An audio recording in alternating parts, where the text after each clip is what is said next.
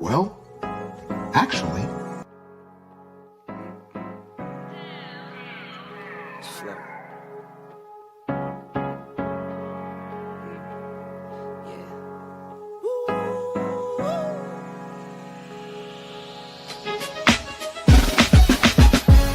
Yeah, I'm watching the rise, and I wouldn't say I'm shocked, cause I'm hardly surprised. This one's for the ride, this one's for who knew I'd make it, just needed some time. This one's for my wife, could've left 1,000 times just so by my side. This one's for the grind, I knew it would happen, just had the strength in my mind.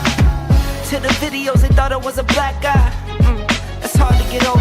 I'm foreigner in this world, but I'm fully devoted. I don't take it for granted that the door's been open.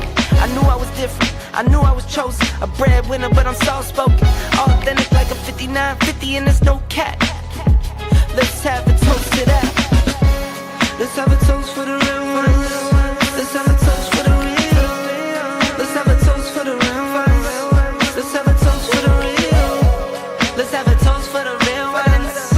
Have a toast for the real. Let's have a toast for the real ones. Have a toast for the They done baptized the bad guy.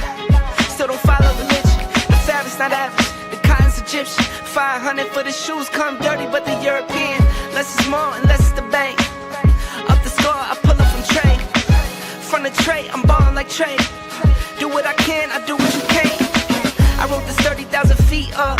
10 toes, stay G'd up. I'm tryna get that type of wealth, like a house on the hills, can't see us. Say the money still me up. Stay humble, stay teed up. I don't tell you how to live, so don't hit me with no weak stuff. And if you know the deal, then you know the deal.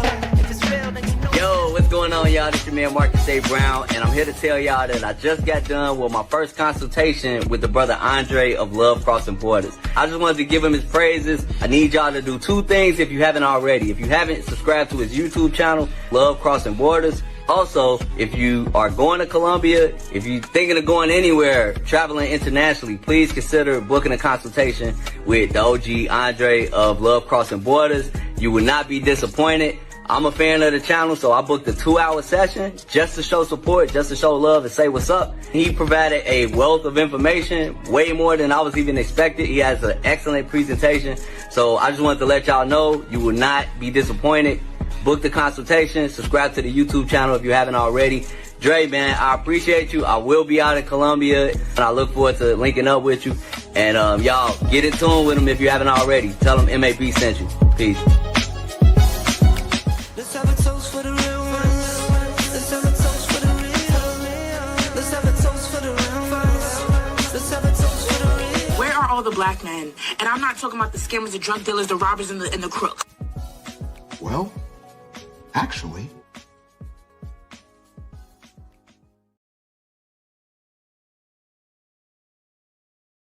Andre's Love Crossing. Shout out to all you guys that are here on a wonderful, wonderful Monday evening. I know you guys could be watching Monday Night Football, but you're here with your boy Andre of Andre and Andre's Love Crossing Borders. And it is great, and I mean great, to be back with you guys. It is great. Oh, yeah. Oh, yeah. Me and Andre are out of the country taking care of some things, but we are back. And fortunately, we are back with you guys, so we're excited. We got a great topic for tonight. You guys are going to really like this. Make sure you got your pen in hand. This is a pen and paper in hand episode. 10 steps to relocating outside the United States before you relocate outside the United States. These are 10 things that you need to do if you plan on relocating outside of Canada, UK. I don't care what country it is. I don't care if you're going from Colombia to Peru.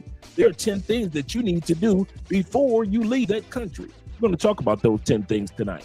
This is a very, very important episode. This is like getting a free consultation, guys. And a free consultation with the struggle streaming. If I freeze here and there, blame it on my head, not my heart. It's like the camera's looking great, so I appreciate that, looking good. Shout out to all you guys that are here. Cologne of the Night is one of the most appreciated apple scents around. If you like the scent of apple, a very masculine scent, apple, cinnamon, a little lavender off in there, Perfume de Marley's Layton is an excellent apple scent cologne. It smells like somebody's peeling apples right in front of you. It is no mistake what you're smelling and what the lady is going to smell. And it does not smell masculine. A lot of times we talk about gourmand scents. And guys assume that okay, it might smell, so it might smell good on a lady. But I'm here to tell you, a lot of gourmand scents, which means just scents that smell like food or liquor, stuff like that, are extremely masculine scents. So when I say that this smells like apples and it's going to smell great on you, bro, that's why it's one of the #1 colognes over the last 5-10 years. That Perfume de Marley Layton is no joke. And there are clones out there of it as well. So we're going to talk about some clones of this particular one as well. Like $120. Why should you pay $120 when you can use that on a flight? So we're going to be talking about some clones of this one that are excellent as well. For example, Latifah has a clone of this called Dior. What is it? Dior. That's what it is. Dior. It's a really of this apple scent by Perfume de Marley. Looks like I froze for a second. Looks like I'm freezing for a few seconds. Let me double check. I want to make sure that I'm not freezing today, and it's looking really bad. That Wi-Fi is looking really, really bad. That's a struggle at its best. So forgive me for the freezing, guys. Oh yeah, that's looking bad. I think about that. I'm going to slow down the Wi-Fi, and I'm going to bring it back up in a few moments. Hopefully that changes things. But it's good to be back and seeing you guys. Let me put it on airplane mode for a second. Let me freeze that. And then I'm going to bring it back. Maybe that helps out a little bit. Let me reset it. Looks like it's trying to slowly get better. I want to disconnect one more time. Oh, looks like it's trying to get better, a little bit more clear. I'm going to leave it alone for right now. I'll leave it alone for right now. And if we need to do something better to clear it up, then we will in a few moments. So we're going to walk through 10 steps that you guys could take, or definitely need to take, before you relocate to another country. I hear what you guys are saying. A lot of you guys email me, text me, hit me up on WhatsApp. You guys call me. So when I talk to you, I notice there are certain things that are in common. Certain guys, it's an easier transition. You've been in the military before, so you've lived in other countries before, so it's easier for you. Some of you guys have already have retirement. Some of you guys don't have much money and you're relocating, or you hope to relocate in the next few years. We're going to talk about all the things you need to do, whether you're military or millionaire. There are certain things even you millionaires need to do before you relocate to another country. No use of having all the money and you relocate to another country and things aren't going right for you. Yeah, I'm going to have to reset the Wi-Fi. I might have to, yeah. Let me turn it off for a second, then turn it back on, see if that helps. So I'm going to freeze for a second, guys.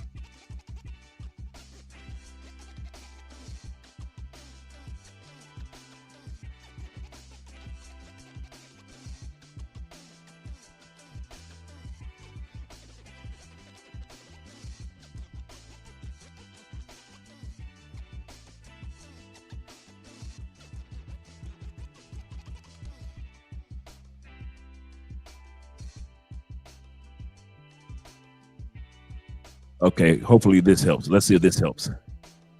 Let's see if this helps us out, because this is a very important episode, and I want you guys to be able to see this.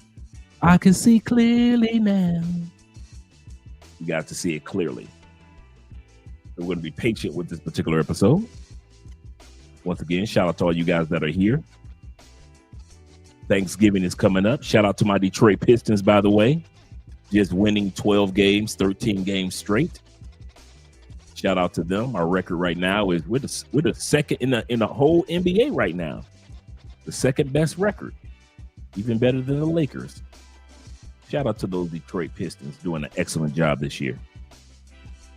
That's a lot better. That is a lot better. Shout out to all you guys that are supporting the channel. That way, PayPal, Cash App, and Super Chats. Super guys. Shout out to all you super guys. First person here this evening was here earlier.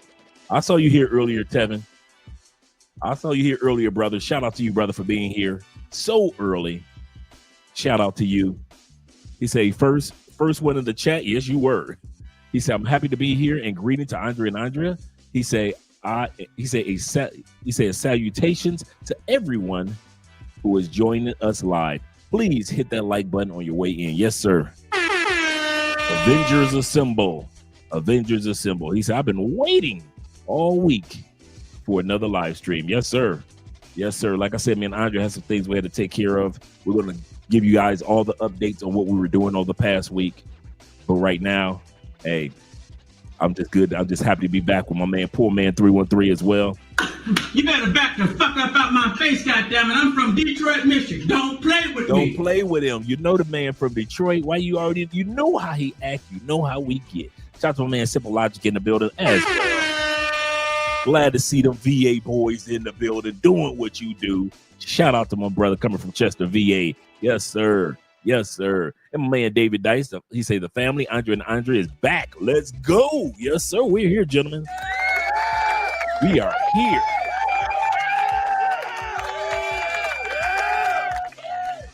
Yes, sir, David. This is a paper, pen, and hand. I promise you, you guys are going to be taking notes tonight.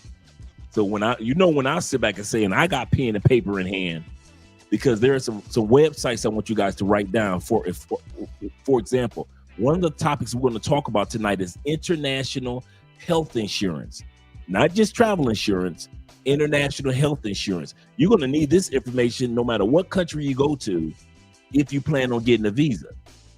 So if you plan on getting a long-term visa, a year, 2 year, 5 year visa in a country, unless you have insurance in that country, until you get that insurance, you're going to need international health insurance. We're going to talk about what's the difference between international health insurance and just regular travel insurance. We're going to talk about that. And I'm going to give you a few links tonight. Shout out to you guys. Shout out to my man Stanley in the building. Senior, that is. Let's go, Mr. Douglas. I got your back. I got your back. Shout out to my man Bean in the building. He also says this. He said, hello, how are you doing the feeling family tonight, man? I'm feeling like the Pointer Sisters. I'm so excited. I just can't have it. I'm about to lose control. And I think I like it. Shout out to all you guys that are here. It feels so lovely to be here tonight. What So a beautiful. lovely. Give yourselves a round of applause. You're so lovely. Everyone's so lovely. And while you're in the clapping mood, I'd like to give a big round of applause to my band, Sexual Chocolate. Yes, sir. Yes, sir. Sexual Chocolate. They play so fine, don't you agree? And shout out to StreamYard now. StreamYard has it set up to where you can look at a person vertically as well as horizontally on the channel now. We got 47 people in the building. Shout out to all you guys. You can look at a person vertically right now on YouTube, or you can look at the person horizontally. So shout out to StreamYard trying to advance themselves. And shout out to my brother Kenny People being in the building. He said, we were worried about you, sir. Yeah, I'm great, guys. You guys, you know, most of you guys got my number, so you can always text me and check and see how I'm doing. He said, whole week off, needed it. You guys don't realize, man, I may take a whole week off like every 3 years. I've taken a whole week off in the last 7 years of us doing this. It'll be 7 years, April 19th of 2026. And in those 7 years, I've probably taken a week off maybe 3 times. Maybe 3 times. So I'm like Theo, I'm out here working day and night. Shout out to you guys. Yeah, salute to you as well. Salute to you as well. And all you other guys out there. My man, Poor Man, say, hey, I'm just here to say hello, and I'll catch you on the replay. Yes, sir. I got you, brother. I got you. Shout out to my man, try to erase yourself. Yes, sir. In the building. Yeah. Glad to see you're here, brother. Try to erase yourself. It's in the building. I like that name. I like that. Yes, sir. Let me scroll down a little bit further, see who also got. First Class is in the building. Yes, sir. First Class Mano is in the building. Manio is in the building. In the front row. Yes, sir. Yes, sir. Glad to see that you guys are here. I really am. I got one topic I wanted to hit on today that some of you guys already know about, but some of you guys haven't noticed, man. So you may want to, let me pull this down for us real quick, because I want to show you guys something that's been taking place here in South America over the past couple days, because our wonderful President Donald Trump is impacting South America. So let me pull this up on the screen for you guys to see. Let me pull this up on the screen. Screen share right here. Let me just download that. That's what I'll do. I'll download that first. Then I put it up on our screen. Cancel that. Bring this in. Image. This is important. I want you guys to see this, man. So some of you guys' flights might be delayed a tad bit. And the reason for that is, as you can see, these planes all over South America and the United States. And the one thing that these planes have in common is that these planes are flying around Venezuela. Most planes around the world now are not flying over the Venezuelan airspace because of our wonderful president. Trump is over there trying to steal the oil from the Venezuelan people. I wish I could put it a different way, but that's what's going on. Allegedly, he's gonna keep trying to sell you guys that Venezuela is doing this, Venezuela is doing that. They aren't. Venezuela's been minding their business. Even when they went broke, Venezuela minded their business, because China and Russia has been throwing billions of dollars to Venezuela since the 2014, 2016. Also because Venezuela sits on the world's largest oil reserve. The world's largest oil reserve is not in the Middle East. It's in Venezuela, Colombia, Brazil, right? And so since the Middle East no longer deals with the United States when it comes to oil, and all of our own oil in the United States is already sold to our customers. That's why the United States doesn't use its own oil, because most of our oil is sold to our customers. So we can't use our own unless we use a little bit of our reserve. So where else can we go and bully our way into getting oil? South America. So that's why you see Trump beefing with Colombia. Now you see Trump beefing with Venezuela and using the same tactics that he tried to use with Canada. They're sending drugs over.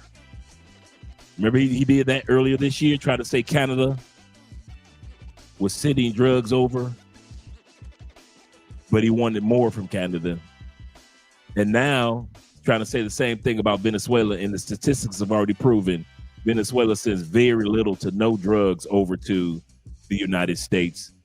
Now we got off the coast of Curacao 2 gigantic military aircraft ships off the coast of Venezuela, and it has nothing to do with drugs. So anything that you guys are hearing back home, I promise you, I'm telling you, I'm giving you straight facts. It's for the oil. They're trying to bogart their way into getting the oil, just like we did in the Middle East. We bogart our way in the Middle East, and it doesn't work anymore. We can't go to other countries. Ukraine is destroyed, so you can't get oil through Ukraine anymore. So where do you go? You come to South America and try to bully your way in through here. But like I said, tonight is not about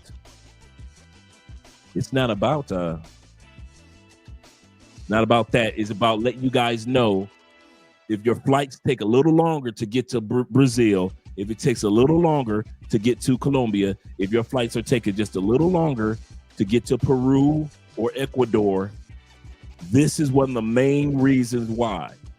Because every flight that's in this region of the world, this hemisphere, are flying around the Venezuelan airspace when they used to be able to just fly through. So your flights are going to be a little bit longer, just to let you guys know. Shout out to all you guys that are here tonight, including my cousin Michael, my older brother, my cousin Michael in the building. Yes, sir. We got a good one for you, Mike. Pen in hand. This live stream is dedicated to guys that are leaving in the next 5 months, leaving the United States in the next 5 years, or just like I wrote with the book, or guys that are leaving within the next 15 years. So this information it goes across time. This is what I did. This is what others have done before we left the States. This is very important. 10 things that you're going to do before you leave the States in the next 5 months, next 5 years, or next 15 years. So we're going to walk through that tonight. This is very, very important. Shout out to you. Shout out to my cousin Ben. And shout out to my brother Keaton. Yes, sir. Shout out to all the truck drivers out there. Salute to all you guys. And YouTubing is a habit in the building. We're doing something right. YouTubing is a habit in the building. He said, welcome, chat, and everyone. Blessings. Yes, sir. Get ready for the holiday season. It's coming up, guys. Black Friday, Thanksgiving. A lot of you guys, for all you guys that are going to be in Cali, Colombia on Thursday, dinner is scheduled for 7 o'clock. Be at the Marriott, because we're going to be at the Marriott. Be at the Marriott no later than 6:45. Andre and I are going to be there. We're going to be there at like 6:35, 6:45 ourselves. We already went to the Marriott. We got the reservation for a table of 10. So it's going to be a bunch of us here already. So if you're going to be in Cali, Colombia, hit me up with an email for Thanksgiving, and you ain't got nothing else to do. Hit me up with an email. Hit me up with or if you got my WhatsApp phone number, hit me up on WhatsApp. Text me. Let me know, hey, if you want to be one of those 10 people, or at least 8 people, because Andre and I got a seat.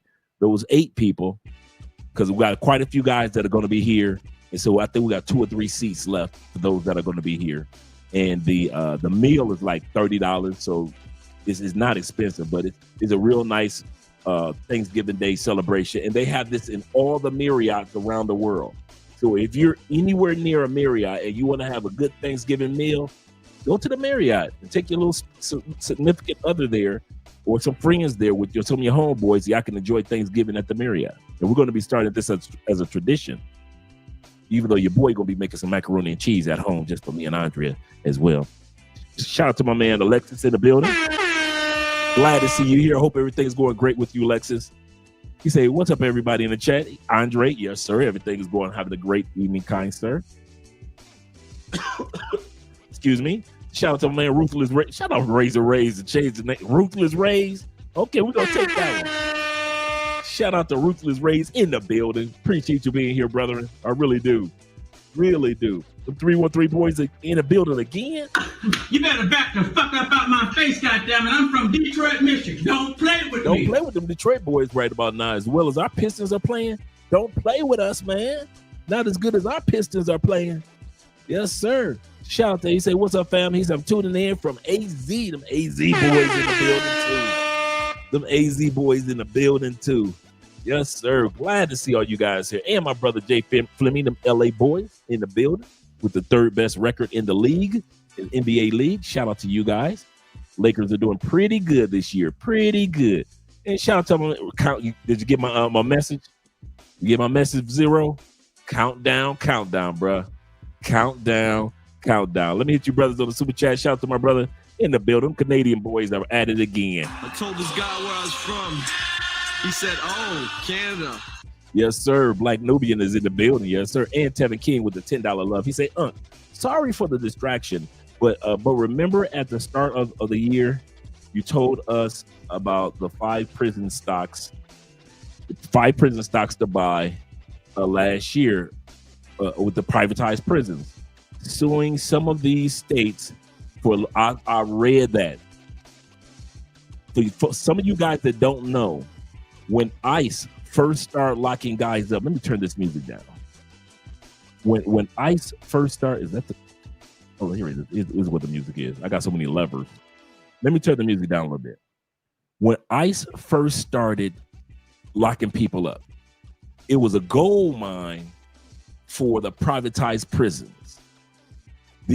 So we talked about the stocks that were owned by privatized prisoners or prisons that are making money. Well, now the promise that President Trump gave them about all these millions of immigrants that were going to get locked up, it's not happening as much as it was at the beginning of the year. And those stocks or those privatized prisons are losing money because they don't have enough people being incarcerated. The last time privatized prisons made great money, and I mean great money, was in the 90s when they were having guys in all type of communities getting locked up because of the war on drugs. But to find out the war on drugs was actually a money grab for prisons, to build prisons in the United States. It was a money grab. It had nothing to do with saving the communities. It had nothing to do with stopping drugs in the United States. There are more drugs in the United States now than there was during the Clinton administration. So that war never took place. But now those stocks are upset, and now they're trying to sue the U.S. government for not giving them enough prisoners to make a profit.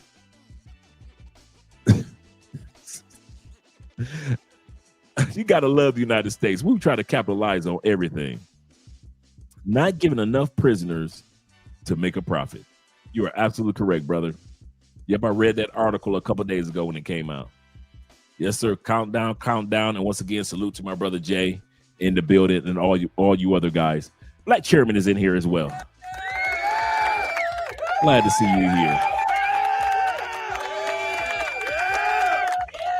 And them Indiana boys, them Boilermakers. Shout out to my man Gary in the building. I'm looking forward to seeing you in a couple weeks, Gary. Looking forward to seeing you in the missus.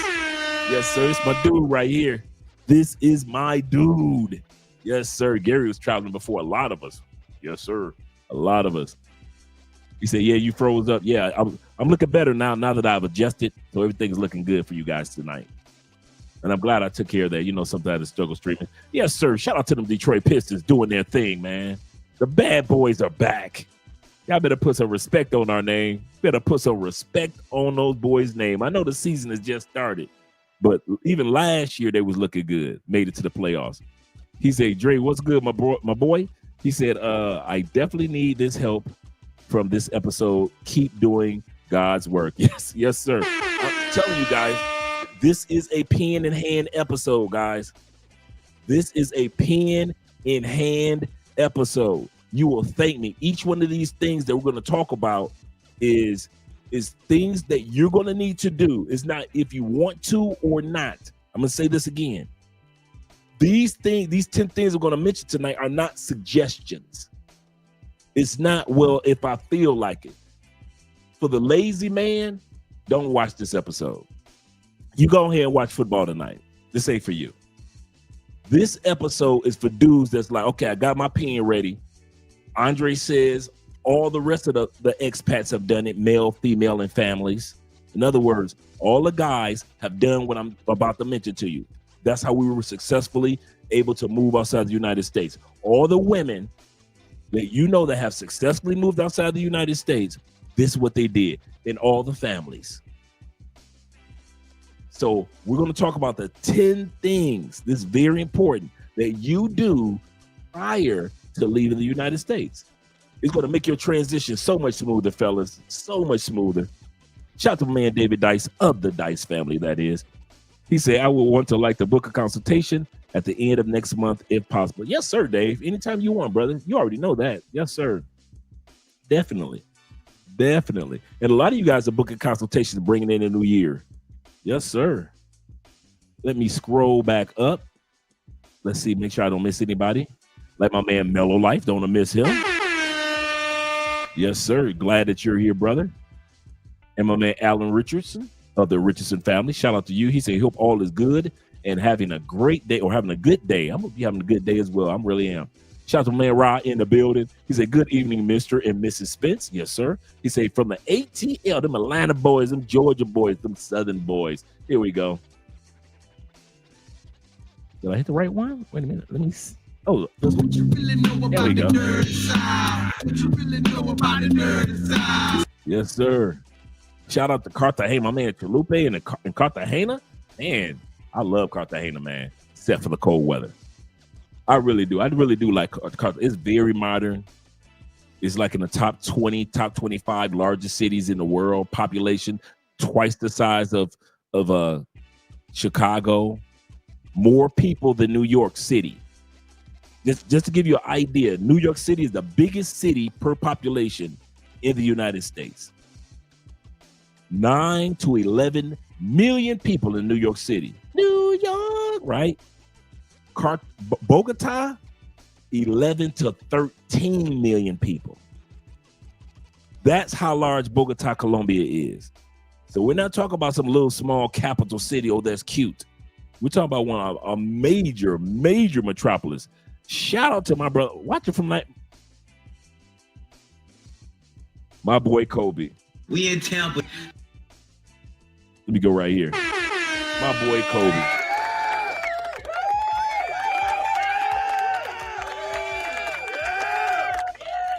That man is the definition of catching flights, not feelings. That man is always on the go. Shout out to you brothers from Nairobi. It's Nairobi, Kenya. Shout out to you guys. And it's 3 a.m. in the morning. I might not want to keep this one too long. Shout out to you. Greetings to everyone. Yes, sir. Tevin King says greetings to everyone. Ola from Bogota. He said, I leave Wednesday before Trump, start really acting up. Seriously, man. He trying to get, there's a $50 million bounty on his head. I'm like, dude, leave that dude Maduro alone. The people ain't asked you to come over there. We're going over there. We're going to help free the people. The people of Venezuela ain't asked you to come over there and do nothing. Just like the people in the Middle East ain't never asked y'all. That's the part that keeps making us look bad around the world. Our government bully people and then want to look like they ain't done nothing wrong. You can't throw rocks and then have your hands behind your back. He said, this guy Trump, is ruining everything, literally. He said, I'm American, but I stand with the Venezuela. Right, that's how I feel too. You know, since we travel, that's the beauty of us guys that travel. We spend so much time in South America, for example. We are boots on the ground.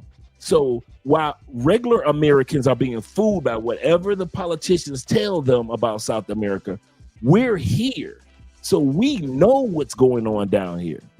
So he can lie to them, but he can't lie to us. And that's the beauty about being men and women that have passports, because you see the truth of what's going on. Shout out to the hybrid POV in the building. The hybrid. Shout out to you. He said, just got off. Salute. Yes, sir. Salute to the gents in the building. Yes, sir. And E Breezy in the building. Yeah, doing Venezuela wrong, man. Them people are already struggling enough. Let them go through their struggle and they're going to be all right. But to try to pretend like you're going to help them, knowing that you're just going over to steal oil. Biden tried that. Remember Biden tried to go over there and try to just bogart his way into Venezuela? Like 2 years before he left. It was like the second year after the pandemic. And Biden tried to bogart his way into Venezuela to steal the oil. They gonna try to do the same thing to Guyana. They gonna try to go to Guyana, because you know Guyana is a small country. They gonna come out here to South America, to Guyana, and try to bogart their oil too.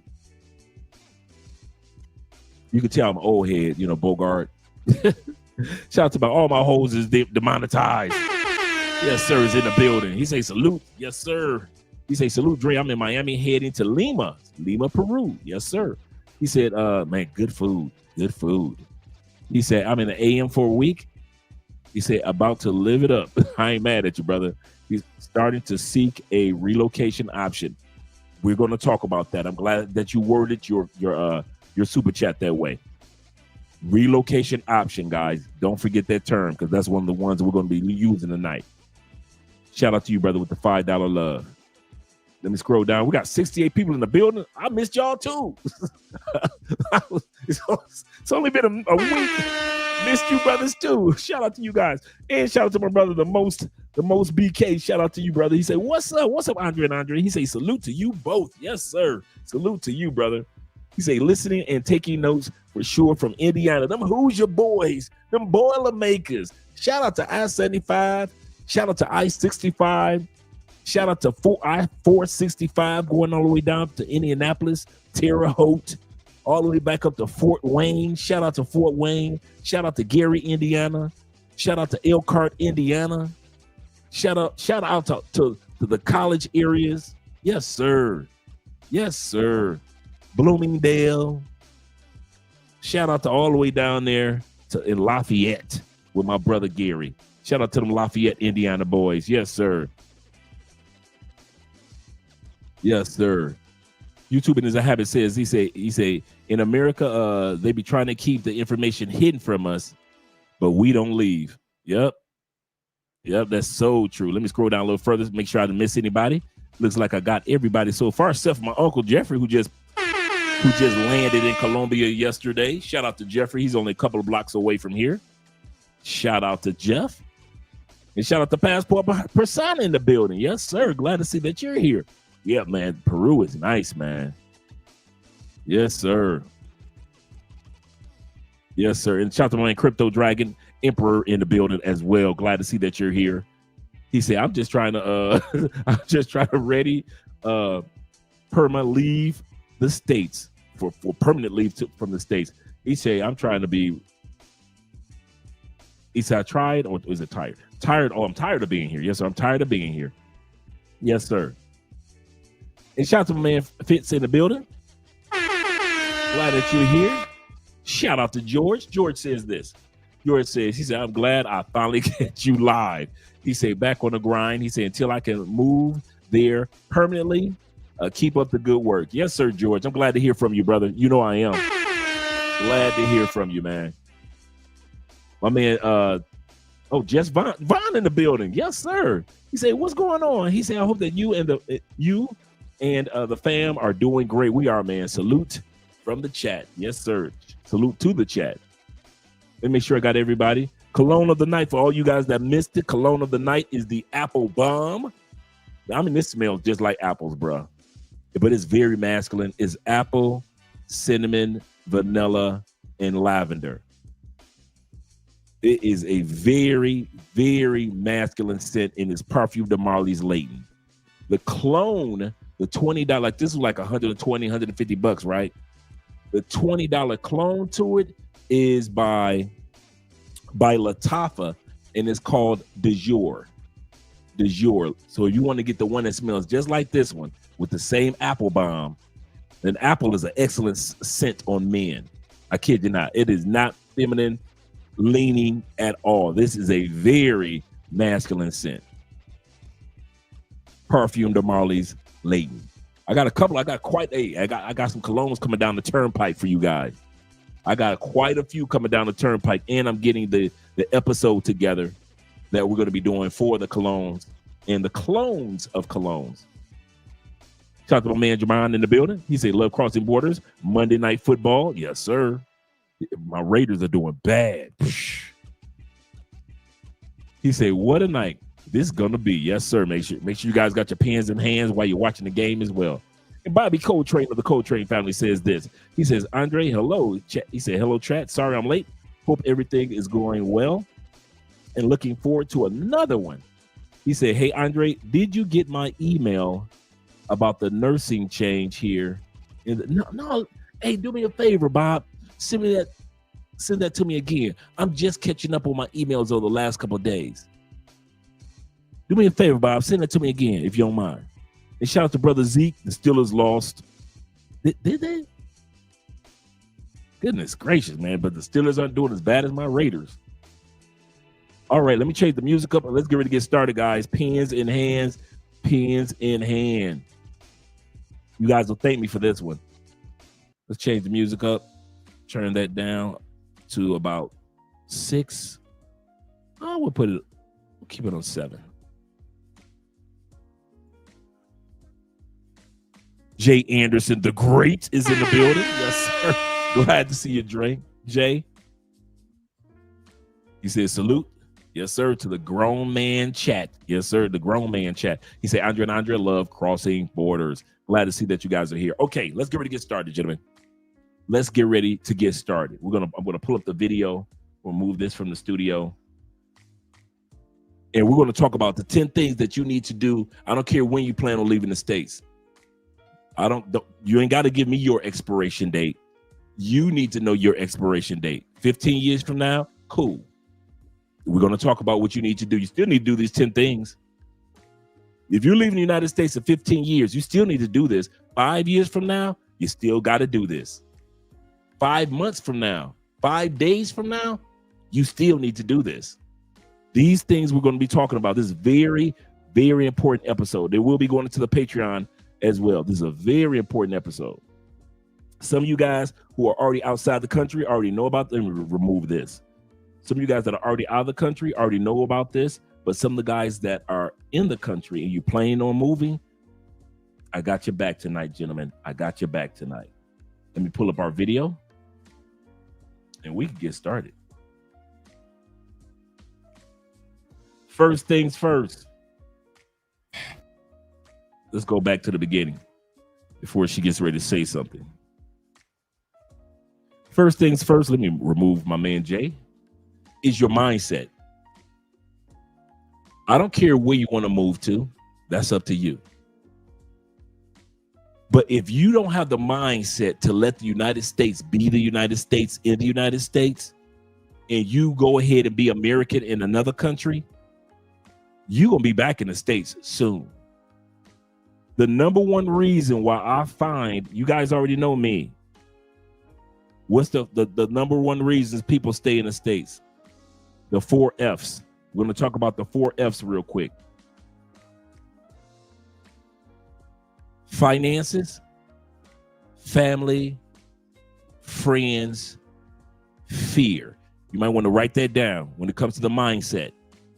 The reason why you will stay in the States, or most people come back to the States. Excuse me. Most people come back to the States. But let's just stick to those that don't leave at all.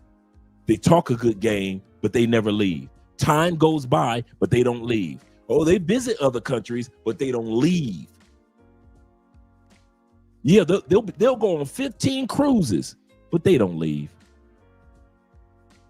Fear, or we could just go finances. Finances is, get your money in order. Get your money on track. A lot of people don't leave yet because they got to get their money on track. Whether it be you're taking Theo's classes, getting certification, whether you got an online business, whether you plan on doing crypto investments, whether you got a couple of pieces of property and you want to sell them, whether you're retired, you just I'm just waiting for my retirement to take place, or you're already retired. Most of us stay in the States because we still have financial obligations to ourselves and or to our families. So we'll stay there.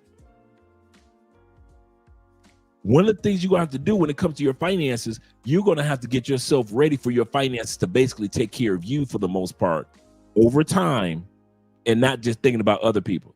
It's going to be you in another country, not your kids for most of us, not your mama for most of us, not your dad for most of us. Most of us financially are going to have to get to the point. The closer you get to your expiration date or the date that you're about to leave the United States, the more you're going to have to focus on being faithful with your finances to you. You dads, I know you're faithful to your finances to the family. Boyfriends, I know you're faithful to your finances to your lady friend. But if you plan on leaving outside the United States, I promise you, bruh, that first F, you're going to have to become comfortable. And a lot of guys don't do this. You're so comfortable with using your money to take care of others. It feels kind of awkward to really look out for you only throughout the year. When somebody needs a few dollars back home, that's one thing. But I'm talking about dedicating your finances to you. It's been years since some of y'all have done that, and it feels a little uncomfortable. So you're going to have to get your mindset set around the fact that, hey, there's nothing wrong with looking out for you. It's not like you're thinking, I'm looking out for number one. It's not that. It's that now you're putting your life in a position that you've looked out for others.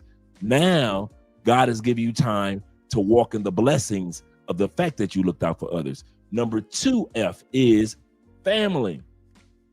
Family is the second reason why people in the United States don't go nowhere. You still being there for mom. You might be still being there for the kids. You might still be there for others in the family. And I understand that. But there comes a place and a time for you to lay your foundation. My cousin Michael and my uncle Jeffrey is listening in right now, so they can confirm what I'm saying. Our family came from Alabama. Now, my dad came from Tennessee, but my mom's family and Jeffrey and my uncle, my cousin Michael, our family came from Alabama. How the heck do we get to Detroit from Alabama? Somebody had to say, I'm leaving the family, you caught that? To go up north to Detroit, to go up north to Chicago, to go up north to Cleveland, to go up north to Indiana or wherever it is, in order for the betterment of the family. All those men that came up to Detroit for Chrysler, Ford, GM jobs, that went to Gary, Indiana, and Chicago for all those steel mill jobs, that went to Cleveland and Cincinnati for jobs.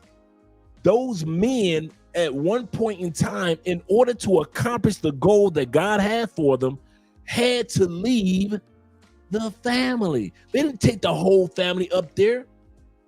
Granddaddy and them went up there, and then he came back and got grandmama and one other person, and then came back down and got two more people, and then came back and got some other people, and then an uncle or a brother said, hey, I'm going with y'all when y'all go back to Detroit.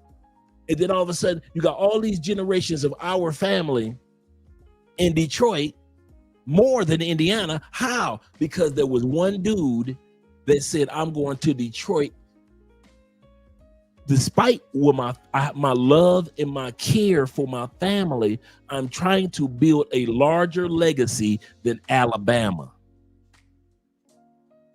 Same thing with Abraham in the Bible, right? God told Abraham, listen, I know you love your family, but I got something I want you to do. Did not God tell Abraham's son that, Jacob, I know you love Abraham, but I need you to go over to this land. What about Jacob's son when he got older? Isaac. Did not God tell Isaac, I know you love your granddaddy Abraham, your great granddaddy Tamar, your daddy Jacob, but Isaac, I'm trying to send you over here. Sometimes we don't have the mindset ready to relocate to another country because of finances, because we always think about others with our finances, or family. Because we think that if we're not there, the whole family gonna fall apart. That's not true. Family was around before you was born, and family gonna be around long after you're gone. You are not the last one with the last name, okay? Family gonna survive long after you gone. Generations of your last name was already here long before your little butt was born. Stop acting like if you're not there, the family will no longer exist. Get that telenovela out of your mind. Be there for family, yes, but there comes a point in time where family expects you to go after the dreams of the legacy of the family, keeping the family name going. The next one, we talked about 4 F's, friends. We talked about your finances. We talked about the mindset around family. We're going to talk about friends. So we're still in the number one. We're still talking about number one, mindset. Fellas, hear me out. Friends is your comfort zone. You know how I always talk about, if you plan on leaving outside the United States in the next 5-10 years, why are you buying a Hellcat? Why are you buying a Cybertruck if you plan on leaving the United States in the next 3 years? Why you getting somebody pregnant? Can y'all answer me that? Why y'all still busting nuts up in these American women? You going raw and just busting nuts all up in their mouth, their face, and all up in their cooch. So you don't think you're gonna get nobody pregnant?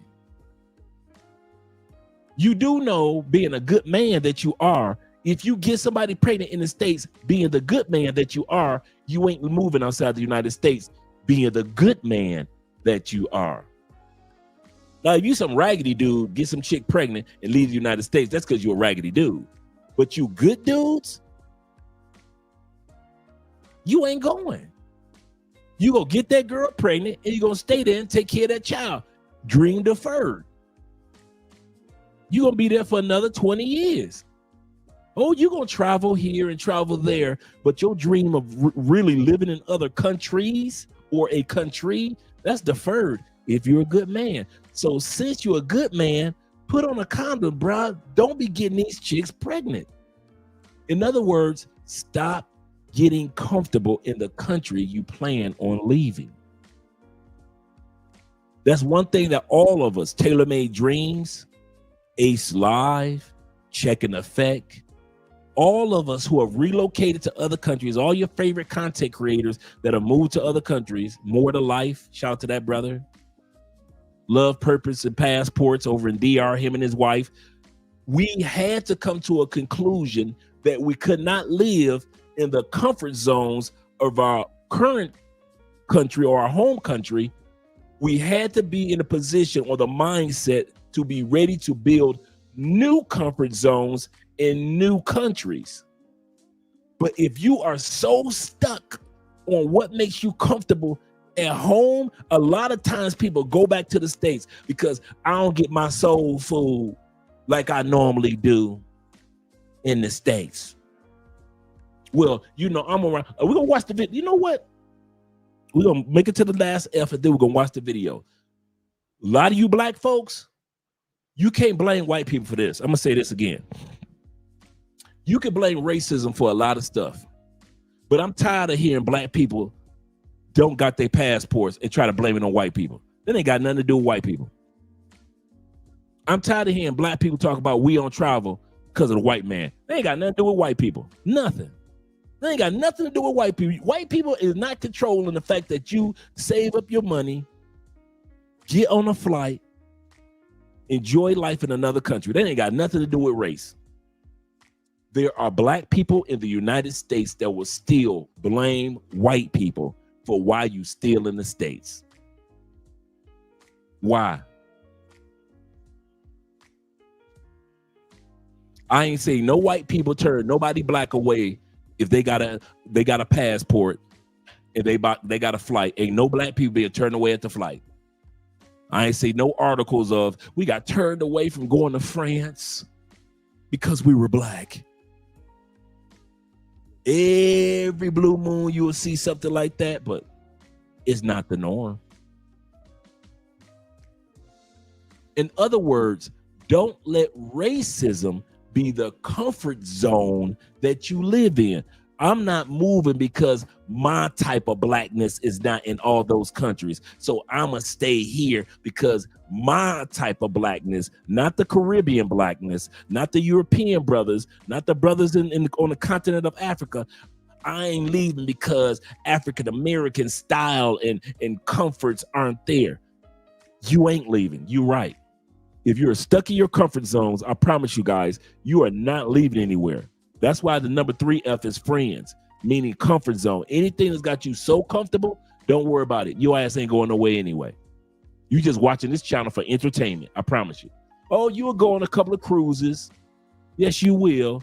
And tell your family how you went to the Caribbeans on a cruise and you got off the boat for 6 hours in St. Martin or St. Lucia or Turks and Caicos or in DR. You got off the boat for a couple hours and you really thought that you was internationally traveling on your cruise. I got you.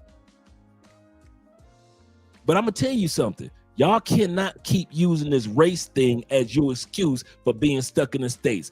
You stuck in the States, black man, white woman, Asian woman, white dude, doesn't matter. Asian dude, black man, y'all stuck in the States because y'all want to be stuck in the States. You're comfortable. You complain about the politicians, but you ain't going nowhere. You complain about food prices, but you ain't going nowhere. You complain about the medical situation, but you ain't going nowhere. You comfortable. You've been flea trained. You've been trained to be in a jar, jump up and down to where you can only jump so far, and now they can give you a passport and take the top off of the jar, and you ain't going nowhere. You flea trained.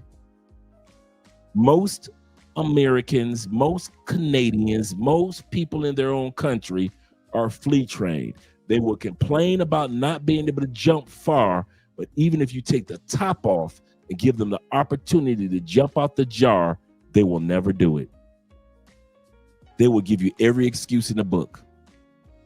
So the third F is friends or comfort zone. Last one kind of piggybacks off of what I said. It's fear. Most people don't go or don't do anything because of fear. Statistics show, did you guys know this? Statistics show that 85% of what you fear never comes to pass. They've done studies on the things that we as humans fear. 85% of what we've ever feared from birth to death never even comes to pass anyway. And the 15%, they said this, the 15% of what we fear, we had no control over anyway. We had no control over the fact that lightning was going to strike at that particular time in our lives anyway. 85%. Some of you guys have lost a woman not because she didn't love you, but because you were so insecure with fear, she left you. She didn't leave you because you was a good, come on, let's be for real. I know dudes that women left them not because they wasn't a good man, not because they weren't a good provider, not because they weren't cool dude, not because the sex was bad. They left because the dude was so insecure and so violent with his insecurities or fears. She said, I'm out of here. This dude keep putting his hands on me. I'm out of here. A lot of dudes get caught up in fear. Same thing when it comes to relocating. They haven't been to another country. They visited another country one time. They haven't spent more than 3 days or more than 6 hours in another country and assume that they know everything about everything around the world. One of the reasons that we fear so much, guys, as Americans, because they tell us bad things about every country on the planet except ours. I'm going to say this again. One of the reasons why we are so programmed to fear relocating to other countries because of the propaganda that's been sold to us about every single country on the planet but ours. We're the only, think about it. We're the only country in the world that says every country is horrible but ours. Put in the comment and name the one country that America says is good outside of America. I'm not talking about countries we support, like we support Israel or we support Ukraine. I'm not talking about support. I'm talking about countries that we hype. Like, hey, if you ain't in America, you got to be at this country. Not a one. I can't think of one. Maybe you guys can think of one. Shout out to my man Montrez Montgomery in the building and my brother Rico. Once again, Zeke. And Jay says, when it happens, he says, just as bad as you thought it would be. Yep. He said, yep, it's not as bad as you thought it would be. That's another point. That's a good one, Jay. A lot of times we fear stuff, and when it happens, it's not as bad as you thought it would be. A lot of us that were married, you thought divorce was the worst thing in the world, didn't you? Now life after divorce is so much better, ain't it? You like, man, goodness gracious, I'm glad I survived that. But while you in the middle of that divorce, you thinking the whole world has come crumbling down like the walls of Jericho. I don't see, I don't have a country. Yep. I don't have a country that I can say that America hypes up. I don't see no country that America put commercials out on. Like, hey, you need to go to this country. Here's a commercial on outside of maybe going on a vacation to the Bahamas or something. I don't see America hype no on the news. They don't hype up no country, do we? In our written material, books, television shows, movies, we don't hype up any country. We sell every country as trash. France, Spain, all 54 countries of Africa, we call that trash. Poland, we call Poland trash. We call Russia trash. Japan trash. Come on, let's go to South America. Brazil, we call Brazil trash. Colombia trash. Venezuela, Argentina. Come on, Central America. Let's go to Central America. Honduras, Ecuador, Belize, Panama, one of the banking capitals of the world. We call Panama trash. Costa Rica trash. It's not one country that they haven't programmed you to fear. That's why Americans don't go. We don't hear nothing good about no other country. Okay. When is the time that they do? And I mentioned this before. When is the time that we discover a country on the map? You ready? When did you discover Ukraine? When did you discover, outside of you military brothers, you guys stand to the side. You're going to catch this in a second. Us mere mortals, us regular everyday citizens, when did you discover Ukraine? When did you discover that Russia split? When did you discover Jordan, Iran, Iraq, Kuwait? When are Americans discovering Venezuela? When we're ready to attack somebody or a war is going on that involves us. We think about it. You ain't thought about Afghanistan a day in your life. We went to war. All of a sudden, all of us know where Afghanistan is. All of a sudden, we know where Kuwait is. We know where Iraq is. We know where Iran is. We know where Jordan. We ain't know what our whole lives. We ain't never knew nothing about these parts called the Middle East, did we? Except for where Jesus was born, Jerusalem. Right? You ain't, half these people don't know nothing about what Venezuela is, do they? I bet you Americans know what Venezuela is now. Ain't never knew what Venezuela was. Whenever we're ready to attack or get involved in a battle with a country, then we want to talk about it. But other than that, America does not talk about other countries at all. Shout out to my brother Evan in the building. Yeah, he said 2016 with Ukraine, maybe. He said we don't discover until conflicts. Absolutely correct. Shout out to Evan being in the building. Evan says this. Hope you're having a great day, Evan. Evan says, he said, hey, Andre, he said, I left Germany a few days ago. I know you had a good time. He said, currently talking to two companies. One wants to take me to Bahrain in the Middle East, and the other says it wants me to return to Germany in Stuttgart. I hope I pronounced that correct. Or Stuttgart. He said, my passport is my Willy Wonka.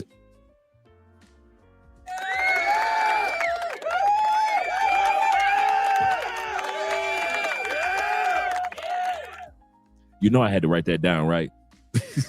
Hey, you know that's about to get stolen, right? That Willy Wonka ticket, my passport is my Willy Wonka ticket. So when you see that episode come up in the next couple of weeks, hey, Evan, you know where I got it from. Yeah, I'm writing that down, right? My passport is my Willy Wonka ticket. Yeah, that's gonna be an episode right there. That's gonna be an episode right there. Shout out to you, brother, with the $20 love. Yeah, yes. That's right, Garland. A few of us know about these countries because we travel so much. But the average everyday American, they ain't know what Venezuela was. Outside of probably beauty pageants. Other than that, most Americans, they're giving, think about it, we're giving $40 billion to Argentina. If you walked up on the average American, they couldn't tell you where Argentina was. They think Argentina is in Europe. That's what I mean about the fear. They set us up with this fear factor. So the first thing that you need before you leave the United States, I'm not going to harp on each one of them but the first thing you need is your mindset correct. Before you leave, if you don't have the correct mindset when it comes to finance, family, friends, meaning your comfort zone, or fear, you're going to go back to the States, and it won't be because of money. Now, for some people it is, but I'm here to tell you, most people go back to the United States because they are they're not ready mentally to live outside the States because we've never been raised or prepared to. He says a beautiful city in Germany. Shout out to International Quiet Storm City in Germany. He said Mercedes-Benz and BMW museums are located there. Me and Andrea, we want to go to a couple of cities in Germany, and we just didn't have enough time to go there, so we just went ahead and went to London. But I kid you not, man. Shout out to you, brothers, man. I'm proud of y'all, brothers. If ain't nobody tell y'all in y'all family that I'm proud of y'all, I am. I ain't gonna even lie. I love what we're doing out here. I don't care what the ladies on TikTok say. They only going for the ladies. I don't care what y'all think. I see men using their Willy Wonka ticket passport to do some amazing, amazing things other than the ladies. Now, the ladies are cool. We like the ladies, but the fact that we guys are doing so many other things other than just the ladies, yes, sir. He said, I sent you the video. He said, I sent you the list and the video. Okay, Bobby, thank you. I appreciate that. He said, fear will interfere. Yeah, for real, interfere. Understand your blessings, for they are also your guide through life. Amen. Yes, sir. Yes, sir. Yes, sir. Let's get started with the video or the first one. The first one is mindset.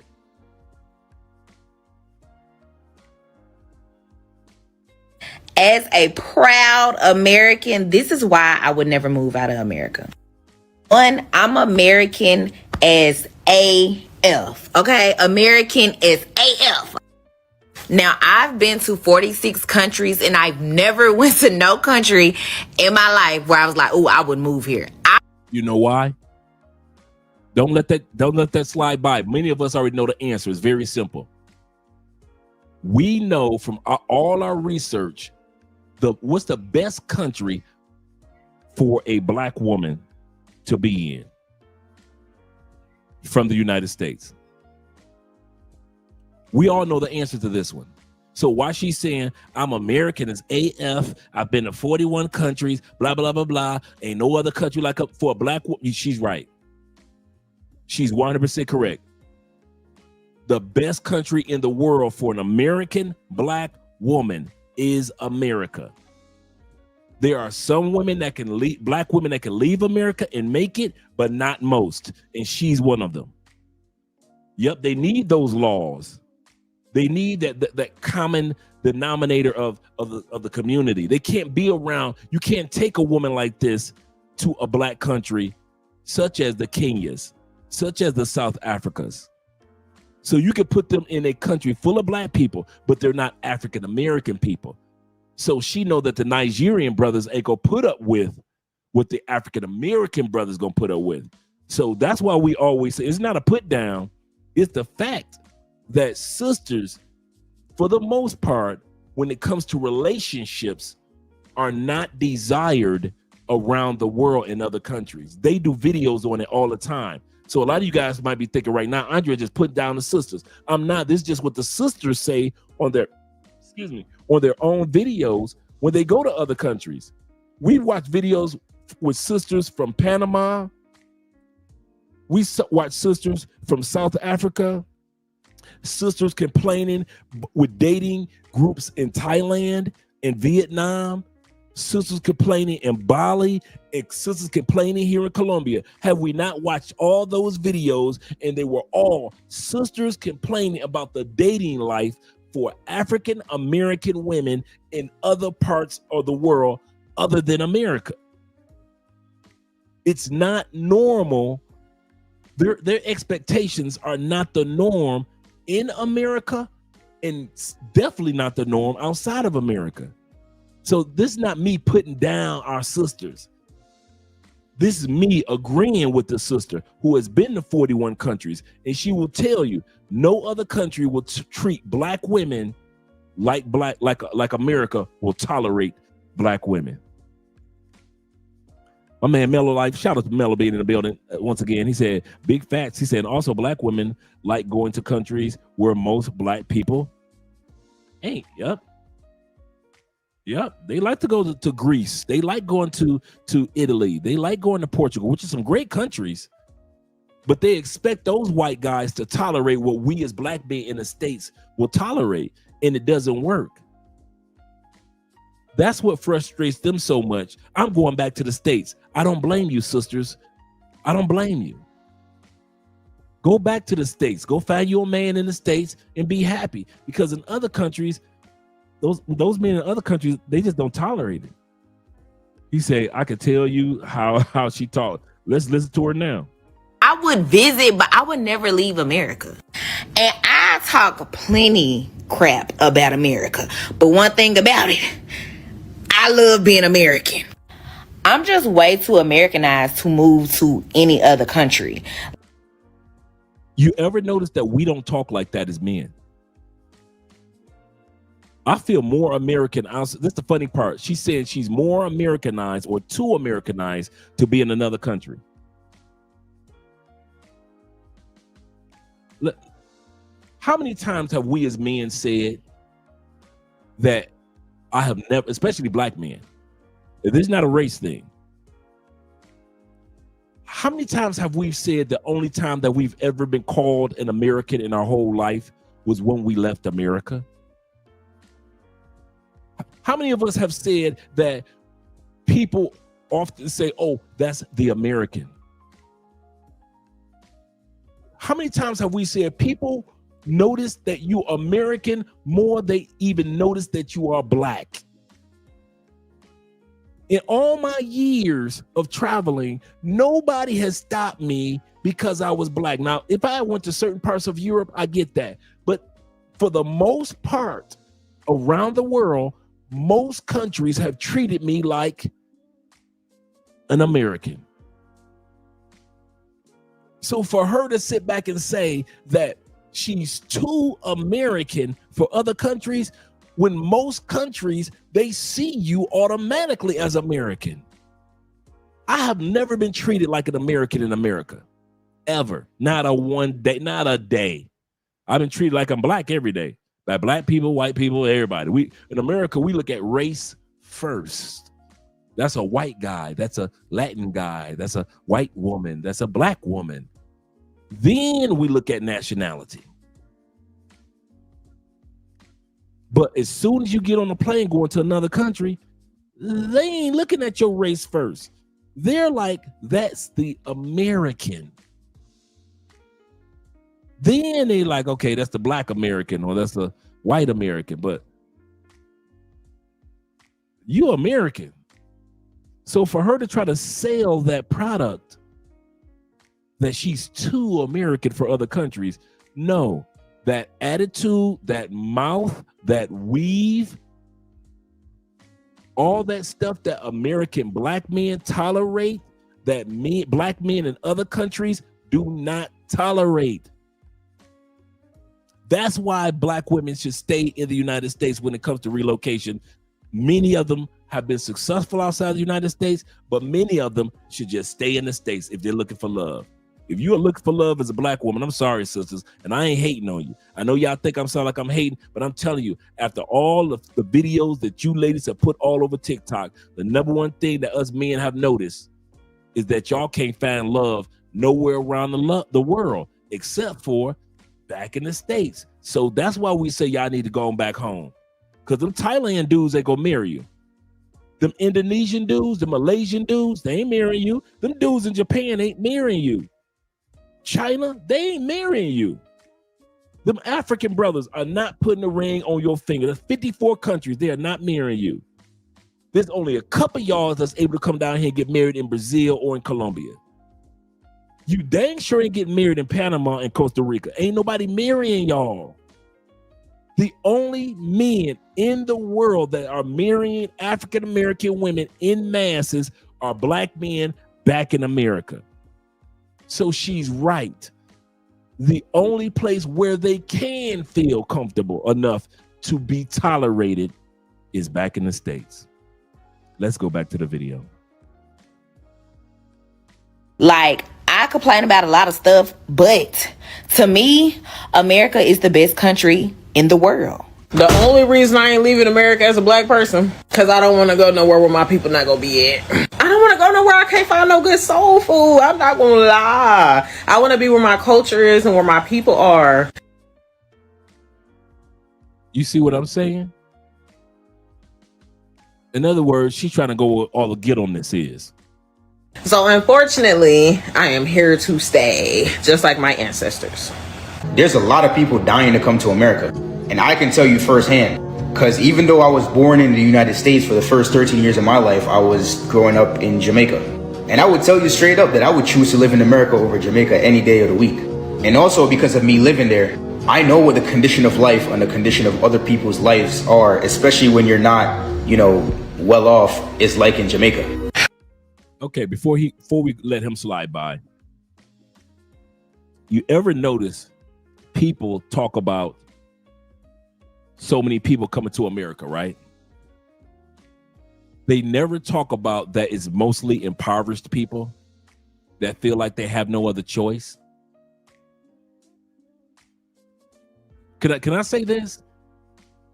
I know plenty of Colombians, Venezuelans, and Brazilians. I never met a one that left to walk to go to the United States. I've heard of stories. I got some friends, some partners that got a story of maybe like 1 or 2 people that they know that left and walked to the States. But most of us, out of all these millions of Brazilians, billions of people in South America, none of us got no, you ever noticed that? None of us ain't got no story of nobody leaving. You was dating a chick and then next week she disappeared because she was walking the trail to the United States. This myth that everybody wants to come to America, we need to stop it. The only people that's trying to come into our country are the brokest of the brokest of the brokest. People that were broke in their own country. It felt like they didn't have a pot to piss in come to America. And now that we've changed the visas, even the few intellects that came to America, like from India doing tech work, they don't even come to America anymore. So all the intellectuals that did try to come to America, the few, they can't even afford the $100,000 visa now. And here's the other part. I was watching the videos, and I've been watching this for about a couple of years. Europe is going through the same thing. Did you know France gets over 500,000 new people coming from Africa, coming from other parts of the world every year? Just France alone. Not including the overpopulation of Spain, because it's right there off the coast of Africa. Not including the hell that Portugal goes through. Not including all the immigrants that have been there for years in the UK, London, Ireland. You see what I'm saying? These countries are going through the same hell of immigrant overpopulation, creating crime and ghetto that we are going through in the States. That myth of that we're the only ones going through it can be sold to us because we don't do no research and we don't travel. Now, those of us who do travel, we know these things. This is common ABC, class 101 to you. But to the average American, they still believe that everybody wants to come to America. That's how the French feel. Everybody wants to come to France. That's how the Italians feel. Everybody's trying to get to Italy. That's how the Spaniards are feeling, that the people in UK are feeling. People that are in other parts of Europe are feeling the same crunch of the impoverished people crawling to their country as a last ditch effort to put some food in the mouth of themselves and their families. America, you are not special when it comes to people trying to immigrate to your country. I don't know why we keep on believing that lie and why we keep promoting that lie, because we don't do our homework on immigration that's taking place globally. There are so many countries that are tired of the millions upon millions of people invading their countries, just like America is tired. So all you guys that haven't done your homework, do your homework on immigration and migrants around the world, not just a few people that come to America and you thinking everybody come to. Dude, I've been watching all these Colombians that got money and Colombians that ain't got money, and they ain't went nowhere. How come all these millions of Venezuelans ain't go? All of them ain't go. How come all the Brazilians? If Biden had the gates wide open, think about it. The one time in recent American history, the gates were wide open. Anybody could just walk into America from around the world, from the Biden and Harris administration. How come all we got was 11 million and there's 9 billion people on the planet? Biden Harris administration got 11 to 12 million people that walks on into America. How come it wasn't more on the back door? It should have been at least 1 billion, right? Come on, this America. It should have been at least 1 billion trying to get into our country. At least, come on. Okay, let's do it like this. At least 500 million trying to get into America, right? Right? Okay, let's break it. At least 100 million people should have been trying to get into America if the gates were wide open and anybody could walk into America. How come? Okay, I'm reaching 50 million. How come we didn't get 50 million people at least? Okay, my bad. I'm being greedy. Let's break it down to 25 million. At least 25 million people should have been trying to get to the United States if the way that we talk about our country, the way that we brag about our country, and everybody wants to come to the United States. And if everybody had the chance, they come to the United States. How come people that had enough money to fly into the United States and not walk into the United States? How come we didn't get like millions of people flying in? I mean, the administration was wide open. Anybody could get in, right? During the Harris and Trump, the Biden and the Harris administration, you could fly in, walk in, crawl in, take a bike in, take a motorcycle in, drive in. You could come in. Like green eggs and ham. Would you ride in with a fox? Would you ride in a box? Would you ride in over there? Would you ride in a chair? Anybody could have came. How come we couldn't even get 25 million the way we talk? You would have thought at least 25 million people would have tried to get into America, right? In those 4 years, it was only 11 to 12 million people. That was it.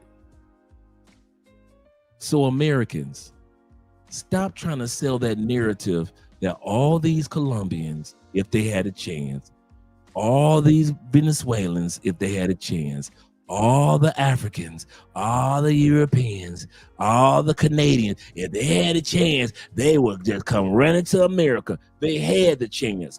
For 4 years, anybody could have walked into America.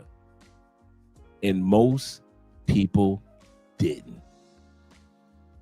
They stayed in their own country under their own flags and continued to build their own countries. But we've been sold that narrative. We've been sold that narrative. Shout out to you guys. And so while this young man is speaking, he was talking about how tight things are in Jamaica, and I can agree with that. Only one problem. Him and others only talk about the poor of the poor of the poor coming from Jamaica. There are people in Jamaica that aren't poor and ain't got no mindset and no desire to go to the United States. There are doctors in Jamaica that ain't got no desire to go to the United States. There are business owners in Jamaica that have no desires to go to the United States. It's the ones that are impoverished in Jamaica, impoverished in St. Thomas, impoverished in all these countries that brag about if I can only make it to America. So let's not act like it's the best of the best coming across our borders. We get the trash of the trash coming across our borders. Criminals, people on drugs, the poorest of the poor families. We don't be getting the cream of the crop coming into our country. We get the worst of the worst. And not to put the people down that are coming across, but we're going to stop bragging about as if it's like 11 million doctors, lawyers, and attorneys coming into the United States. Like it's the best of the best of the best scientists and the guys that are doing cloud engineering on a way that's never been done before coming into America. No, it's not. Yeah, the very desperate people. And there's nothing wrong with that. There's nothing wrong with them trying to change their lives. But the part that's wrong is for us to brag as if it's all doctors and scientists coming in off the coast off the borders of Mexico.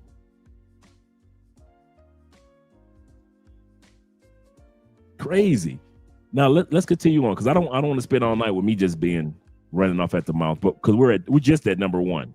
And number one is all about mindset. And as you could tell, these people mindset will not allow them to be able to relocate to another country. And also because of me living there, I know what the condition of life and the condition of other people's lives are, especially when you're not, well off, is like in Jamaica. When y'all be saying y'all hate America, where the fuck is y'all going? Like, is y'all finna go build another country or something? Because everywhere else is damn full. So unless we going to go build another country, where is y'all going? Because when y'all go anywhere else, y'all gonna get treated way worse, especially being black.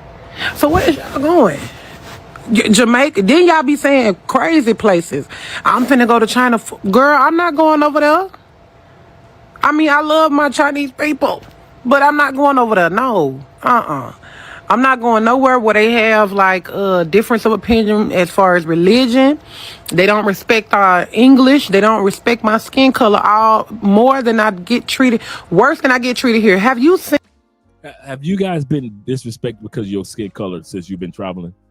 Put a 1 or 0 in the comments. I'm putting a 0. Put a 1 or 0 in the comments if you've been disrespected because of your color. And I'm serious. Put a 1 if you have. Put a 0 if you have not experienced true American style racism while you've been in another country. I haven't. I've been in all these countries. I've been in countries full of white folks, majority, and they were just as nice as if I went to a country full of black folks. Thank you guys for all these zeros. I asked that question for all the guys that will be watching this video afterwards, and all the Americans back in the States that really think that somebody give a damn about your color the way that you do. I get more respect because, thank you guys for all the zeros. For all the guys that's worried about traveling and you think somebody gonna be coming after you because of your race, nobody give a damn about your race in these other countries. America programmed you to think about your race like that.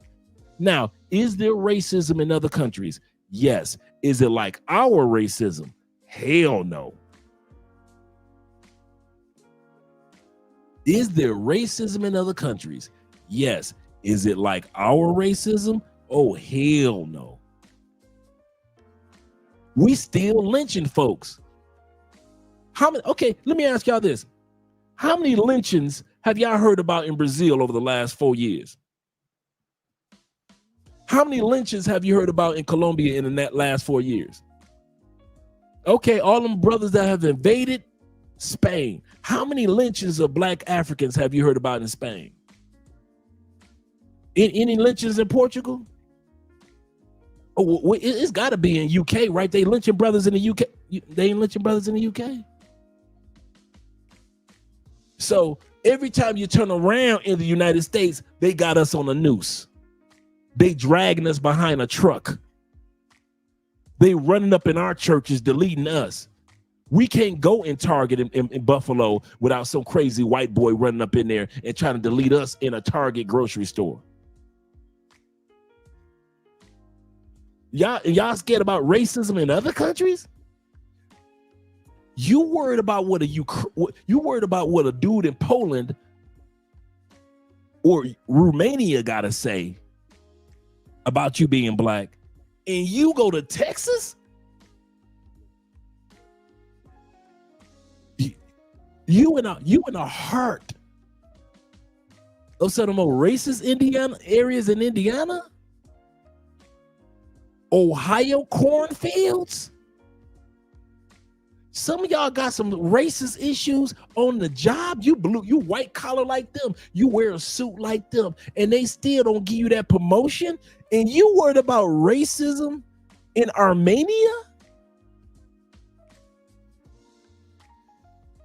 You really think the racism that you will deal with in Armenia is worse than what you dealt with, and you've been working on that job for 5 years, busting your butt to get that promotion, and you know they didn't give you that promotion. They gave it to the young white boy or the young Asian boy, because there's no way in the world they're going to let your black tail be in charge of that particular account or that particular team. And you worried about racism in Thailand. Y'all funny. I'm not black, I'm OJ. Okay. Back to the video. But that's what I'm talking about as far as mindset. In the prisons and those other places and what they will lock you up for? Child.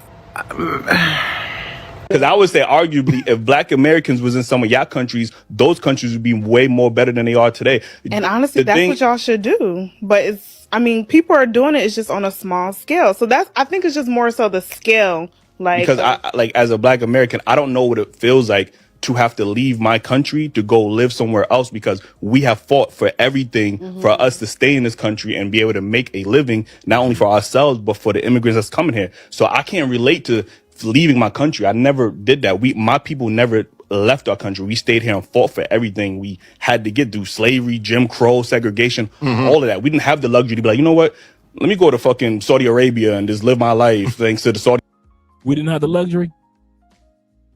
Shout out to the young brothers. We didn't have the luxury.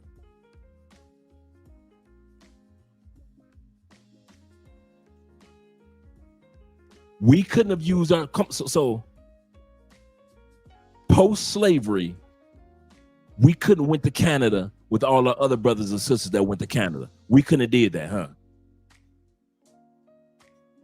Post-slavery, we couldn't have went to the Caribbean islands like a lot of our other brothers and sisters went to the Caribbean islands. Post-World War II, we couldn't stayed in Europe like a lot of our other brothers stayed in Europe after the war. We couldn't have did that, huh? We had to stay. There was a law that kept us in the States. That's what y'all trying to say? Y'all trying to say by law, y'all's free, but you can't leave the United States. So thou must build here. If you're going to have a house, thou must have a house in the United States, black man. Thou must raise your family in the United States. Oh, it wasn't a law? Oh, there wasn't no law? Oh, so we did it because we wanted to stay here. We wanted to stay in the States. We went through this hell in the States because we wanted to stay in that hell. Oh, yes, we did fight for all that we accomplished, and I'm glad that we did. But what I'm saying is, don't talk as if we didn't have a choice of leaving that motherfucker, and we decided to stay. And we decide to use that mindset of an excuse. Well, since our people built this country, we gonna stay in this country. We put in all the work during slavery. Why should we leave? Use whatever excuse you want to, black people, to stay. But stop trying to make it seem like, once again, white people tried to keep you from leaving the United States. Your black tail stayed post-slavery because you wanted to stay. Good, bad, or indifference, your choice to stay for the civil rights movement was your choice. Your choice to stay during the Reformation age, Jim Crow, was our choice. We could have left at any time. So to sit back and act as if we were doing something noble on behalf of our ancestors. What's so noble about it? What's so noble about it? One of my favorite quotes that I came across was, I was watching a documentary of black people in Russia. And you know what the Russian people said?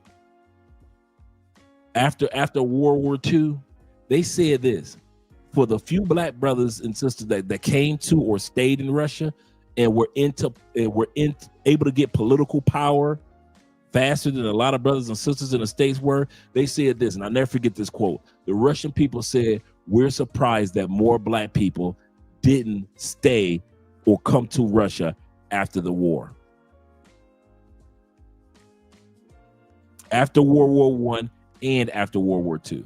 They were surprised after all the complaining that we were doing and after all the hell that they were seeing that we were hearing about on the radio, because at that time people was radio mostly, hearing on the radio of the hell that black people were living in. They were surprised that black people did not use their passports and get the hell out of the country that was hanging them, setting them on fire, cutting off their genitals. All this was after slavery. After slavery. So to sit back and try to make it seem like we were doing something noble in the name of, to a certain extent, yes, because we accomplished so many great things because of it. But don't try to sell that nobility as if we could not have used passports and been just as noble in another country. We could have built up an NBA in another country. We could have built an NFL in another country, a BET in another country, a VH1 in another country.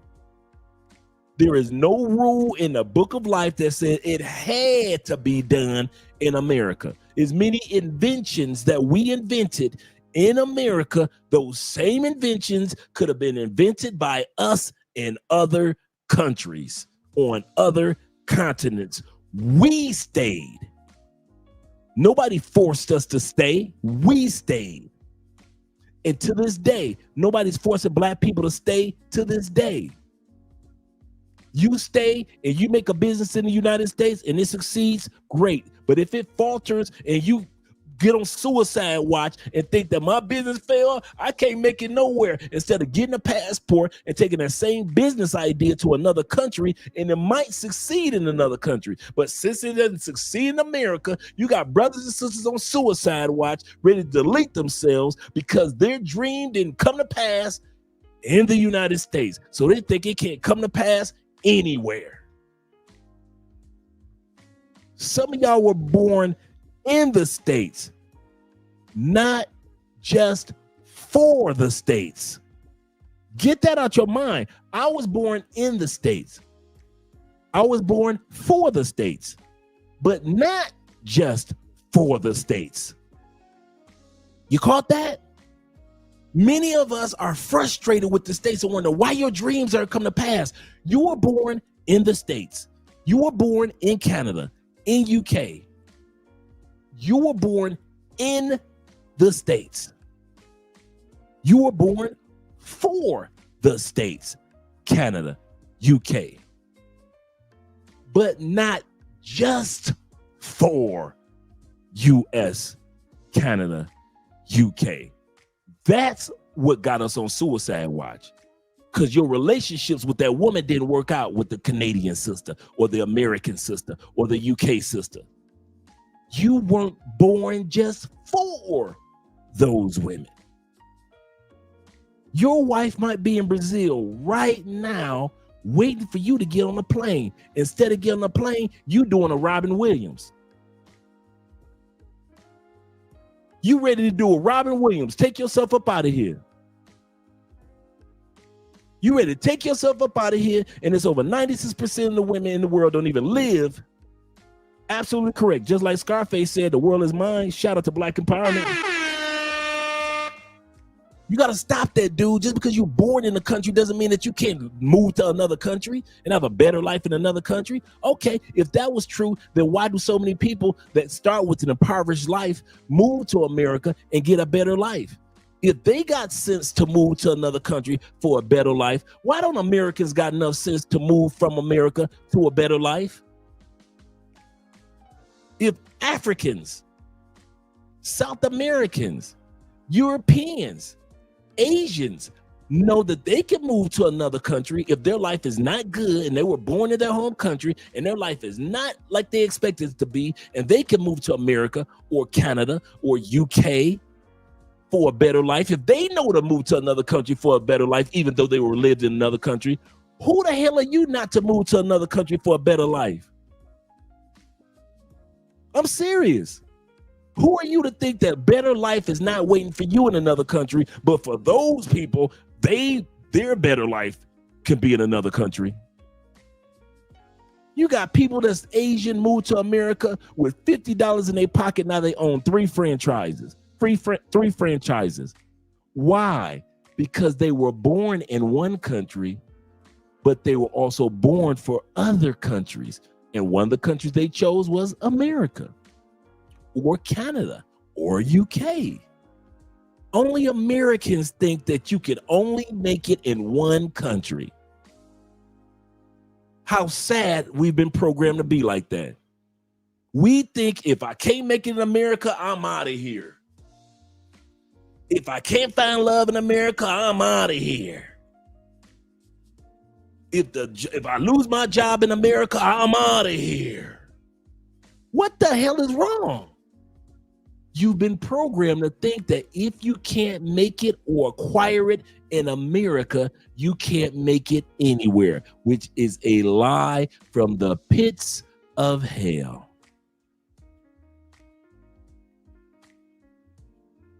And that's what these people are believing. That's why I'm so focused on the first one, which is mindset, but the next ones we're going to roll through. But this is important, man.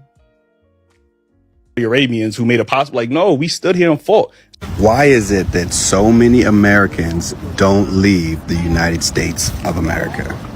I was in my 30s when I got my first passport, and my mother was in her 50s when she got her first passport. And I think it's a combination of things. I think that the United States of America is so big, for one, so you can have deserts, beaches, mountains, snow, everything all in one country and different areas, right? You think of like Miami, Colorado, Los Angeles, Arizona. You have rain and stuff out of the Pacific Northwest.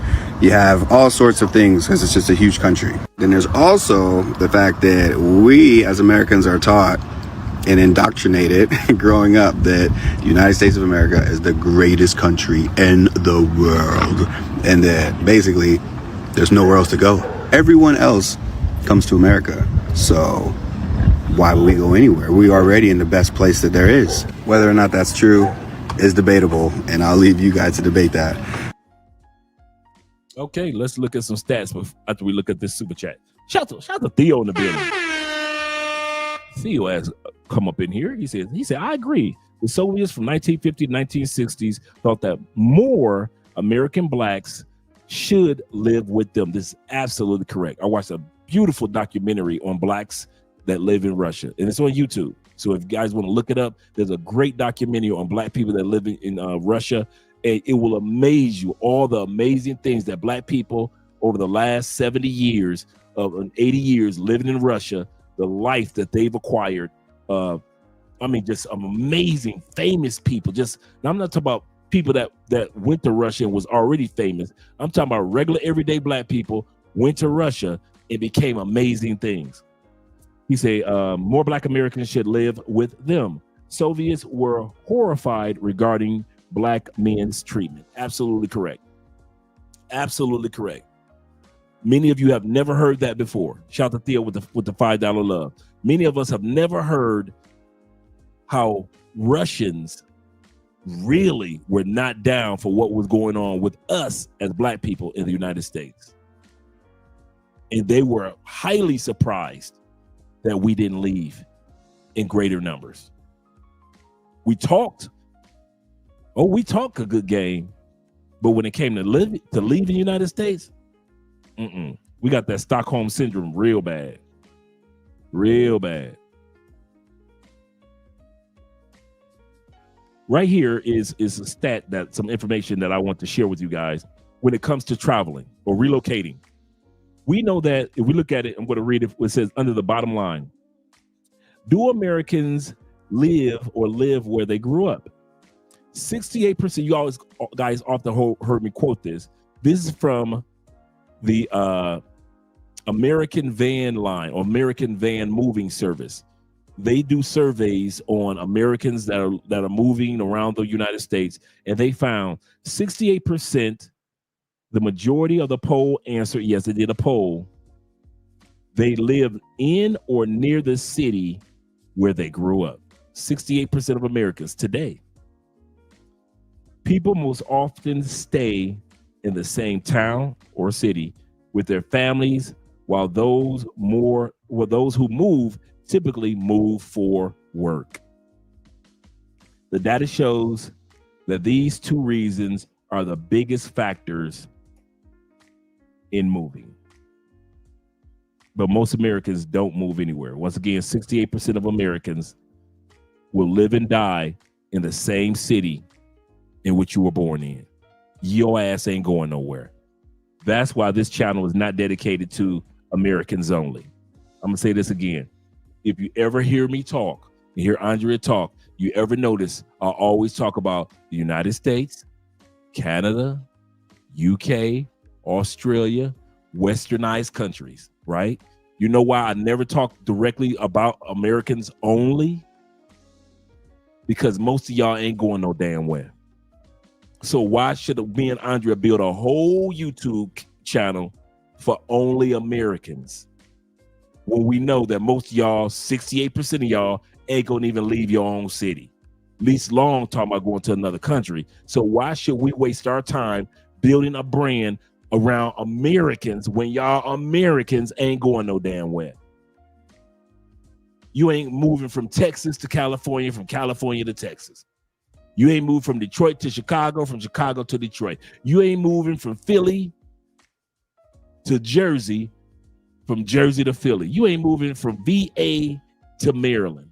That's right across the street. You ain't moving. Americans, this channel is not just for you. It is not just for you. Because you ain't going no damn where. That's why we do not promote or hype up Americans. You need to leave America. Some of y'all think we hype up. If you ever watch our channel, we do not hype up Americans leave America. We hype up information if you want to leave America, UK, or Canada. I wrote the books for all three countries. I know most Americans, y'all ain't going no damn where. Y'all talk a good talk. You complain about everything: racism, women, men, food, groceries. Y'all ain't housing costs. You complain, but your asses ain't going nowhere. So why should we build a channel around people that complain, but you ain't going nowhere? We might as well help people that want to be helped. And so if it's not just Americans that want to be helped, maybe it's Canadians. If it's not the Canadians that want to be helped, maybe it's UK. If it's not the people from the UK, maybe it's the Caribbean. If it's not the Caribbean, maybe it's any of the westernized countries we try to help. But to just focus on Americans, look at with these stats, man, me and Andre will be wasting our damn time trying to talk to people knowing that 68% of y'all looking at us like we fools. 68% of y'all looking at me like I'm stupid for leaving. Why should I do a channel to 60 that when I know 68% of the people like, hell no, I ain't moving? Can't convince you to move to the other side of your own city. I'm Philadelphia for life. Yes, you are. I'm Detroit for life. I believe you. I'm Tampa for life. Yup, yes, you are. Statistics show, yes, the hell you are. Let's continue on. Right here, 75% of men stated that they still live in the same city. 75% of American men ain't going no damn where. Yo, you ain't going nowhere. You can give you the finest Brazilian chick in Brazil. You ain't going nowhere. You'll try to drag her to your city before you move to her city in Brazil. Half you dudes that live in Oklahoma, you ain't going no damn where. 75% of y'all ain't going no. If I asked you to move from Oklahoma to Texas, you ain't going nowhere. Of the women, let's look at the purple. Of the women, 64% of women ain't going no damn where. Y'all ain't going nowhere. That's why I always say put a pen, paper and pen, because you take notes tonight. Because most people ain't gonna do what you guys are doing.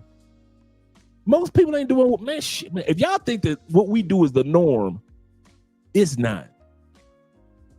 It is not the norm, fellas. Let me get to the super chats real quick.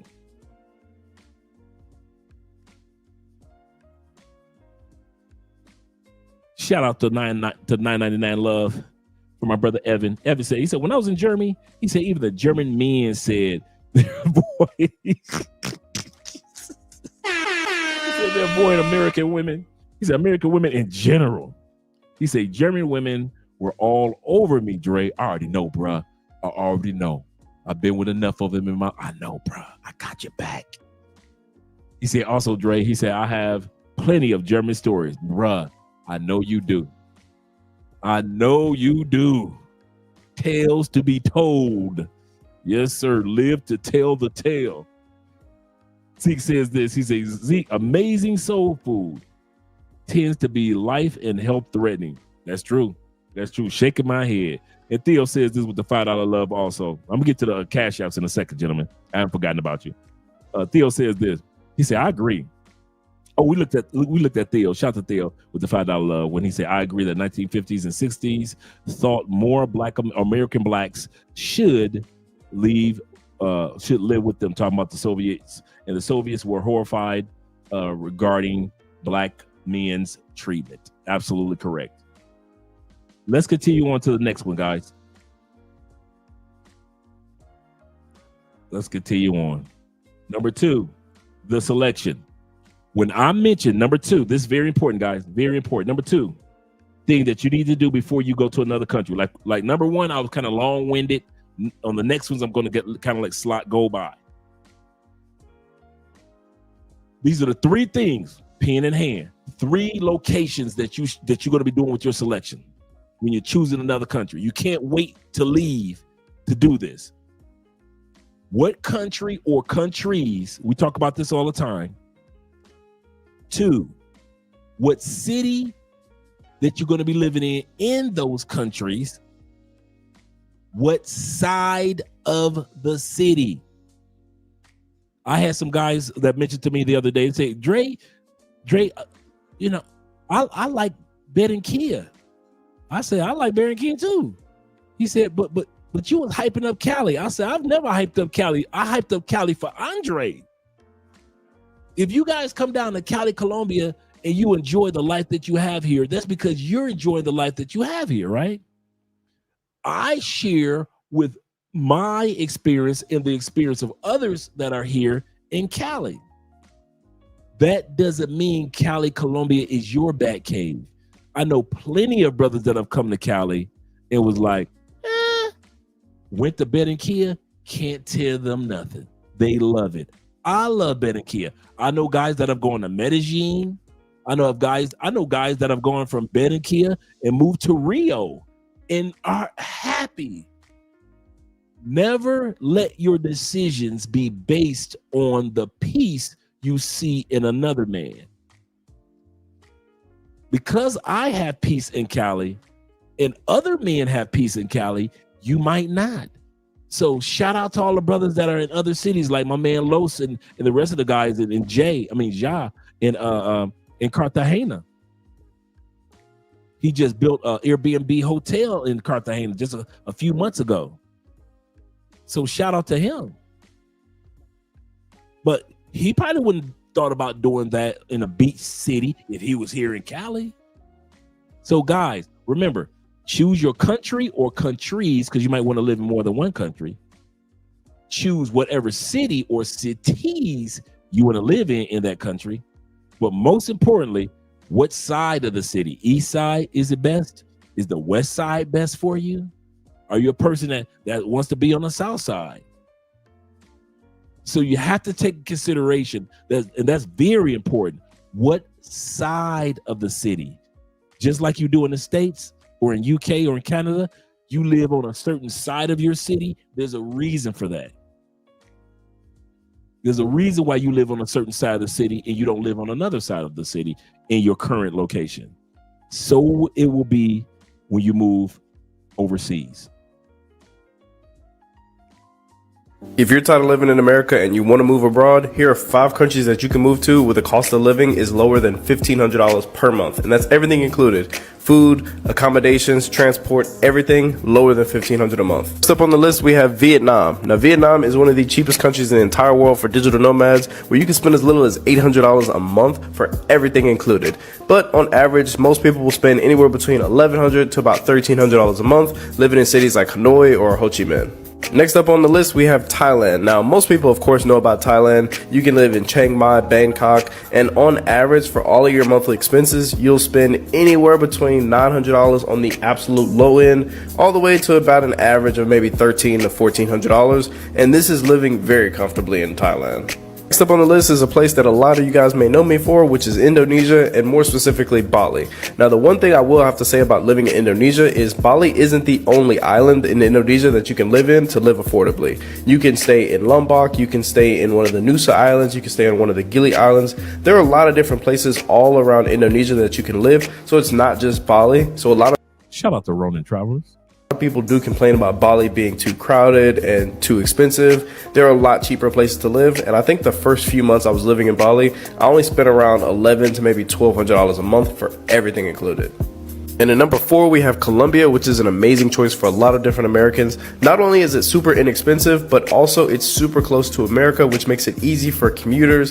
And then also too, the time zone difference is only a couple hours from most of the US. So really you can work on a US schedule if you're working remotely, and it's super easy to commute back and forth for friends, family, or whatever else you have to do. And on average, if you stay in Medellin, if you stay in Bogota, you can easily spend under $1,400 a month for all of your living expenses. And finally, we have the current country that I'm living in right now, which is Spain. Now, of course, living in Southeast Asia and South America is a lot more cheaper than living in Europe, but Spain is a great option with cities like Valencia, Barcelona, Madrid that are super affordable, and on average, you can spend anywhere between $1,200 to around $1,500 a month for all of your living expenses, and it's a great place for digital nomads, and you're easily accessible to all the other European countries by train, short flights, and even North Africa as well too. I don't know if you heard, but everybody's escaping America. Here are the top 5 countries that American expats are ending up in. If you didn't know, now you know. Mexico is one of the places people have chosen to settle down. With Mexico's low cost of living and beautiful weather, people have chosen this as their new home. Mexico ranks very high because it is a country that's easy to settle in. It's very close to the United States, just in case American expats do want to head back. The cost of living is low, and people seem to have a very fulfilling lifestyle there. And it also could be the trips to Cancun. Next on the list, Portugal. Portugal is a place that leaves people feeling very welcome, and they love the overall quality of life. And the cost of living is something that probably sells them every time. And while we're still on the topic of Europe, let's talk about Spain. España. As a person who lived in Madrid, I can definitely agree. Spain has a long list of things that attracts you. The nightlife, work-life balance, the climate, and the culture. And one of the best feelings is that people say that they feel at home in Spain. Moving on, Indonesia. We've all heard of Bali. Bali is a place that a lot of expats go to due to the very low cost of living. If you do stay in Bali, Indonesia, and you're living off of an American income, you'll probably have one of the best lives here, as your money will go a very long way. As well as that, the weather is to die for. And the culture and the animals and all the things that you'll see every day is something that you'll never get tired of waking up to.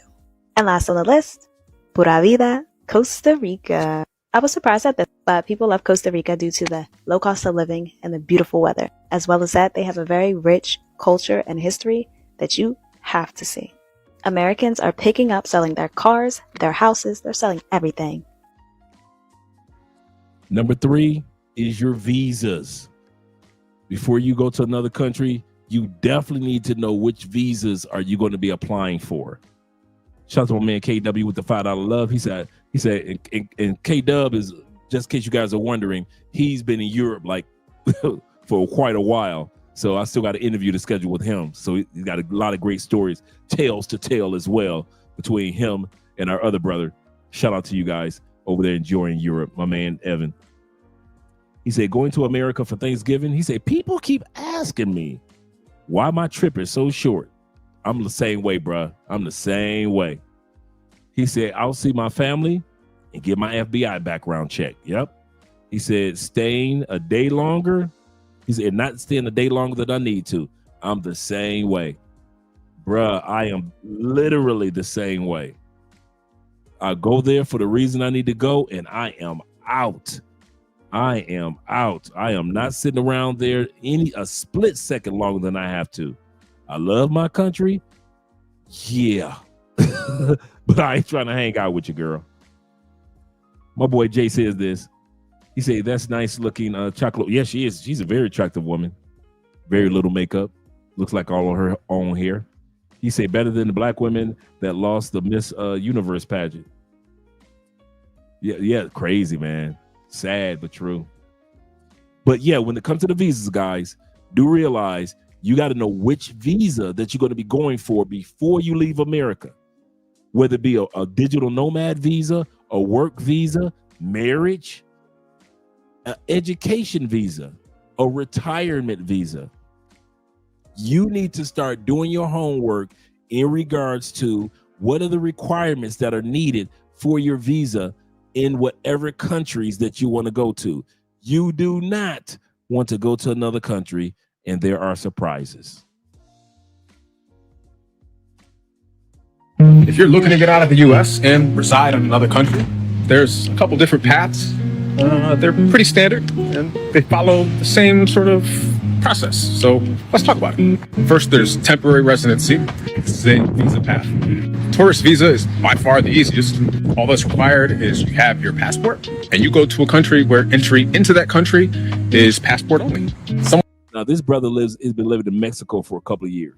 Or like Panama, you can go for up to 6 months on a tourist visa. That's with passport only. Albania is up to a year. Now, other forms of temporary residency are short-term visas, something like a nomad visa. It's authorizing you to be in that country for a shorter period of time. Oftentimes, these can be extended. Student visa is another example.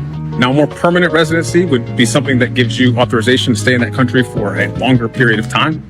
Something like a retirement visa or a work visa.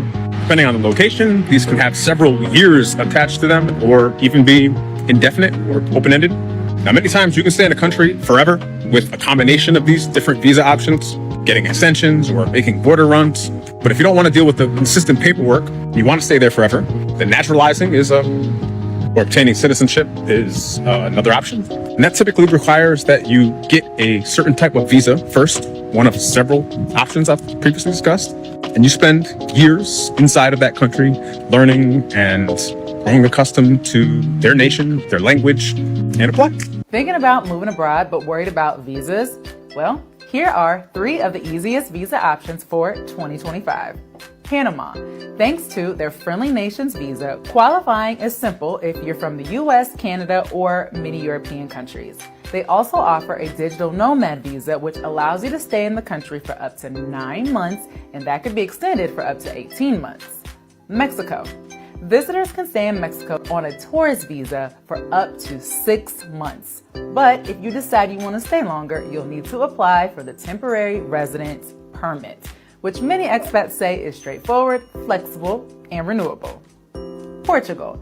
The digital nomad visa has made it one of the hottest spots for remote workers with clear income requirements and a path to residency.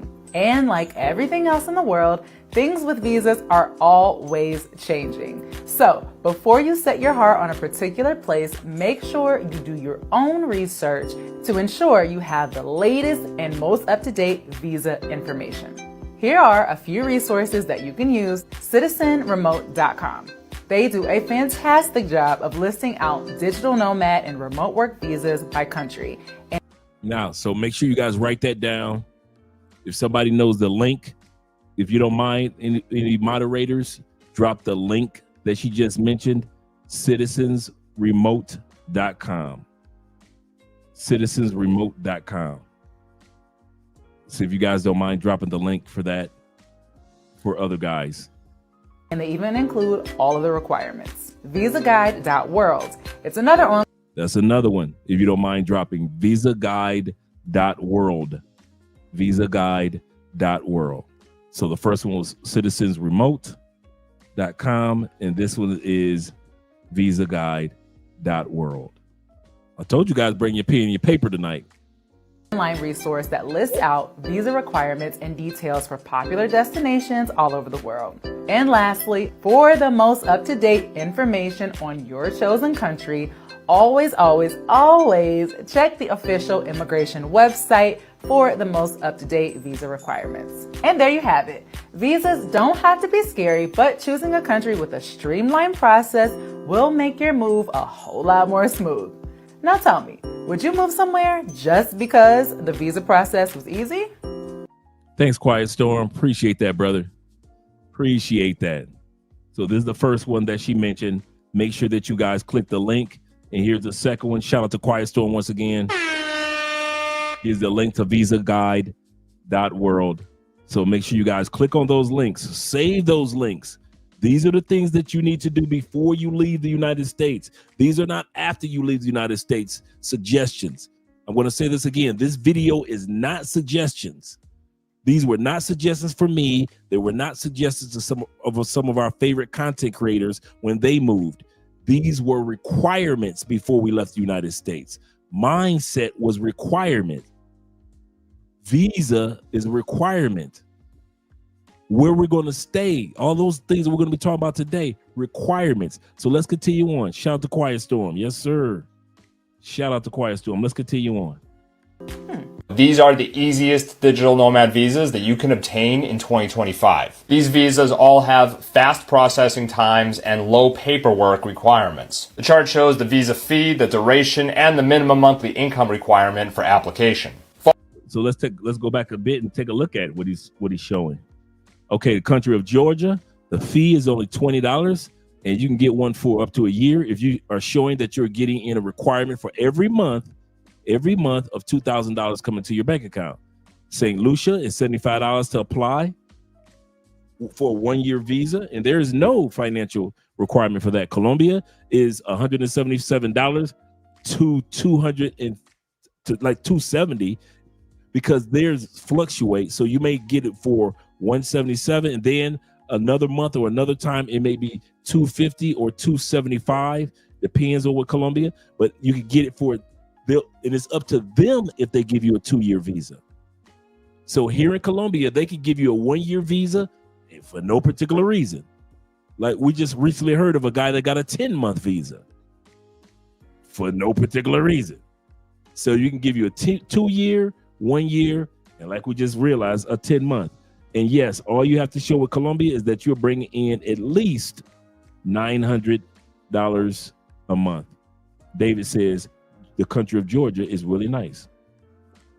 So we got Costa Rica down here and all the other countries that are down here. That's some of the best ones. Bahamas. Some really, really good ones. Thailand's right here as well. Let's continue on. Fee, the duration, and the minimum monthly income requirement for application. Follow for more nomad deals. Americans are getting deported abroad. So while we were living abroad, we actually met multiple American families that decided that they were just gonna up and move to South Africa without any of the proper paperwork, without the proper visas, etc. And when they got caught, they were told they had to leave the country and were banned for even applying to come back to the country or coming back into the country for 5 years. Colombia is the same way. I don't know why dudes do that. I don't know if it's laziness. I don't know if you're so much in love with the girl, you don't care.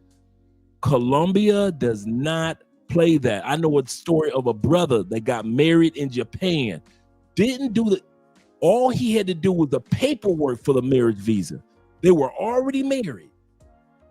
He stayed in Japan, didn't do the paperwork. They banned him from coming back to Japan to his wife. They banned him for 2 years. Now, 2 years is quite a bit to a guy that just got married, that has built a business. He had built a business in Japan and everything. All he had to do was the paperwork. Over just F it. I won't even say forgot about it. What I notice about the guys that come to us, me and Andrea, when it comes to your visa, after you've overstayed in Colombia a year or two, 6 months or two, I noticed this. 6 months or two, that's a year. But I noticed this. It has nothing to do with you didn't have the money or you didn't have the time. Most of you dudes, I can hear Andrea right now, most of you dudes overstay out of the country. I can see her face right now. You overstay in Colombia because you don't give a care.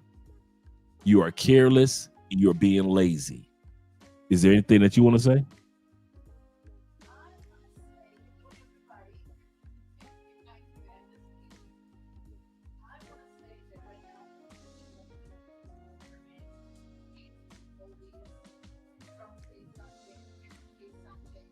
And I think I recommend 100% that anybody overstay in Colombia.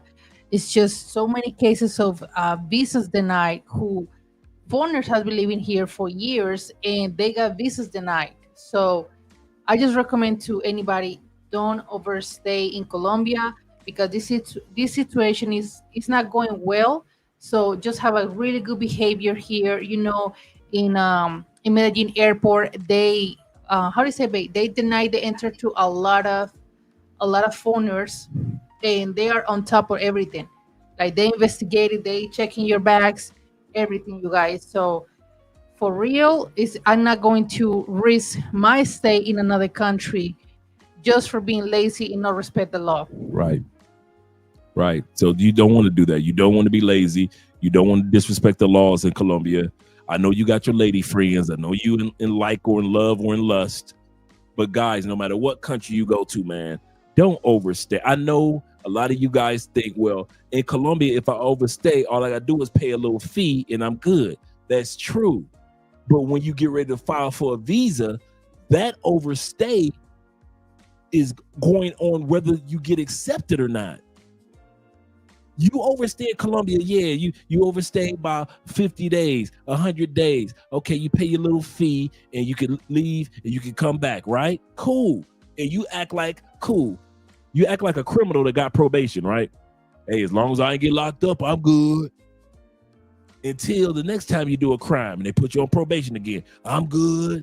But then the next time you do a crime, they look at your probation record and they lock you up because you kept violating probation. It's the same thing with other countries. You keep coming. I know a lot of dudes that do this, so don't think that I don't know what I'm talking about. You keep coming to these countries, breaking the immigration law. And that's what gets me about Americans, because we're so hypocritical. We talk about other people illegally coming into our country and overstaying, but we do the exact same thing in many cases in other countries. We are the illegal immigrants. And we think because we have a few dollars, we're not as bad as the illegal immigrants that stay in our country. We can't do that, guys, because it's going to impact when you do decide to apply for a visa in that country. That country of Brazil going to look at you like, why should we let you stay? Didn't you overstay in our country twice? So why should we give you a visa? Tell us. And you have no excuses. And a lot of you guys come to Andrea like after you've stayed. One dude stayed over like a year and a half, didn't tell us. Andrea applying for all his paperwork. We're wondering why nothing's being approved or nothing's being accepted to be approved. And now we get information from Colombia. Hey, that person you applying for, yeah, he stayed over a year plus. You need to bring him down to immigration. We need to talk to him. So he had to go down to immigration, talk to them people, pay the fee, leave the country. But I guess he thought, well, I'll go to Andrea the last minute when I feel like getting my visa or being here legally. And it's happened more than once that you guys will call us after you stayed in the country over and over and over. It's not cute, and it's going to impact your the judgment that they're going to make on your visa. That's why I'm talking about this. Not because you don't have the money to pay the fee, guys. Not because the fee is too astronomical if you overstay. No, because you broke the law and stayed, and it's going to impact your visa. That's why I'm talking about it right now. Stop overstaying in other countries. You are illegal. Just as illegal as the immigrants that are hanging out in other parts of the United States right now. You are no better. You are no better. So I just want to emphasize that to you guys. Brothers was, yeah, for real, them damn gringos. That's right, Black Legs, them gringos. And yes, shout International Quiet Storm, giving shout out to Andrea. Yes, sir. I told y'all guys this is pen in hand episode. If you ain't got a pen in your hand taking notes, I hope you watch this episode again. Let's continue on. And this young lady is right, and she's talking about in Africa, brothers are doing that. Brothers and sisters are just overstaying. So if they're doing that in Colombia, if they're doing it in Africa, I know y'all doing it in other countries. And stop. This is the last thing I'm going to say about this part till we go further. Stop expecting your girlfriend or wife in another country to know or remember the date that you're supposed to leave the country. That is not her job. If you got to Colombia or Brazil on January 1st, it is not your Brazilian girlfriend's job to remember that you need to file for an extension or get your butt out of Brazil by March 30th. That's not her job. It's your job. Just like if she came to visit our country, it is not our job to remember the day that she's supposed to leave our country. It is her job to know that. She's got the stamp on her passport. She should know. Same thing with you.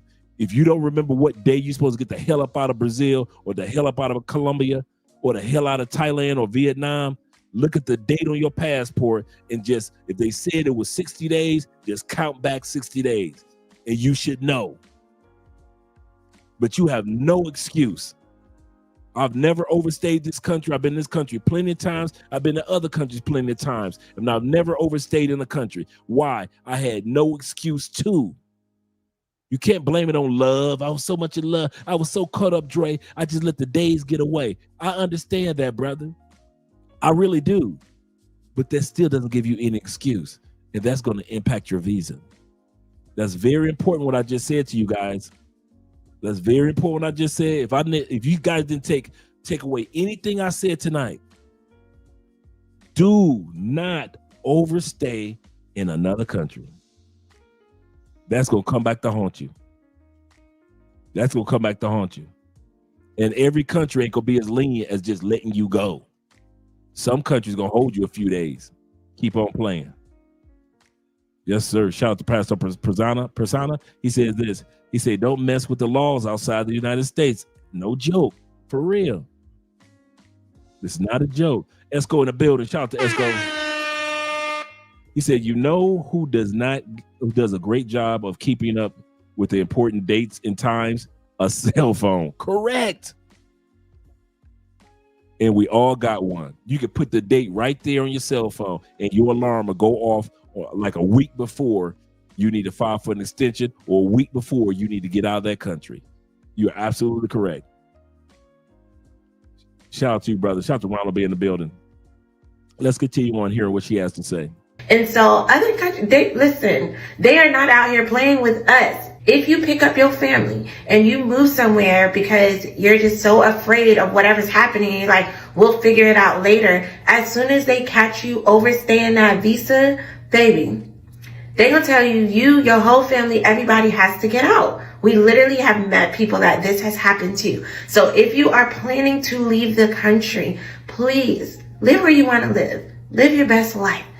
Just do it legally because it's stressful. We've seen people literally try to go in hiding in other countries, and the thing that happens to them when they're hiding in other countries, we saw those same people get evicted. We saw them getting taken so much advantage of because they're like paying up all in cash and stuff up front. They're trying to hustle to make money because they're trying to operate under the system, and continuously over and over again, they get taken advantage of, their stuff get taken, their car get taken.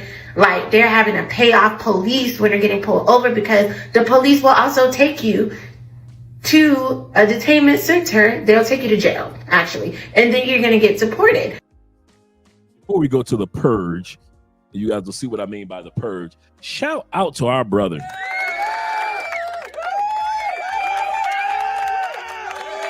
Shout out to Brother Ronald for gifting 20 individuals to the Love Crossing Borders membership. Shout out to you, brother. I appreciate that, man. And I know the guys that receive the memberships appreciate it as well. Shout out to all you guys, man, that support the channel. Really do. We appreciate that. And I hope the information that we share on this channel really helps out you guys when it comes to your future or current desires to relocate to another country. The purge is number 4. What do I mean by the purge? The purge is it's time to start selling stuff. You either gonna sell it before you leave the United States. You either gonna sell something, put it in storage, give it away, whatever it may be. But it's time for you to start purging stuff. It is not time for you to start purchasing stuff. This is very important, guys. If you plan on leaving outside the United States in the next 5 years, you should not be purchasing any depreciating products such as a brand new car. No, you don't need a brand new car if you're leaving the States. Maybe lease one, right? Lease. But do not be purchasing a new car and you know that your goal is to leave for DR permanently in 4 years. You won't be here to even enjoy it for the next 20 years as you should. Now, if you bought a used car to have while you want, so every time you come to the States, you got your car, that's cool. Or if you already own a nice car, that's cool. But if you don't have one, bruh, don't do it. Don't do it. Now, if you got 15 years before you get ready to leave outside the United States, you just traveling to other countries, but you ain't gonna leave for another 15 years. Okay, I got you. You can go ahead and buy you a car. But the rest of us that's leaving 5 months, what for? I told you I sold my truck, bought me a used car. Yeah, you want to start putting as much money into investments, whether it be property, whether it be your retirement fund, whether it be real estate, or whether just money that you just put into the side for your trip, whether it's getting a side job or just selling stuff. I love when I see expat videos when they say, man, we're having a garage sale, or I'm giving away this, or I'm giving away that. I love because it lets me see that you're serious about relocating to another country. But if you're still buying stuff in the States, your ass ain't going nowhere. I'm serious. You steady buying depreciating products, and that money could be going into your bank account.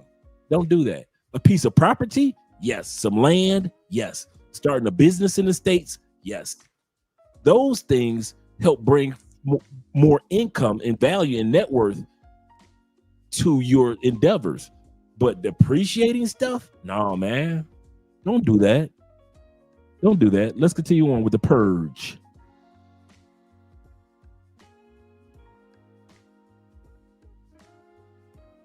People follow me because I moved from the USA to South Africa about 2 years ago. They followed me because I showed the glitz and glam of everyday life as an expat living abroad. But the thing that y'all don't know that I seldom talk about is the fact that I left America running. I literally sold everything that I had acquired over my whole life in a span of about 3 months so that I could relocate with my man and my kids to a new country because I was tired. In my 20s, I was tired. I was exhausted of the rat race. I was tired of running and trying to figure shit out all the time. I was tired of paying bills that just didn't make sense anymore. I was tired of only working to survive and never seeing any of the money in a meaningful way. I was tired of having to put my mental health on the back burner and not being able to spend all the time that I wanted to with my children. I literally got PTSD for how many times I saw a person that looked like me or my children get unalived by police officers or some other BS in the States. And the truth is, I was scared to become my mom.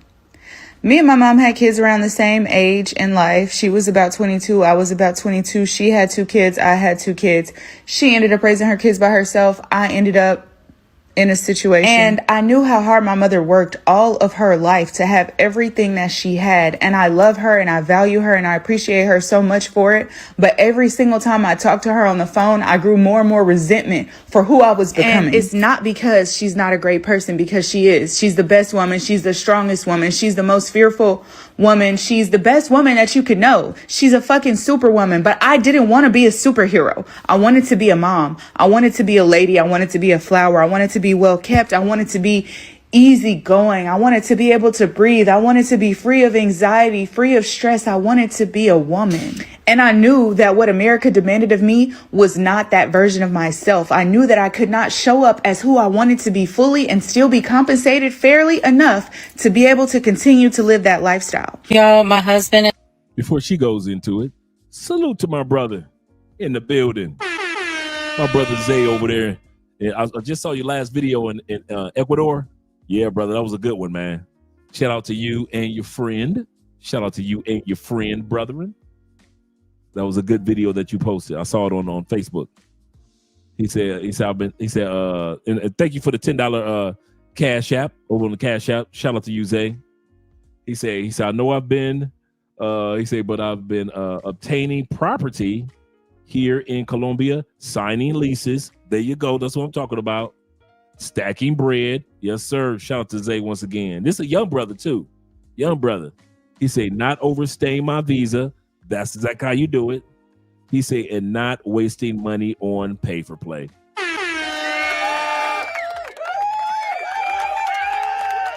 A man with a plan.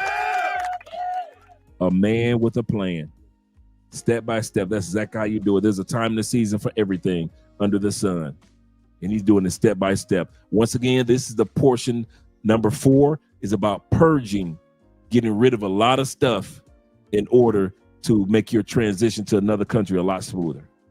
And I have decided that we just can't do it anymore. We decided to break our lease early and to just leave the country as soon as possible. We're thinking Vietnam initially, then Thailand. Our plan so far is to work every single day until we get over there, to use Delta points to fly there, and to use Hilton points to be able to stay at least for free for the first 3 months. While I'm there, I plan on doing English teaching online to supplement income, but I do plan on having as much money saved as possible. Just need a mental break. At first, I was like, yeah, I'm just going to take a year siesta to get my life together and, get my mental health together.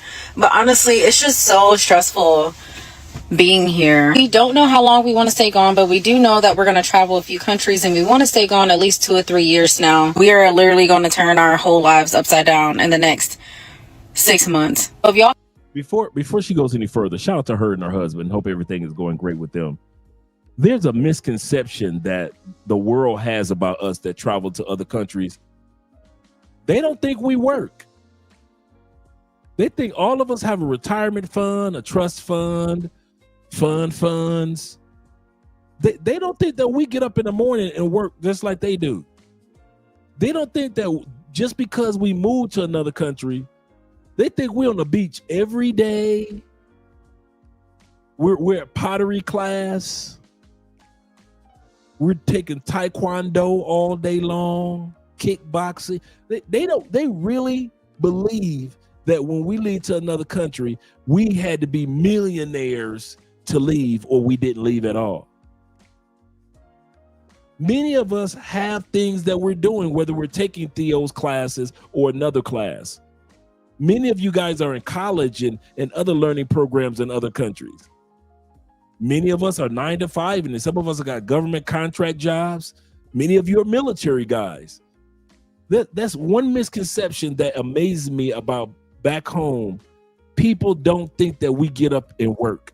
They think that we just, I don't know what they think, but I know that they don't think that we sit around and make money. And this woman is absolutely correct when she said, okay, we got enough money stacked. I'm going to start teaching online classes, so forth and so forth. But most Americans don't realize that we don't sit around. Shout out to Ronan. Ronan said, he said, I sold my big items. Yes, sir. He said, in my house before leaving the States. He said, I kept things that were importante. Correct. Absolutely correct. He said, for the small storage units. Absolutely correct. Love crossing borders. Real talk. Absolutely correct. Store it. Ship it, meaning he's going to take it with you. Whether you're going to ship it ahead of you or you're going to ship it in your suitcases. So you're going to store it, you're going to ship it, you're going to sell it, or you're going to give it away. Those are the 4 things that you're going to do. I'm going to say that again so you guys can write this down, that they're taking notes. You are either with your items before, remember we're talking about tonight is before you leave the States. Your purge is going to be, you're going to store something, you're going to ship it, meaning either you're going to take it with you in your suitcase and your luggage and everything, or you're going to be like Theo, you're going to have a shipping container or whatever it may be. You're going to ship it to that new country. You're going to sell it. You're going to have a garage sale or eBay sale, whatever it is to get that extra money. Or you're just going to donate it, just going to give it away to a family member, friend, whatever it may be. You may put your car in storage or just keep it. Keep it at a friend's house or whatever it may be. But at the end of the day, those are the 4 things that you're going to do with your items that you're going to be purging in the States. And a part of that purge is not buying something new. No use. If you're leaving the United States next year, what's the use of you buying a new mattress? If you're leaving the United States in 3 years, what's the use of you buying a new mattress? Right? You got this brand new 22-inch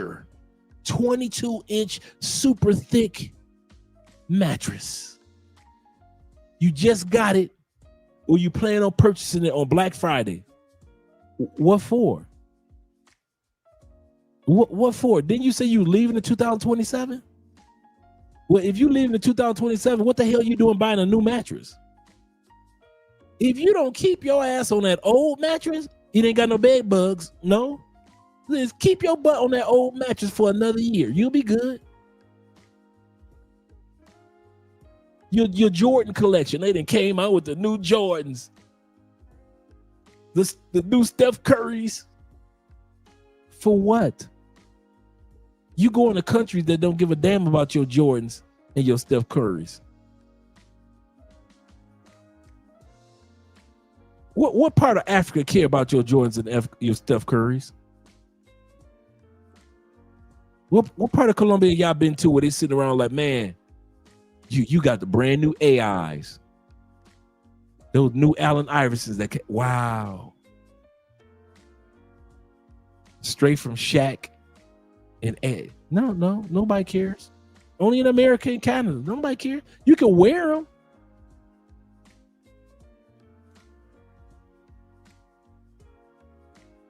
I purchased my first pair of Jordans in the last, it had to be 10 years since I purchased a pair of Jordans. This is the first ones I purchased. This was about 4 months ago. It ain't that serious in other countries. Why? This Adidas country here in Colombia.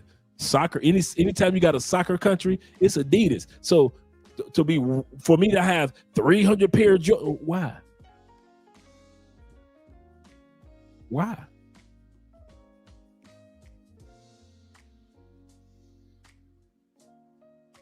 You see where I'm going with that? Don't spend your money on depreciating items. Buy something when you get here, like I did with the Jordans. You know, I've been here like forever, and I ain't bought no Jordans. This first pair in forever. But don't waste your money. Stack your money. We're gonna talk about that in a little bit. He said that's what I did. Personal items kept. Yep. Weight bench to my son. He said more like brother. Yeah, more like a brother. Right. Shout out to Tone in the building. He said, real talk. He said, I wear my Walmart. Man, Walmart, I don't know what it is now. I did not know the new trend is Walmart shoes. Walmart shoes are trending among young people to where Walmart tennis shoes are being sold out. It's like this new trend. I came across it a few weeks ago. And these young men are looking fly in their Walmart tennis shoes.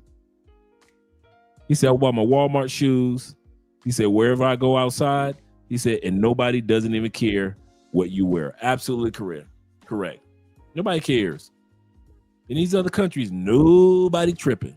You ain't gonna get the coochie no faster. For all you guys that think you coming down here looking fly in your new AIs, nope. If you gonna get that coochie, you gonna get that coochie anyway. You could have wore some hush puppies from back in the day. Lecoq Sportif, the shoes with the rooster on the side. You could have wore those. You could have wore some K-Swiss and still got that coochie. Ain't nobody tripping. In the other countries, ain't nobody tripping. That's just us in America. Yeah, guns. He said guns and butter is my vintage. Oh, it's my Vin Rames voice. Yeah, for real. In the Vin Rames voice. Seriously, man. Guns and butter. Yes, sir, man. Yes, sir. Shout out to my brother being a bit of No Limits in the building. Yes, sir. Glad to see you here. Let's continue on with the video, guys. I hope this information has helped you guys out tonight. Remember, once again, this topic is about 10 things that you need to do before you leave America. These are not suggestions. These are requirements. So if you think you can just skip past them, go ahead and see how your experience be when it comes to leaving outside the United States. These are not suggestions at all. So if you want to rewatch this video again and over, you can. But I would highly recommend, do not try to skip past these 10 because you're going to make your transition to another country a lot harder, and I want it to be a lot smoother. Let's continue on with the next part, or continue on listening to what she has to say. Have any suggestions, please let us know, because at this point we're just winging it. We're just going to sell everything, leave, and just take it from there. Call me. Oh yeah, in Europe they're more like fashion, more than the brand itself per se. Europe, they could take some of the nicest fashion pieces and put them together and look good. You're absolutely correct. Crazy, but at just 25 years old, I sold everything I owned and left America. It's been almost 2 months of traveling the world with my family, and people ask me all the time if I miss our life back home. And my answer is honestly, no. Other than friends and family, there really isn't much to miss. We can now eat out for breakfast, lunch, and dinner, do fun activities, and just live a meaningful life for less than what we were paying just in rent. Don't get me wrong, America... Man, they selling everything. I ain't mad at her. I am not mad at her. They are selling they moving outside the United States. They are serious. They got the dresser drawers. They got the dressers. They are selling everything. has a lot to offer, but how are people affording to live and actually enjoy life with this insane inflation? This is all we have left to our names, and honestly, selling almost everything was kind of refreshing. It made me realize I didn't even use half of it. Our door to America is closed for now, but follow along our journey of what life is like living in other countries as a family of 4.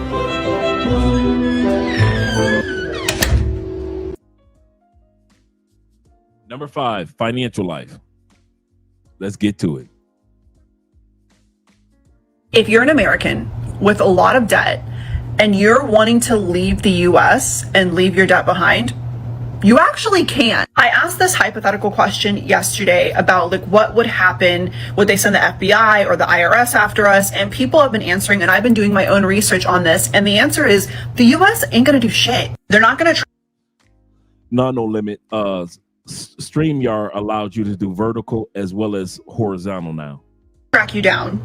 They're not going to send the FBI or the IRS after you. Like, especially if you go to a remote place like Bali or an island somewhere, like they're not going to send anybody after you. They would have to figure out where exactly you are. Like, there's just so many things that they would have to do, and they're not going to do that if you owe $10,000 or even $100,000. Some people in the comments were actually saying that family members owed millions of dollars in debt and left the country and nothing happened to them. So I think what people think. Before he goes any further, that's absolutely correct. You do not have to leave. If you can, it's cool. I'll say this again. If you can, it's cool when it comes to leaving the United States and you got an 800 credit score, 820, right? Most expats don't have that. Most expats aren't leaving America with an 820 credit score. They're not leaving with a 500 credit score. I'm not saying that. Don't get me wrong. But what I'm saying is, it's not uncommon for a person to say, I may still owe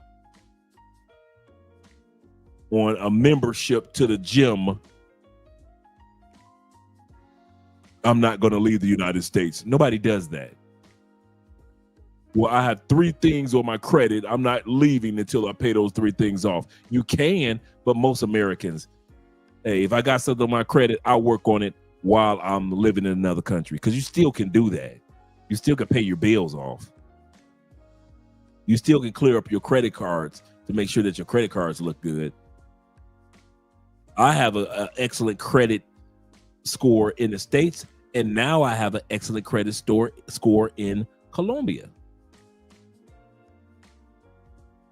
And you'll be the same way in your new country.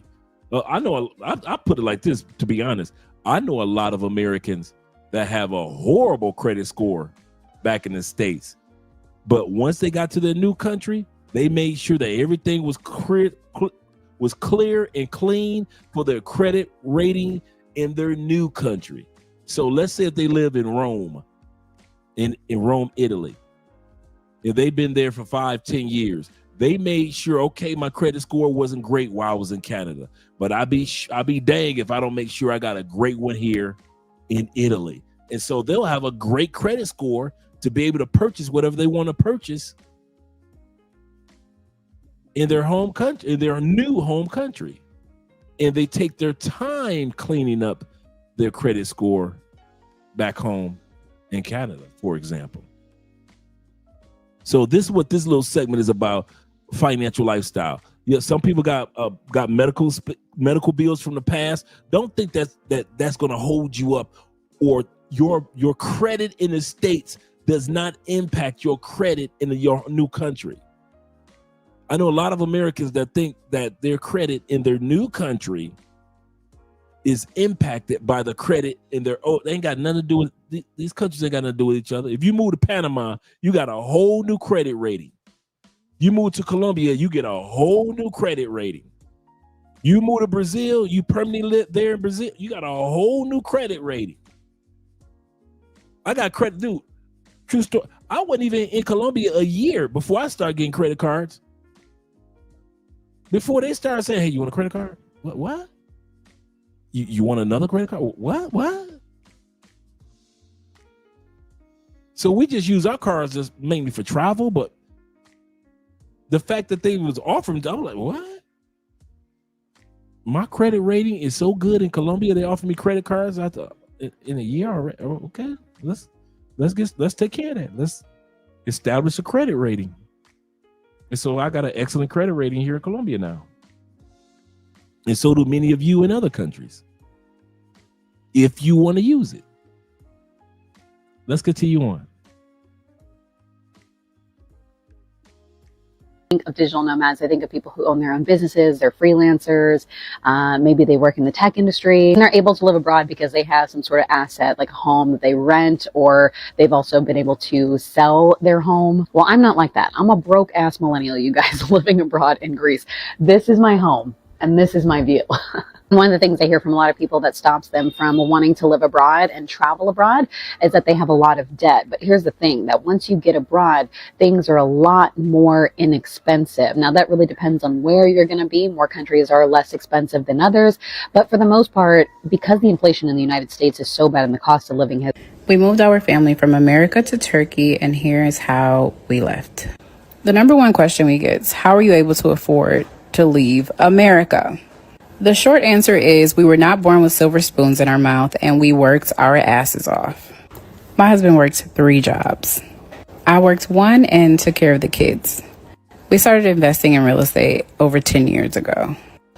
Here we are at 1 a.m. in the morning walking down a dark street in Istanbul. So we started with unprogramming our minds that anywhere outside of the U.S. is not safe. We visited Istanbul 11 times. We went out at night, during the day, early morning, all hours, just to kind of get a feel for the city.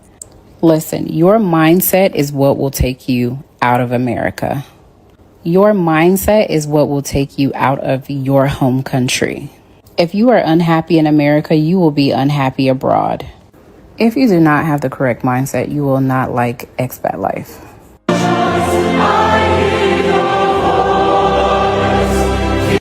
He said, I sacrificed a year of trucking over the road to leave America.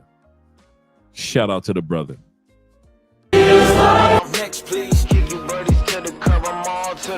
All right, get ready to take some notes, gentlemen, on remote jobs websites, on remote job websites. Okay, let's go back. You just had one that popped up.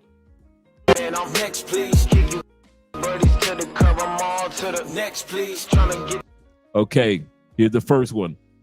Wellfound.com. Wellfound.com. Shout out to the digital nomads out there. Yes, sir. The digital bromad. Yes, sir. Oh, he's a good YouTuber too, and content creator on TikTok. Yes, sir. Shout out to digital bromad. Wellfound.com. Next one. Remote.co. We've talked about that one several times on this channel. Remote.co. Shout out to that one. Upwork.com. Upwork.com. If you're just trying to do some contract work, I've hired people from there before myself. Nodesk.co. Nodesk.co. Making USD outside of the United States is the cheat code. Nodesk.co. JustRemote.co. JustRemote.co. Told you guys how your pens ready. Taking notes tonight. Flexjobs.com or .co. Let's go back to it. Flexjobs. There we go. Flexjobs.com. Flexjobs. We heard that one too. That's a large one as well. Uh-oh, let's go back. We just missed one. Let me go back. Right here.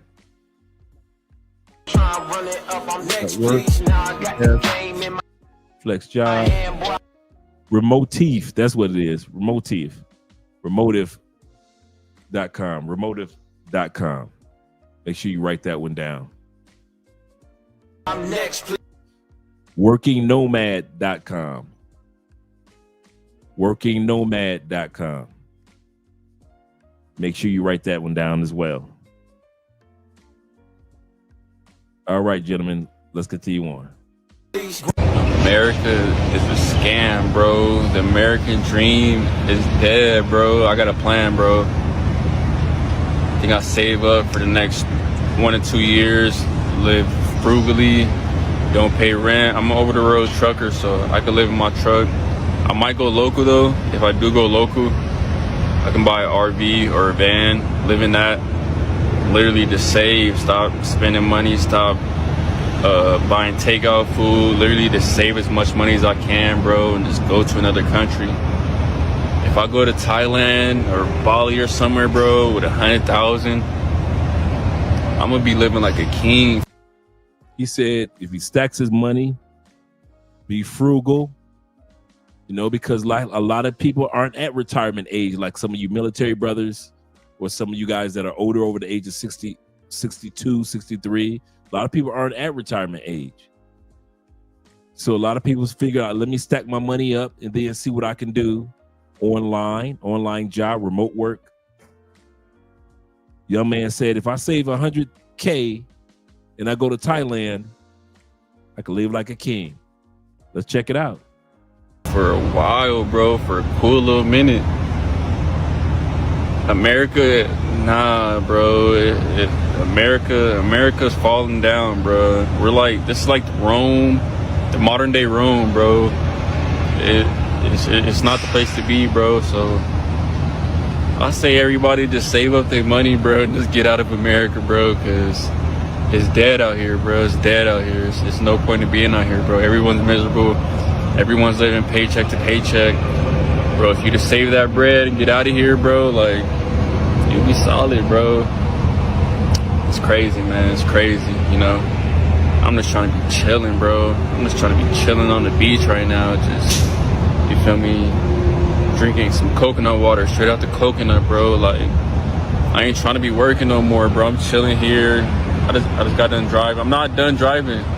I drove 8 hours today. I still got like 3 more hours to go. I went from Cali. I'm in Texas right now, bro. And it's like, yo, I can't work for the rest of my life. I'm gonna be honest, bro. Especially work that I don't like. I'm trying to chill, bro. So yeah, that's the plan, bro. We leaving America, bro. We gotta get out of here. Get your passports. Get out of America, bro. It's done. It's done. So let's take a look at what his dream is, right? Let's take a look. We're gonna look at it together. I went to DeepSeek. DeepSeek is the Asian version of ChatGPT. Went to DeepSeek 2, and they gave me some stats on if a person has $100,000 in a bank account, not just net worth, but in your bank account. You stacked 100,000. How long would that 100,000 last you in these countries? United States, if you had $100,000 cash in your bank account or your savings or your crypto or in investments that you can liquefy easily, like stocks, if you had that in investments, that's only good for 2 years in the United States at most. Because the average rent, just look at the average monthly expenses, complete monthly expenses on average in the United States is between $3,500 to $5,000 plus for all your utilities, food, apartment. It's gonna cost you at least $5,000, right? That same $100,000 in Canada, well, you can get 1.5 to 2 years, 2.5 years out of it in Canada, right? Before we go any further, shout out to my man International Quiet Storm for giving us the list of all those websites, those job banks. No use in us not applying. Nothing beats a failure but a try. Nothing beats a failure but a try. At least try. A lot of guys got their jobs and a lot of women got their jobs internationally because they tried. So at least try. Get the certifications that you need to get. That's what Theo's been here for. At least try, guys. Yes, sir. Make sure that you guys give a shout out to International Quiet Storm for these sites. And take advantage of them, guys. Don't. We're not just doing this live stream tonight just to do it, but I got your back. And so does International Quiet Storm and the other guys. Shout out to the moderators. He said, I would like to say I spent less than $270,000 in just under 2 years on property taxes and other stuff. Shout out to being, in the States. Yep. Shout out to appreciate, yes, sir. Appreciate International Quiet Storm. Appreciate Unc. Yes, sir. Mexico, you can get 3 to 5 years out of $100,000. Panama, you can get 3 to 5 plus years out of 100,000. Brazil, You get three. If you got 100,000 in Brazil, just living a really decent life. You ain't balling out of control, but you living a decent life. $1,300 to $2,200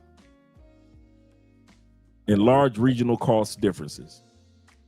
Colombia, 100,000 will last you 4 to 6 years. That's correct, depending on where you are. Now, I won't, like they said, excellent value in the cities like Medellin. I won't say that for Medellin.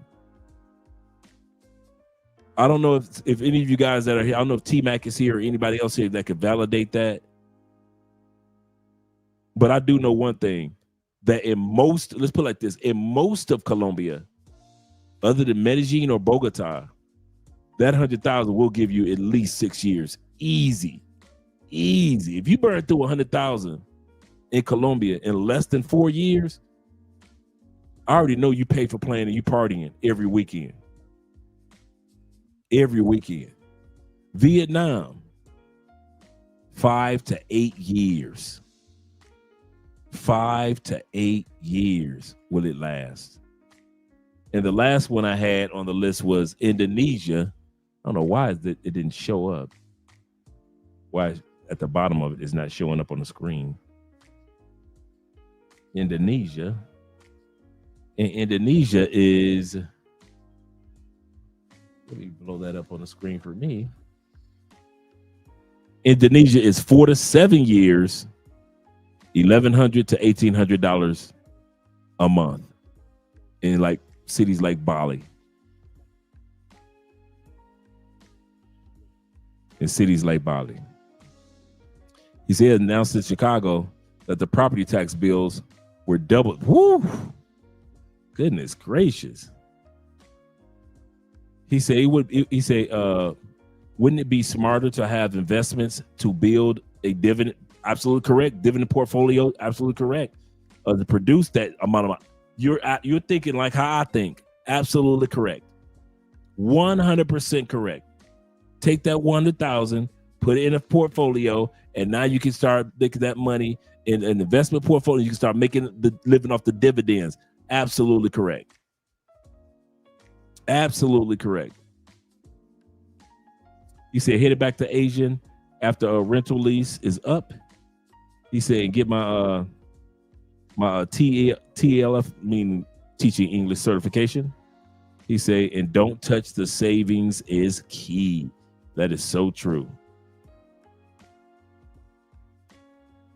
Jay says this. Thanks, Jay. He said for 100K, more like 3, maybe 3.5 years. Thanks for letting me know, Jay. He said, I'm at 100K right now with that money. Goes fast. I could imagine, bro. But I just want to, when a young man mentioned his goal, I want to see statistically how long would that money last in other countries. And not too bad. We saw on average about 3 years, some cases 4 years. That's not bad to have enough time to build a foundation. But I do like what my brother said, take that money and put it into where you can live off the dividends. Absolutely correct. Let's continue on.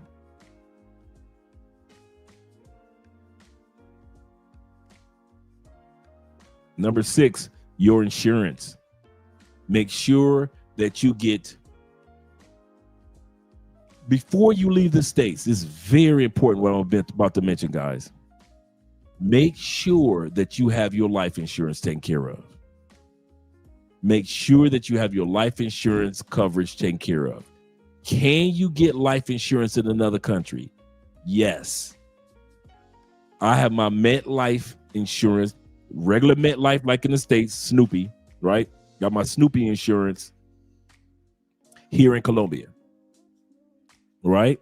I got whole life. So a part of it goes towards investments and a part of it goes towards our insurance, right? But you'd be better off making sure that you have at least one policy back home in the States as well. Nothing wrong with the coverage that you get in another country, but if you can get it done before you leave, get it done before you leave.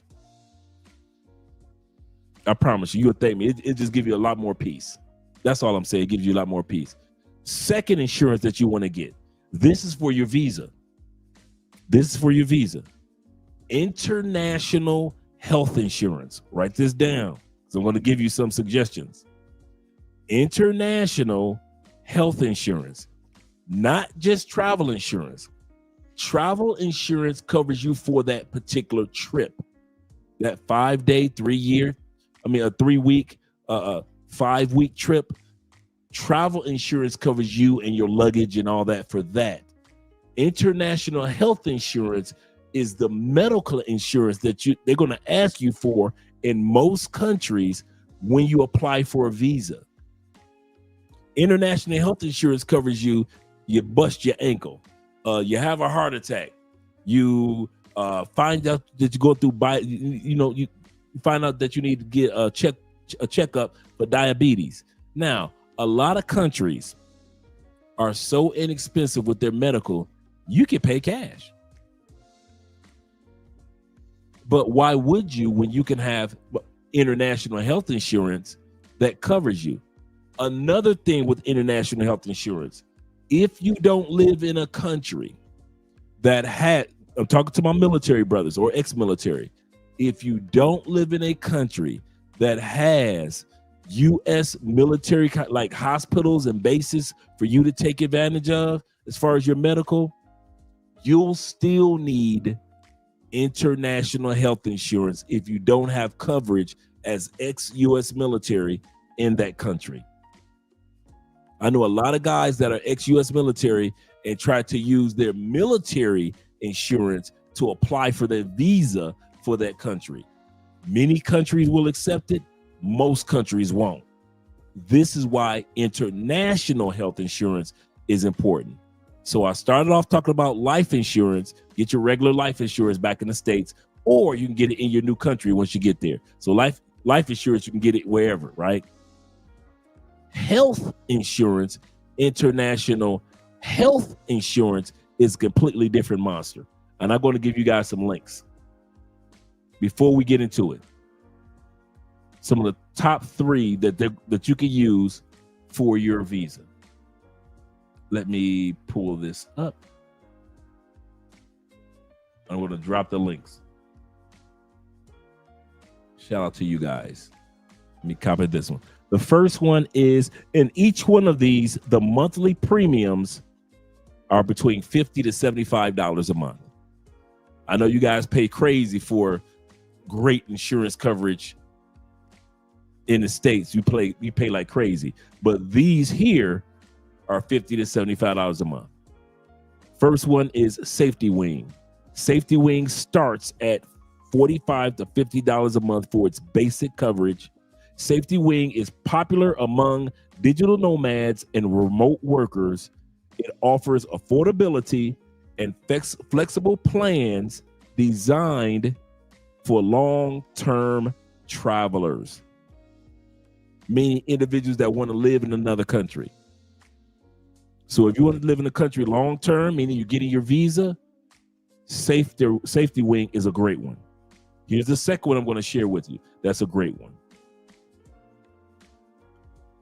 I told you guys, bring your notes, your paper and pens tonight. I put the links down, so all you got to do is just click the links. The second one is World Nomad International health insurance. It's not health insurance. When you're in your home country, you apply for health insurance.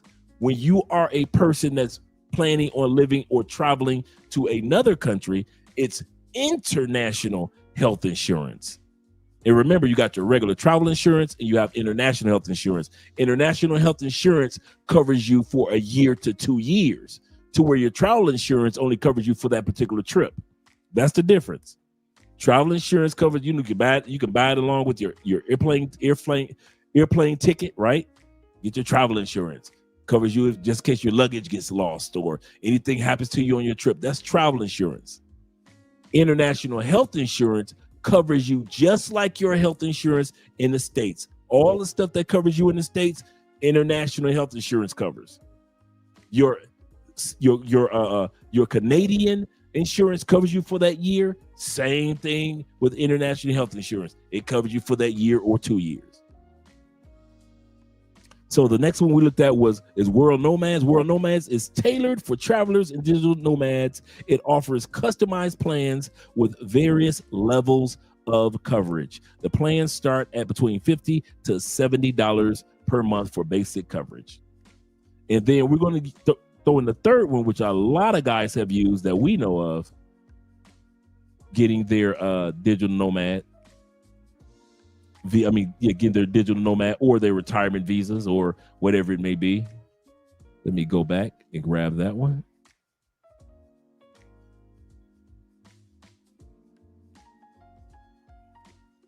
Give me a second.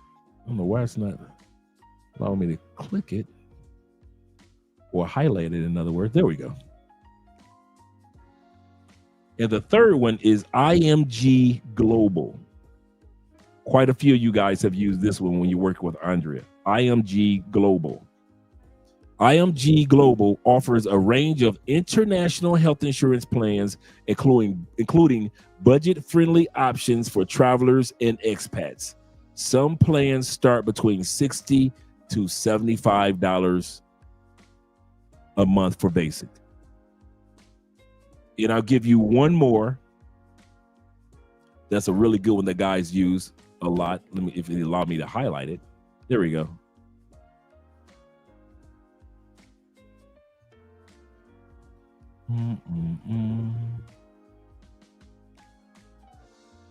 Give me a second. Try to highlight it. Just put me through the blues. And each one of these links work great, guys. So just in case you guys are wondering if the links work, yes, they do.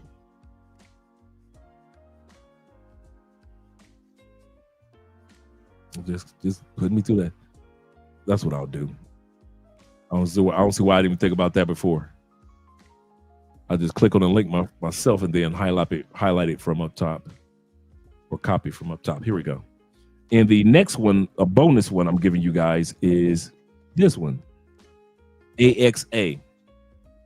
AXA is a really good one that's very common among digital nomads. And AXA offers international health insurance with customizable plans, including budget-friendly options. The basic plans start between $70 to $90 per month. These are far less than what you would pay for these same type of plans if you still lived in the States. In the States, some of you guys are paying $200-300 a week every time you get a paycheck, or $200-300 a month for your basic health insurance. Charles Tyler died. Shout out to Charles, R.I.P. Charles Tyler died in Brazil because of bad health. He had a conversation with a friend. He told him that he didn't have health insurance. The next day he died, unfortunately. I'm glad that you shared that, Montrez. I want that to sink in, guys. No use in us traveling to these other countries if we take our health for granted, especially in these countries where they have really good health care and it's not as expensive. Back home in the States, we can always use the excuse, well, hey, healthcare is expensive. It's expensive. So we could use that excuse, right? And get away with it. But when we're traveling to other countries where we know it's great quality and it's not that expensive, there is no way for us not to have some type of health insurance. So get your international health insurance. I kid you not. Get your like I said, so for some of you military guys and you live in countries that have military hospitals for U.S. citizens, perfect. But for those of us who don't, and some of you guys that do have military benefits, if they only are good for you while in the States and you need to get international health insurance, get it. Get it. I just dropped the link to 4 of them. Get it, because they're going to ask you for that in most countries for your visa. You cannot walk into their country and not have medical insurance coverage. A lot of countries are not going to allow you to stay for a year and you don't have international health insurance. So let's continue on with insurance. Shout out to all you guys that are still here, all 79 of you getting this vital information. Before you leave the country on vacation or for work or for a missionary trip, before you leave the country, get international medical insurance. It is cheap.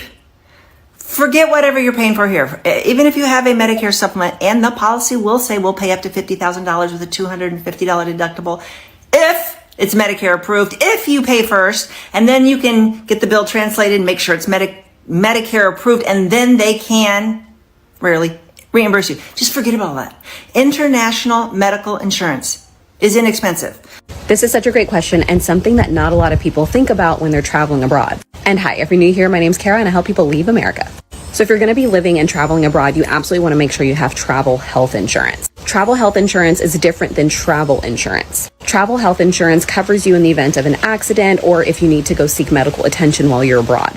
It also allows you to go to a private hospital because essentially you have private healthcare. This is not only a way better experience than it is back in America, it's so much cheaper.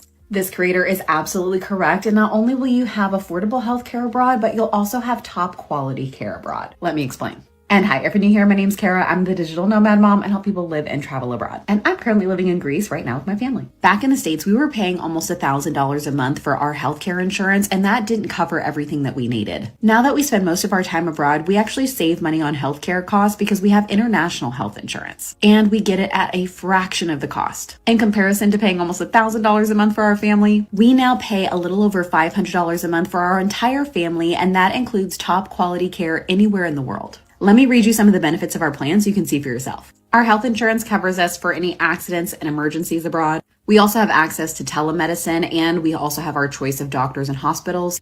And before she goes any further, she's 100% correct in regards to this coverage. She's 100%. This coverage covers you globally. If you start off in Indonesia, your international health insurance policy goes with you because it's international to any country. So you don't have to buy another policy when you get here to Colombia. So if you got a year-long policy, you can go to Indonesia, to London, and then all of a sudden you're in Austria, and all of a sudden you're in Poland, then you're down here in Brazil, and then Colombia. Doesn't matter. That coverage covers you no matter where you land. That's the cool part about the international health insurance. So if you were in situations such as Charles Tyler, they could have helped him. They could have helped him with the insurance because now you're getting the quality. They're not taking you to Brazil's public hospital. You're going to Brazil's private hospitals. You see the difference? And some of us dudes that are big boys, you definitely need international health insurance. I'm serious. Some of you big boys, don't act like you. Come on now. Charles was not a small dude. You don't want to go to the gym in these other countries. Cool. You don't want to eat healthier, even though the food is healthier, but you don't want to eat healthier in other countries. Cool. You over 55. Cool. If your old big fat ass, my bad. Your old lazy fat ass don't get international health insurance, because since you don't want to take care of your health, you need an insurance policy that's going to take care of your health while you're in another country. Last thing your fat ass need is for your chest to bust open, knowing you are diabetic with high blood pressure, gout, and you got asthma. If you're but you like to travel, you should be the main one with international health insurance. Don't take it for granted. I don't, my wife doesn't, and a lot of you guys don't. So a lot of you big dudes that don't want to go to a gym in another country, that's cool. You don't want to eat healthy in another country? Hey, who are we to judge? But we do recommend that you at least get international health insurance. Here's another thing with international health insurance. Y'all ready? There are countries in other countries. There are countries that have insurance companies in other countries that won't insure your fat ass. Colombia. If you are a man or a woman over a certain weight, whether you're a citizen or not, Colombia will not insure you. You have to get some cheap ghetto insurance. The locals got to get some cheap ghetto insurance, but real top-notch coverage like I have, if I was a big boy, Colombia will not cover me. Even if I was a citizen. This is not just for foreigners. This is for citizens. And I bet you Colombia is not the only country that has major insurance companies that will tell you if you're a fat boy or if you're a fat girl as a citizen, you are not getting insured. Ain't nobody gonna take care of your fat ass until you get that weight down. How did I find out about that with Colombia? Because one of the ladies that we work with in the insurance field, as far not insurance, but the health field, when guys come down for health tourism, she told me, she said, Andre, I have to lose about a good 25 more pounds. I said, why? She said, Colombia doesn't, and I looked it up afterwards. She said, Colombia doesn't insure people that are overweight. That's another reason why y'all don't see that many fat Colombians, do you? You see some, but you don't see that many. Why? Because they know you can't get medical coverage here in Colombia if you're a fat ass. That's why you ain't seeing that many fat Colombian citizens walking around. Seriously. Yeah, guys. For some of you guys that didn't know that, yeah. Yep, shout out to you for getting TRICARE, brother. Shout out to Vaughn. Also, shout out to Obadiah, showing the love with the $5 over on the Cash App. Appreciate you, brother. And Evan says this. He said, United States only has two things over the rest of the world: dollar currency and military. This is so true. So true. Passport sisters are losing and passport bros are winning. Absolutely correct. He said, making our own. He said, make our brother, mentor, leader Kevin Samuel proud. Yes, sir. Winter is here. Yes, it is. Make him proud. Absolutely correct. So yeah, guys, that's another reason. She's stupid. She does got some eyebrows for you. She cute though, but she got the eyebrows for you. You're absolutely correct. Bobby says this. He said, you might have said this already. He said, Dre, but can you use any international health care if you are currently in America? Yeah. Remember, the title says it all. Is international health care coverage. So even if you get international health care coverage while you're in the States, let's say you say, man, I ain't not paying these Blue Cross Blue Shield prices. I'm gonna just go ahead, give me some international health insurance coverage. Here's the kicker. You ready? The policy cost will be based off that country. If you're paying for H&R Block, not H&R Block, but Blue Cross Blue Shield in the States, H&R Block, Blue Cross Blue Shield in the States, right? It may be for you and your family $750 a month, right? Because medical is that expensive in the States. Your international health insurance is going to be at least $500 a month. At least $500-600.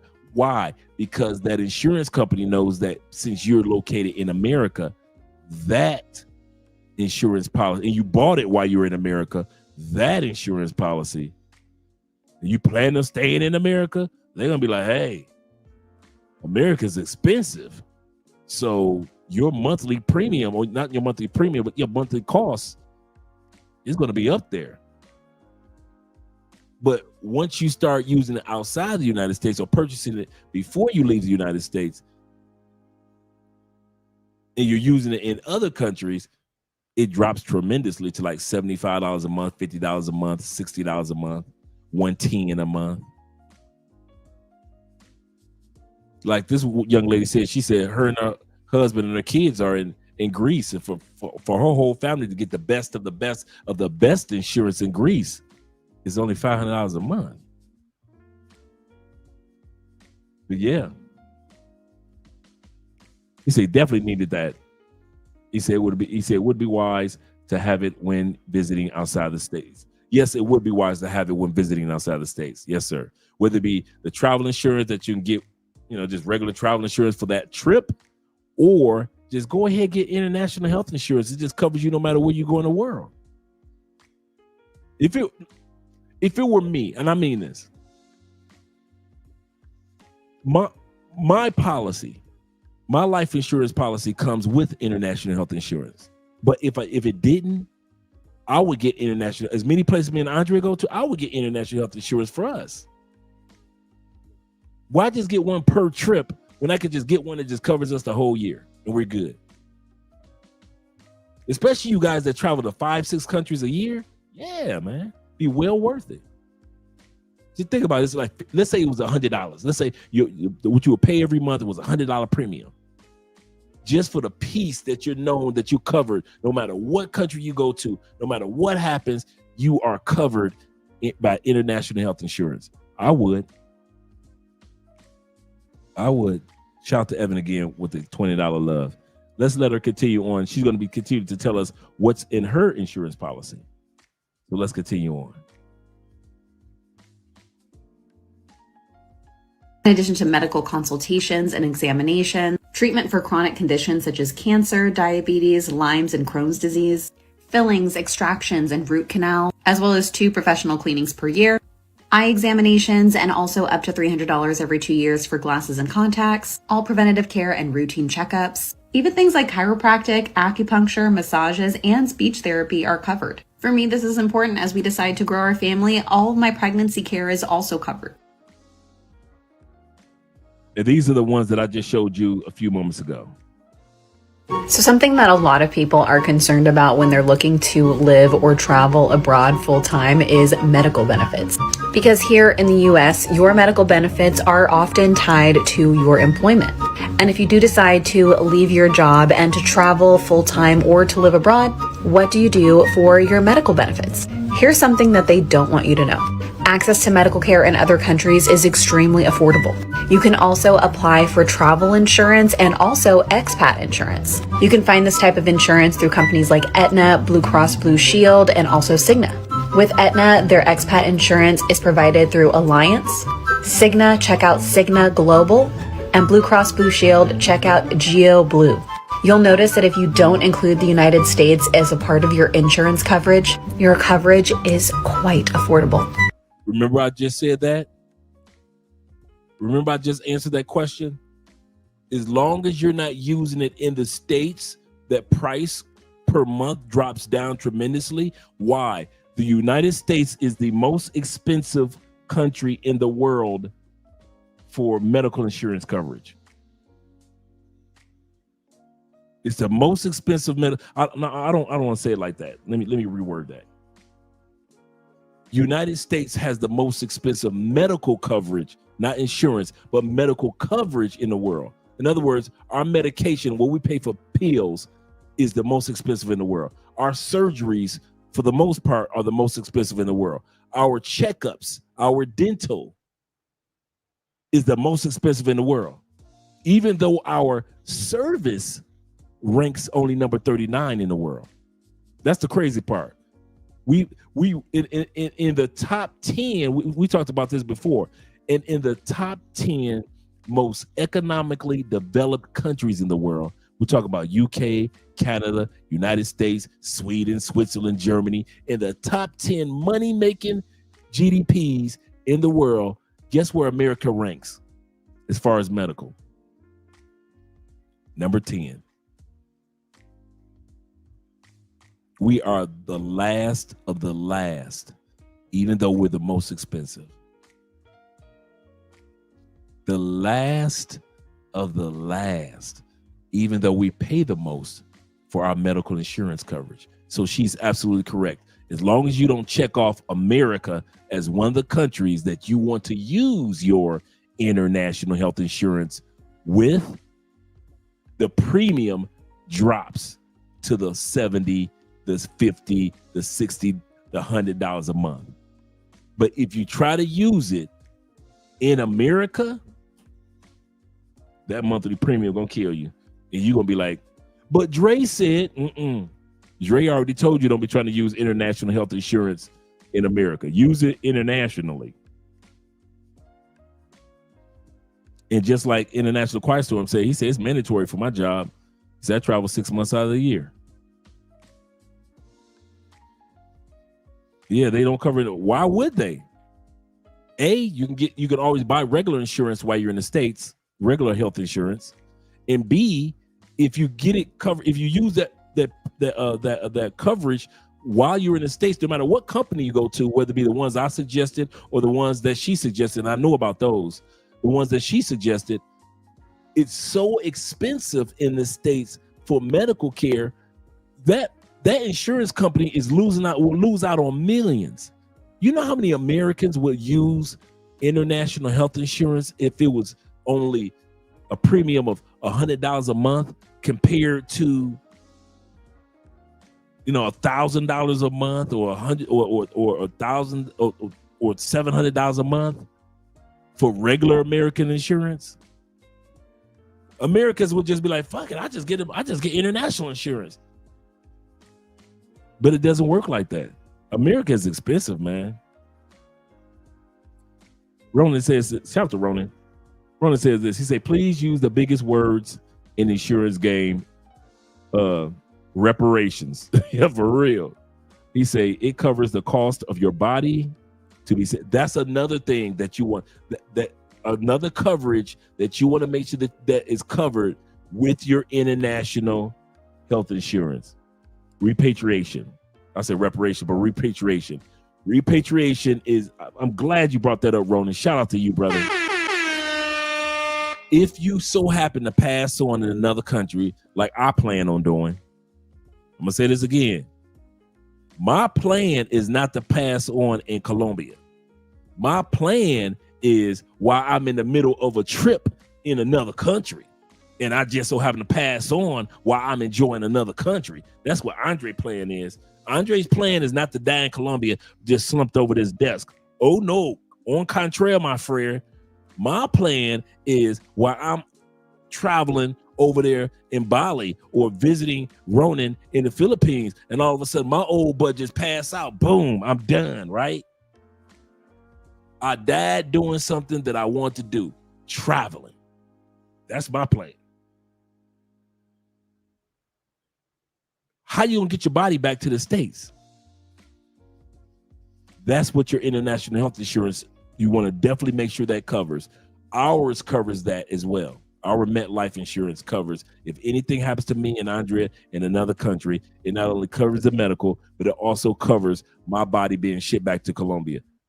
If y'all think I'm gonna get my body shipped back to the States, ain't gonna happen. Ain't gonna happen. I'm gone. I'm going for eternity outside the United States. I don't know. See, some of y'all going for life. I'm going for eternity. Okay? I'm going for eternity. Don't be shipping my body back to the States. You will put return to sender back on that box. Return to sender. Address unknown. No such number. No such home. Shout out to Elvis. Absolutely correct. You want to make sure that your insurance, your international health insurance, covers repatriation. Absolutely correct. I'm glad that you mentioned that.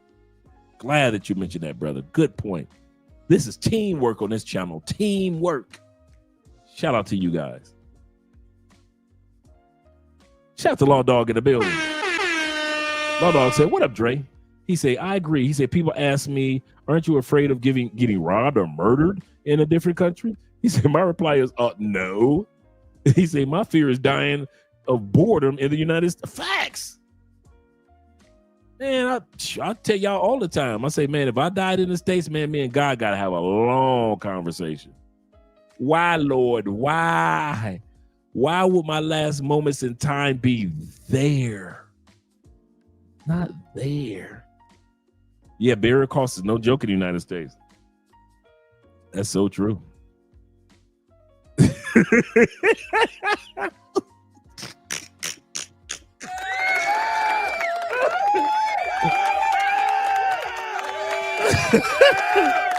You know what? If it was anywhere, it would be back in the D. I ain't gonna even lie. It would be back in the D. Yes, sir. I won't even lie. Let's get back to the video. Good call, Ronan. So don't let your medical benefits being tied to your 9-to-5 stop you from seeing the world. Okay, next one, your housing. You got to make sure before you leave, you got to know how much the cost of housing is in that new country. And what I mean by housing, gentlemen, is this. The rent or the mortgage, the utilities, Wi-Fi, cable. Does it come along with utilities? You should know all this stuff before you go to that country. I mean, full time. Whatever country you plan on moving to, you should have done at least 1 or 2 trips to that country. Some guys can just go blindly. Most of us can't. Some guys can say, I'm moving to Russia and nothing can stop me. They just go and they're good, right? Some people, they got to go to Russia a couple times and say, should I move here? Should I not move here? Should I move to another Scandinavian country? Right, Esco. So you want to at least visit that. Don't go blindly because you see your favorite YouTuber living in that country and living good. You need to go for yourself to find out what city, what country, what side of the city you want to live in when you find your city. And now you want to look at what housing you want. You want to know how much a house would or apartment or condo will be on this side of the city compared to that side of the city. Is it congested on this side of the city? You got a great deal, but it's always loud. You want quietness. I got a brother. Shout out to my brother Rob. He's down here, right? Rob is from the States. Cool brother. Really cool brother.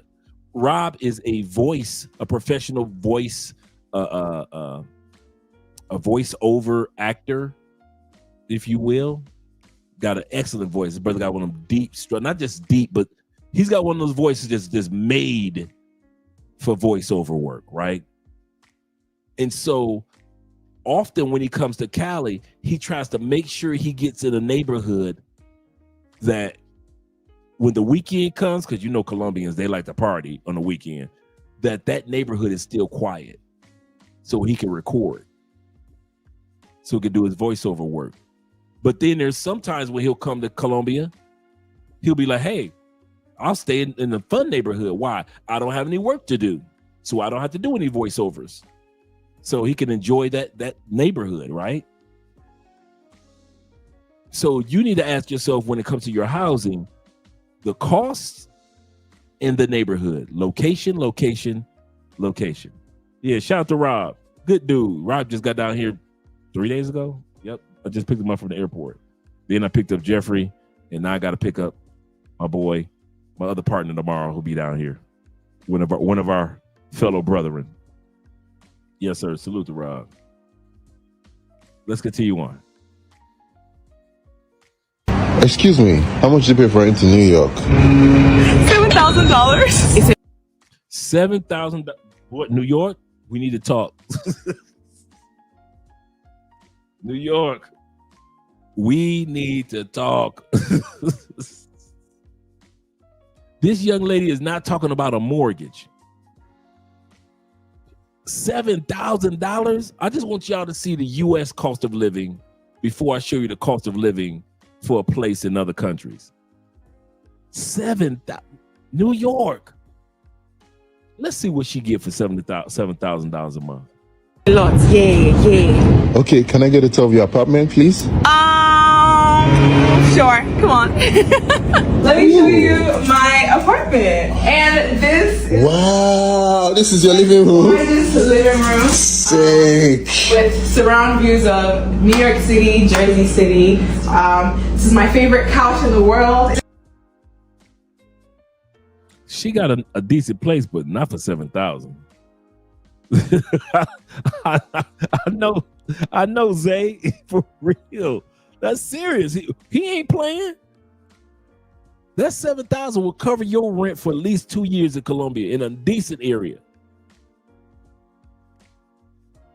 He is not. Goodness gracious. Yeah, that rent is higher than her haircut. But I'll take a short. I ain't gonna lie to you. I take a sister with a short haircut or bald head before I take a weave any day. I ain't gonna even lie to you.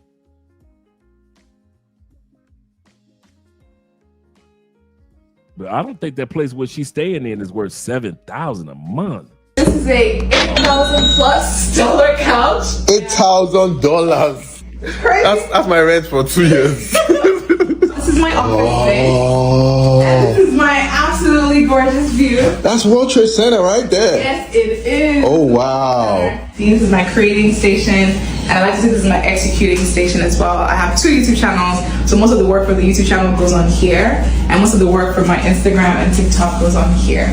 I moved to Nairobi, Kenya. Now I'm saving thousands every month. And I didn't cut back on anything. I just don't have to deal with that New York cost of living. See, I'm building a startup, so every dollar matters. But living in NYC, rent alone was eating half my income. The crazy part is, I was making decent money. Literally, my side hustle alone covered most of my bills. But it never felt like I could truly invest in my dreams. So how I'm saving all this money now? Let me break it down. Rent in NYC, $2,100 for a 1-bedroom shoebox. Kenya, that's $800 for a high-rise with a bunch of space and all the amenities you could think of. Groceries, $60 at Trader Joe's, that's probably 3 days tops. $60 in Nairobi, that's over a week of meals easily. Now to get around, of course, the Metro card might run you about $132 a month. And if you got a car, $80 just to fill. In Kenya, $2 to $5 Uber's practice. Hey, I'm Lexi. I live in Japan, and I'll share my bills with you for the month of June. My rent is 35,000 yen. My car payment was 15,000 yen. My internet bill was 3,000. My water was 1,000. Electricity, 3,782. It's up because I've been blasting the AC nonstop this summer. And gas was 3,522. Before you ask about where I live, my apartment tour is already posted, so take a look. See you next time. Bye. Alright, so here's how much it costs to live in Bali as an American who's been here for about 2 years. And just for reference, $100 is equal to 1.5 million Indonesian rupiah, so your money goes a long way. First up, we have rent, and for the past few months, I've spent about $500 a month, and that includes everything from utilities, housekeeping, maid service, all that shit, so you have nothing else to worry about. Next up, we have food, and while I am on a very strict diet, I still eat out for every single meal, breakfast, lunch, and dinner, and still some way I've only managed to spend $450 this month, and I eat out a lot. Next up, we have transportation, and recently I did purchase my own bike, but when I was renting one, it would cost me about $90 a month, and then I would spend maybe an extra, I'd say $40 to $50 a month whenever I needed to go long distances, and I just decided to hire a driver. Next up, we have what I like to call my fun shit category, and this is activities like kayaking, going on yachts and shit like that, going to pottery classes. So you see the brother is not putting his life on limits. I'll tell you what I mean by that. You still see the brother living his best life without going broke. Just because you, I'm talking right now, I'm going to talk to you guys that have money, that have a nice nest egg. That doesn't mean that you got to go broke using it. You can still enjoy life like this brother is doing. He's showing you all the things that he's doing. And if you got the money to do it like that, cool. If you don't, he's still showing you you still can do it as an average person relocating to these other countries. Just riding ATVs, beach clubs, all that shit. And I'll spend about $200 because stuff in Bali is pretty cheap and there's a lot of free shit to do. And finally, we have my miscellaneous expenses like my training at the gym, going to get dentist appointments, doctor's appointments, any work that I have to do like recording and shit like that, visa runs, you know, flights and all that good shit. And for this, I'd say I spend on average about $300 every single month. So over the past few months, I've averaged spending about $1,600 every single month living in Bali. So if you're planning on coming here, this is pretty much what you can do. Networking, very, very important. Before you leave the United States, you should start with Facebook groups such as Black Men's Travel Facebook group, the Passport. I'll name off some. Let me just name off some of them that I'm in. Let me pull that up on Facebook. Let's not even play with this. American Black Men Married to Foreign Women, Passport Bros, Enlightened Western Men, Blue Book Gentlemen. These are all Facebook groups I'm talking about. The Black Men's Travel 2.0. So there's two. My man Aaron has Passport Bros, and he also has, because the other one got so large, so he started a second one, Black Men's Travel, or Black Men Travel 2.0. Passport Cartel Official Blue Book. Let me see. Oh, Passport Bros in Spanish countries. This is just some of them, just some of the websites or Facebook pages that you should be joining. There is no way in the world you're moving to another country in this day and age and you're not starting your network process early. A consultation, not just with me. You should have a consultation if you plan on relocate. Hey, if you're vacationing to another country, cool. You might or might not need a consultation. If you're vacationing and you get one, cool. That'll save you a lot of world of headache. I got a consultation when we went to Europe. That's why it saved me a lot of world of headache when we got to Europe. I already knew where the grifters were coming from because I got a consultation prior to, right? Same thing when it comes to relocating. You definitely want to make sure that you get a consultation with a person or some guys or ladies that live in that particular country. Join the groups. Another group that you want to join, this is very important, the app or the group. Meetup.com is international. If you are an investor, there is no way you're going to another country and you're not joining the investment groups. Well, I don't know the language. And you know what? Y'all gonna quit playing with your brother. Knowing the language in another country ain't never stopped y'all from getting some pussy, did it?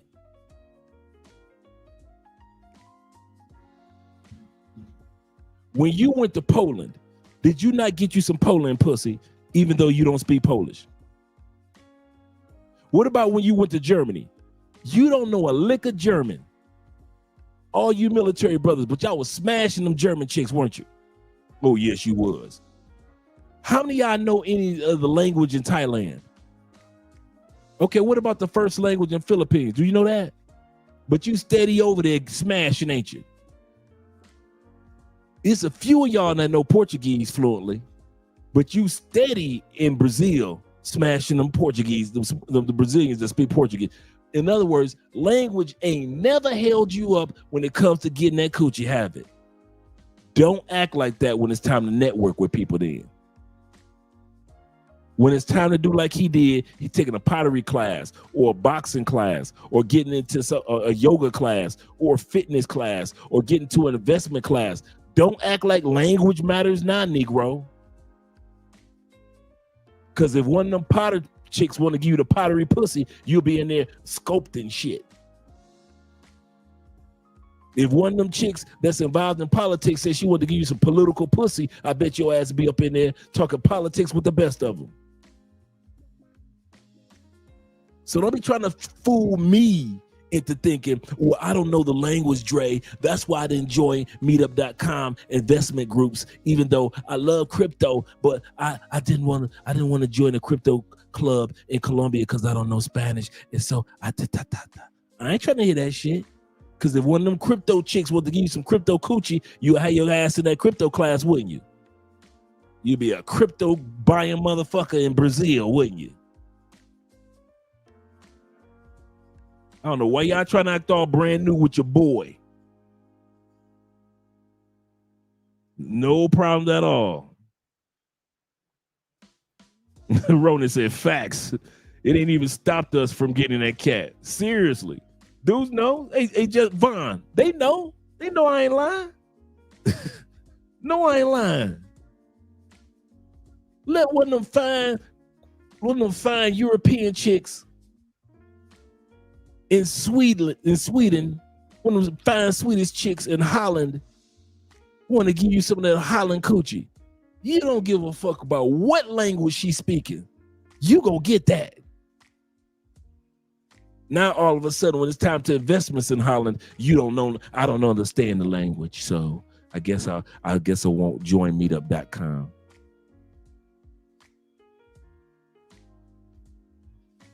Lying to yourself. He said we'd be up in there doing pottery like that was a good one. That was a good one. Shout out to you, Law Dog. That was a good one. Like Demi Moore in Ghost, for real. You ain't never lied. You have not ever lied, brother. Yes, we would. Yes, we would. We'd be up in that motherfucker like Demi Moore in Ghost, doing pottery like a mother. Don't know no language. All we know is we about to get some pottery pussy. For real, Nero. For real, Neo. You know I'm telling the truth. Hey man, y'all brothers be coming with the jokes tonight. Y'all been coming with the jokes. See, 2003, he said, I had no Google Translator. Preach, come on, Tone. He said, I had no Google Translator. He said, I was in Tokyo, Japan. He said, and I still got some pussy. He said, and it was a girl didn't speak a lick of English. So I don't want to hear no excuses when it comes to networking. That's what my point is. That's very important to start establishing networking. I don't care if you're talking to women online before you leave the United States. I don't care if you're looking at start joining groups or you're practicing your whatever language before you leave. I don't care what you're doing. All I know is don't try to move to another country and be a solo flyer. Don't do that. Theo often checks us about that in class. Don't try to be a lone wolf. You're not going to succeed in this career endeavor if you try to do everything alone. Theo talks about that to us all the time. It's the same thing with travel. You'll be back in the States because you're lonely, you bored, you don't have no friends, and you feeling lost. Zeta says, let the fine foreign women walk past you smelling good. For real. Good language will last longer than in your mind. For real, seriously. He hit us with the Demi Moore. That was a good one, bro. That was a good one. He said, trust me, you'll find a way to communicate. Yes, sir. Let's get to the video. We're number 8, networking.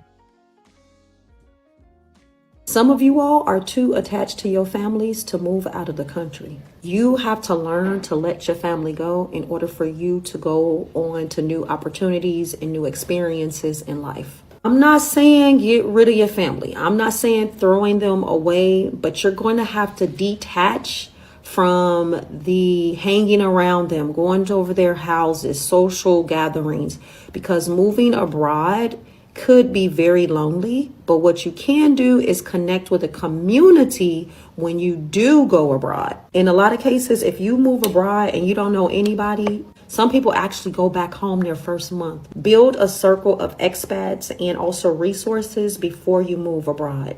That way you don't feel lonely, you're not missing your family. You do not want to travel solo without some type of support system, either at home or where you are going, because it can get lonely. Follow me for more moving abroad tips, and also go check the link in my bio and pick up my free moving abroad checklist. New country, new networking game? Don't worry. Start with expat groups on social media for info and connections. Attend local industry events. It might be awkward, but that's where opportunities arise. Learn some local phrases to show effort. While online platforms like LinkedIn help, face-to-face meetings are best. Be open, curious, and share your unique perspective. Soon, you'll have a network boosting your career and making your new place feel like home. For more relocation tips, visit Sermovi Alet. Want to meet friends fast in Thailand? Here's what actually works. So the first is using Meetup. So Meetup is an app that you can use in many different countries, and it's by far the most successful way I've used to make friends here in Bangkok. There's meetups pretty much every day, I'd say probably Tuesday to Sunday, and there's meetups for all different things, just general socializing, language exchange, sports clubs, all stuff like that. So check out the Meetup app and you'll be able to see all of the events listed in your local area. So the second thing would be join classes or sports clubs. So I've just started playing pickleball, and it's been a really successful way of meeting new people, meeting new friends, speaking between games, things like that. So if you have a sport that you play, if it's a racket sport, football, like Muay Thai even, or something like that, go to one of these places and just start speaking to people. Start, actually starting conversation. Don't just stand off to the side while you're waiting. Go up to people, ask where they're from, what they do, things like that. Third one would just be to say yes more. If you meet people, if you meet friends of friends, they invite you to do things, try and clear your schedule. Try and say yes. You never know what connections you can make from just saying yes and finding more about this person who could be just like you. And the fourth would be just talk to other foreigners. Like if you go to a co-working space, if you go to a cafe, if you see someone working, if you see someone wearing like a cool outfit, go and compliment them. If you see them working, ask what they're working on. Don't approach people all the time like this, but you can actually get some really good genuine conversations from just reaching out. And a lot of people want to socialize here. A lot of people can feel isolated and want people to just come up and talk to them. So there's another way that can be really successful for just meeting new people. Don't feel afraid to make the first move. Everyone feels a bit awkward at first, but once you start doing it more often, it will seem really easy and you'll become really good at networking here in Bangkok. So thanks for watching, and follow for more actionable tips like this. Number 9, very important. We're almost done, guys. Your expiration date. You got to schedule at least the month that you're going to be leaving. You can't use it just, I'll leave it in the hands of fate. No, don't do that. What's going to cause you to, one thing Theo, I'll give you a perfect example. Theo came to us a couple weeks ago, said, hey, fellas, I need for you to schedule your exam day for your first certifications. A couple of us were like, huh, what, huh? Yeah, I need you to schedule an exam. If you pass it, cool. If you don't, cool. But I need for you to take that exam. That night, International Quiet Storm, my group leader, helped me walk through the steps to schedule my exam for February. It helped solidify how serious I need to be in order to take the exam. So now studying and doing homework doesn't feel like classwork or a hobby or anything. No, this is real, Dre. This is for real now. You got to, in other words, you got an expiration date. You got an actual date on it now. You've put money into it. It's $100 for the test, per test. You got money in, you got money in the game now. You got an expiration date now. But if you don't have an expiration date, I'll get my certifications when I get it, when I get it. It's the same thing with us when we're relocating. I gave myself November 2019. My journey started in April of 2016. You caught that? 2016, April. I told myself, you know what? I'm out of here. The steps it took to get me from being out of the States part-time. I went from just traveling outside the States to living part-time outside the United States. In other words, I had my apartment in Colombia, but I was still coming to the States, working every day, take care of business, blah, blah, blah. Then I would shoot back to the Colombia, and I then come on back. I'll be in Colombia maybe for like 4 days, 5 days, depending. Then I'll come on back, even though I had me an apartment there, even though I had my money in the game. 2016 rolled on by. 2017 rolled on by. Met Andrea right around early 2018. Rolled on by. November 2019, true story. You guys have heard me say this.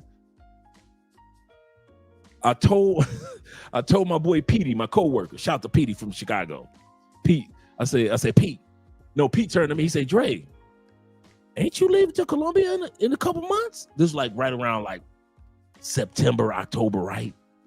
And I said, yeah, Pete. I said, yeah, but I was thinking about if I stay to like January, I can even get another 6, 7, even 10 more thousand for my nest egg. Petey looked at me because he saw me doing the travel all those years. My coworker, he saw me doing all the traveling in early 2019, all of 2018, all of 2017, bragging about Colombia, bragging about South America. He heard all this every day when I came back from trips. And then for me to sit back and say, well, I'm going to put it off. Petey looked at me and said, man, if you don't get your ass out this country, as much as I had to listen to you, man, if you don't get you said November.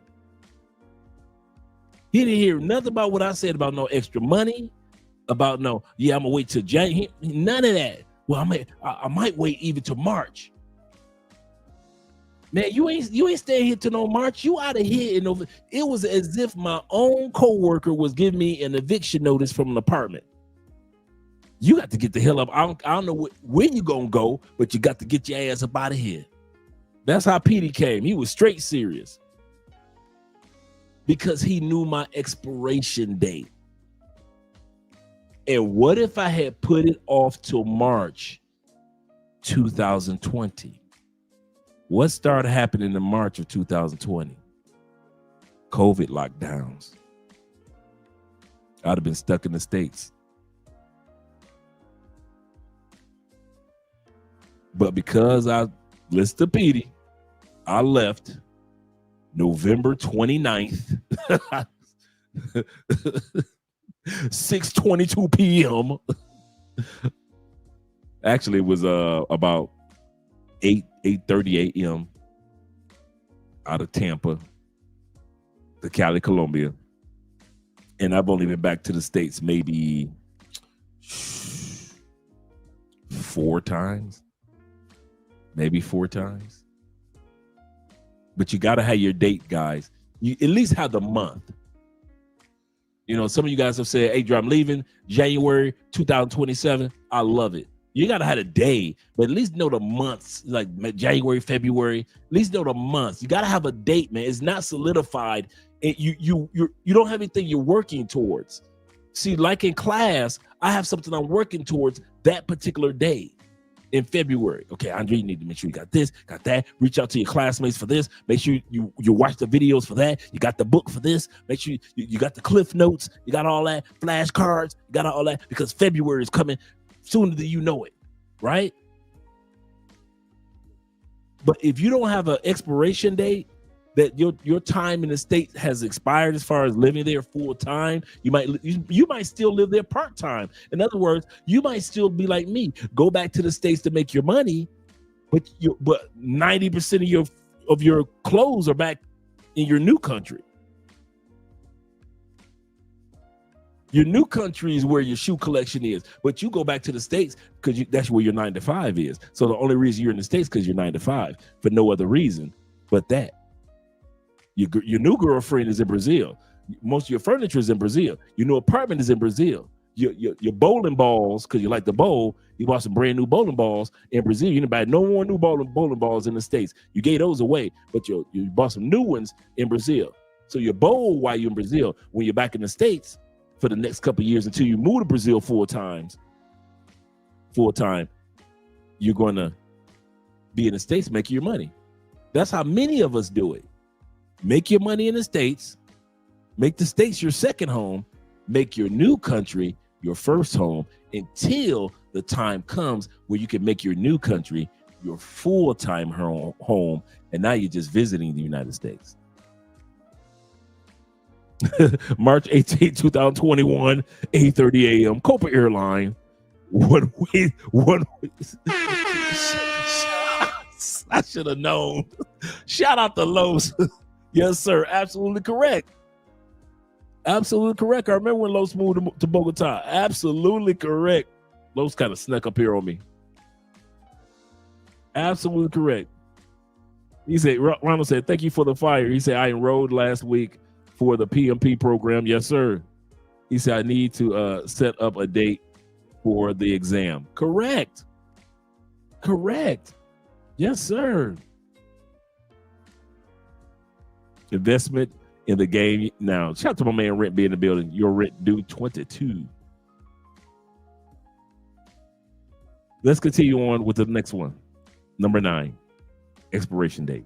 Last spring, my wife and I decided to leave the country in 180 days. We gave ourselves 6 months to move 2 dogs out of 2 houses that we own in upstate New York. And we are officially 30 days away from moving. With the moving so close, there's just so many emotions, and I wanted to really talk about it because this channel has been just a love letter to all the micro decisions that we've made. It's really added up for us to be able to make this move of safety for not only myself, but for the family that we're developing, the children that we're planning on having. And I wanted to talk about it because yes, it's exciting in some ways, but there's also so much heartache. And the severity of what's going on right now for families that look like mine. I don't want to leave my home. We are the kind of people that have done everything right. We both have master's degrees, we own businesses, followed the American dream pipeline to a T, expecting a certain outcome that's now being ripped away from us. It's not an easy decision to make. I want to be in New York. I want to be in the United States.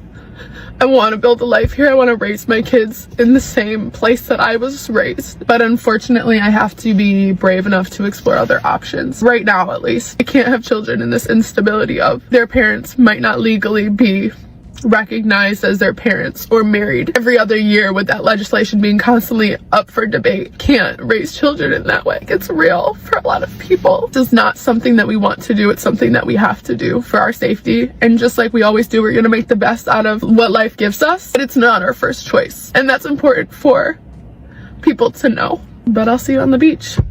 Correct. 5 days left before we leave the US, and my garage looks like this, which is great. My piles of stuff are slowly diminishing, which is excellent. I feel really good about that. I'm very happy with the results. I did, however, get rear-ended this morning, so. Yeah, before he goes any further, she said, shout out to Montrez, that's true story. Esco, that's true. She said, so we're clear, she said, my wife. The reason why she said that, and I like her explanation, because remember what I mentioned in the past. What's the 3 reasons why we relocate to other countries? Lifestyle, laws, love, or in our case, ladies. Lifestyle, meaning cost of living, health, foods, travel, experience, blah, blah, blah, lifestyle. But there are laws that we talk about, the child support laws. We talk about the divorce laws, the alimony laws. But let's not forget that there are some people out there that are tired of the games of that the LGBTQ got to go through. 1 minute you got a cool president like Biden. Next minute you got a dude that's hating on you like Trump. Then all of a sudden you got to deal with another cool president. And then you got to deal with then you got to deal with 2 more haters like Trump. So she said, you know what, me and my wife, we done with these games. We done with this you're cool with the LGBTQ, then you ain't cool with the LGBTQ when it comes to the laws. There are other people other than how what we experience as men, but even the LGBTQ are tired of the games when it comes to the laws. Like, for example, they've just taken off of the passport application You can no longer put other or X when it comes to gender. According to the Trump administration, you must put your biological birth date. I mean, not birth date, but birth, such as male and male, a male or female, on the application. You can't put anything else. But under the Biden administration, you had another line. These games that the LGBTQ got to deal with in the States, a lot of people like, I'm done with this, man. I'm done playing these little petty games with y'all. Every time you get a new election, a new president, we got to hold our breath. We tired of that. So that's where she's coming from. And that's why she was crying. She was like, I would love to raise our kids. So one of them have had kids, or maybe they adopted kids. I would love to have kids and raise them in New York where I was raised. But these games, we ain't going through this no more. And so now they're traveling. Yep. Absolutely. Yeah, she tripping. I thought that she had a whole husband. No. She's talking about her girl. He said, okay, I thought I misled. She didn't strike me as the type. Yeah, she mentioned it. About her and a girl. And I had watched that particular part of the clip a couple times, so I kind of already knew what she was talking about. Bobby says this. He said also that you got to be mindful of the legislation is written in something to take out of one person, but it is relatively, but in reality, it really works to take out a bunch of people that it can open a Pandora's box. Absolutely correct. Bobby says this. He say, look, that ain't my cup of tea. He said, I don't agree with it, but you got to understand the legality. I'm the same way, bruh. I'm the same way. It ain't my world, but as far as how we talk about laws that impact people and make them want to leave the United States, I can relate to that. I can relate to unfair divorce laws. I can relate to 87% of alimony is paid by men. I can relate to being in a country where over 70 to 80% of divorces are filed by women. I can relate to being in a country where men mostly pay the child support. So I don't know what it's like to feel like the laws aren't fair. So when it comes to the practice of LGBTQ, that's none of my business. But when it comes to the legalities of going through the BS that they go through, I understand what it's like to deal with BS. And many of us men can understand that. Shout out to Zeta. Zeta said, hola, gents. He said, I wouldn't raise any of my kids in the States. I'm not doing it, but I'm not hating on it either. I'm not hating on it, but I'm not doing it. Not today's States. It's crazy. Let's go back to the brother. That was exciting. I had both my kids in the car. It's just one of those things that people follow too closely. And it was like a 17-year-old kid. His first question as he got out of the car was, are your kids okay? Really appreciate that. Not super mad about that, but you know, we live in a very car-centric culture, and this is one of the reasons that I've said on this channel why we're leaving. It can't happen soon enough. Now remember, on this portion number 9, we're talking about your expiration date. Always have to set a date. He's got 5 days left. He said, Andre, a quick question. I got to email you to start the consultation process. Yes. He said, I don't know. Yes, just send me an email. And then we'll schedule a day, like you said, at the end of next month. Bada bing, bada boom. We'll schedule your day and your time period. Let's continue on, gentlemen. But something crazy, which I wish I would have documented sooner, it was we got rid of our blackberry bushes. And what you can't see, what you haven't, I didn't do a before video, but this was all blackberries behind me. This was all blackberries, and now this is all yard. So that is crazy. Our lot just increased in size by I don't know. I'm gonna start stepping. 1, 2, 3, 4, 5, 6, 7, 8, and fence. That was all blackberries before and now this is all yard. So got our blackberries removed, which is really cool. So yeah, the process is coming along. They removed the blackberries on the other side of the fence too. I'm gonna just peek over the other side of the fence. Wow, it's all gone. That's crazy. That was all blackberries. Again, I wish I had taken a better before photo, but yeah, it's happening. My drop off of my daughter's last day of daycare was today, and they didn't do it super well. They didn't handle that super well. They were struggling for sure. I kind of wish I had been able to be there a little bit more for them, but they were having a bit of a hard time. So we're excited to get going. I mean, we still have a decent amount to do. I think today will be a very productive day. It seems like my wife has kind of taken the day semi off, but we have some yard work and things to do, and then just general packing. But I feel good about the overall progress, and I feel like we're going to be able to make it happen. So, wish us luck and follow along. I left about 3 months ago. I really feel like America was killing my mental health, and the goal was to come to Bali, be here for a year, maybe 2, and then return. Now I don't know. I'm sure like most of you, you're terrified for yourself, your friends, your family, your loved ones, even though people you do not know, but you care about, human to human. So I'm just going to try to help the only way that I know how. I literally used ChatGPT to help me plan to leave America, and it helped. So I'm going to show you exactly all of the prompts that I used, and feel free to just copy and paste it and use it. And send this to anyone who you think might need to get out of Dodge. And the last one we're looking at is you got to just do it. All this prep time like you Batman, you don't need to do all that. You've done the first 9 steps, but this one is the most important one. You got to do it. I don't care how much I'm studying in Theo's class or any of us are studying.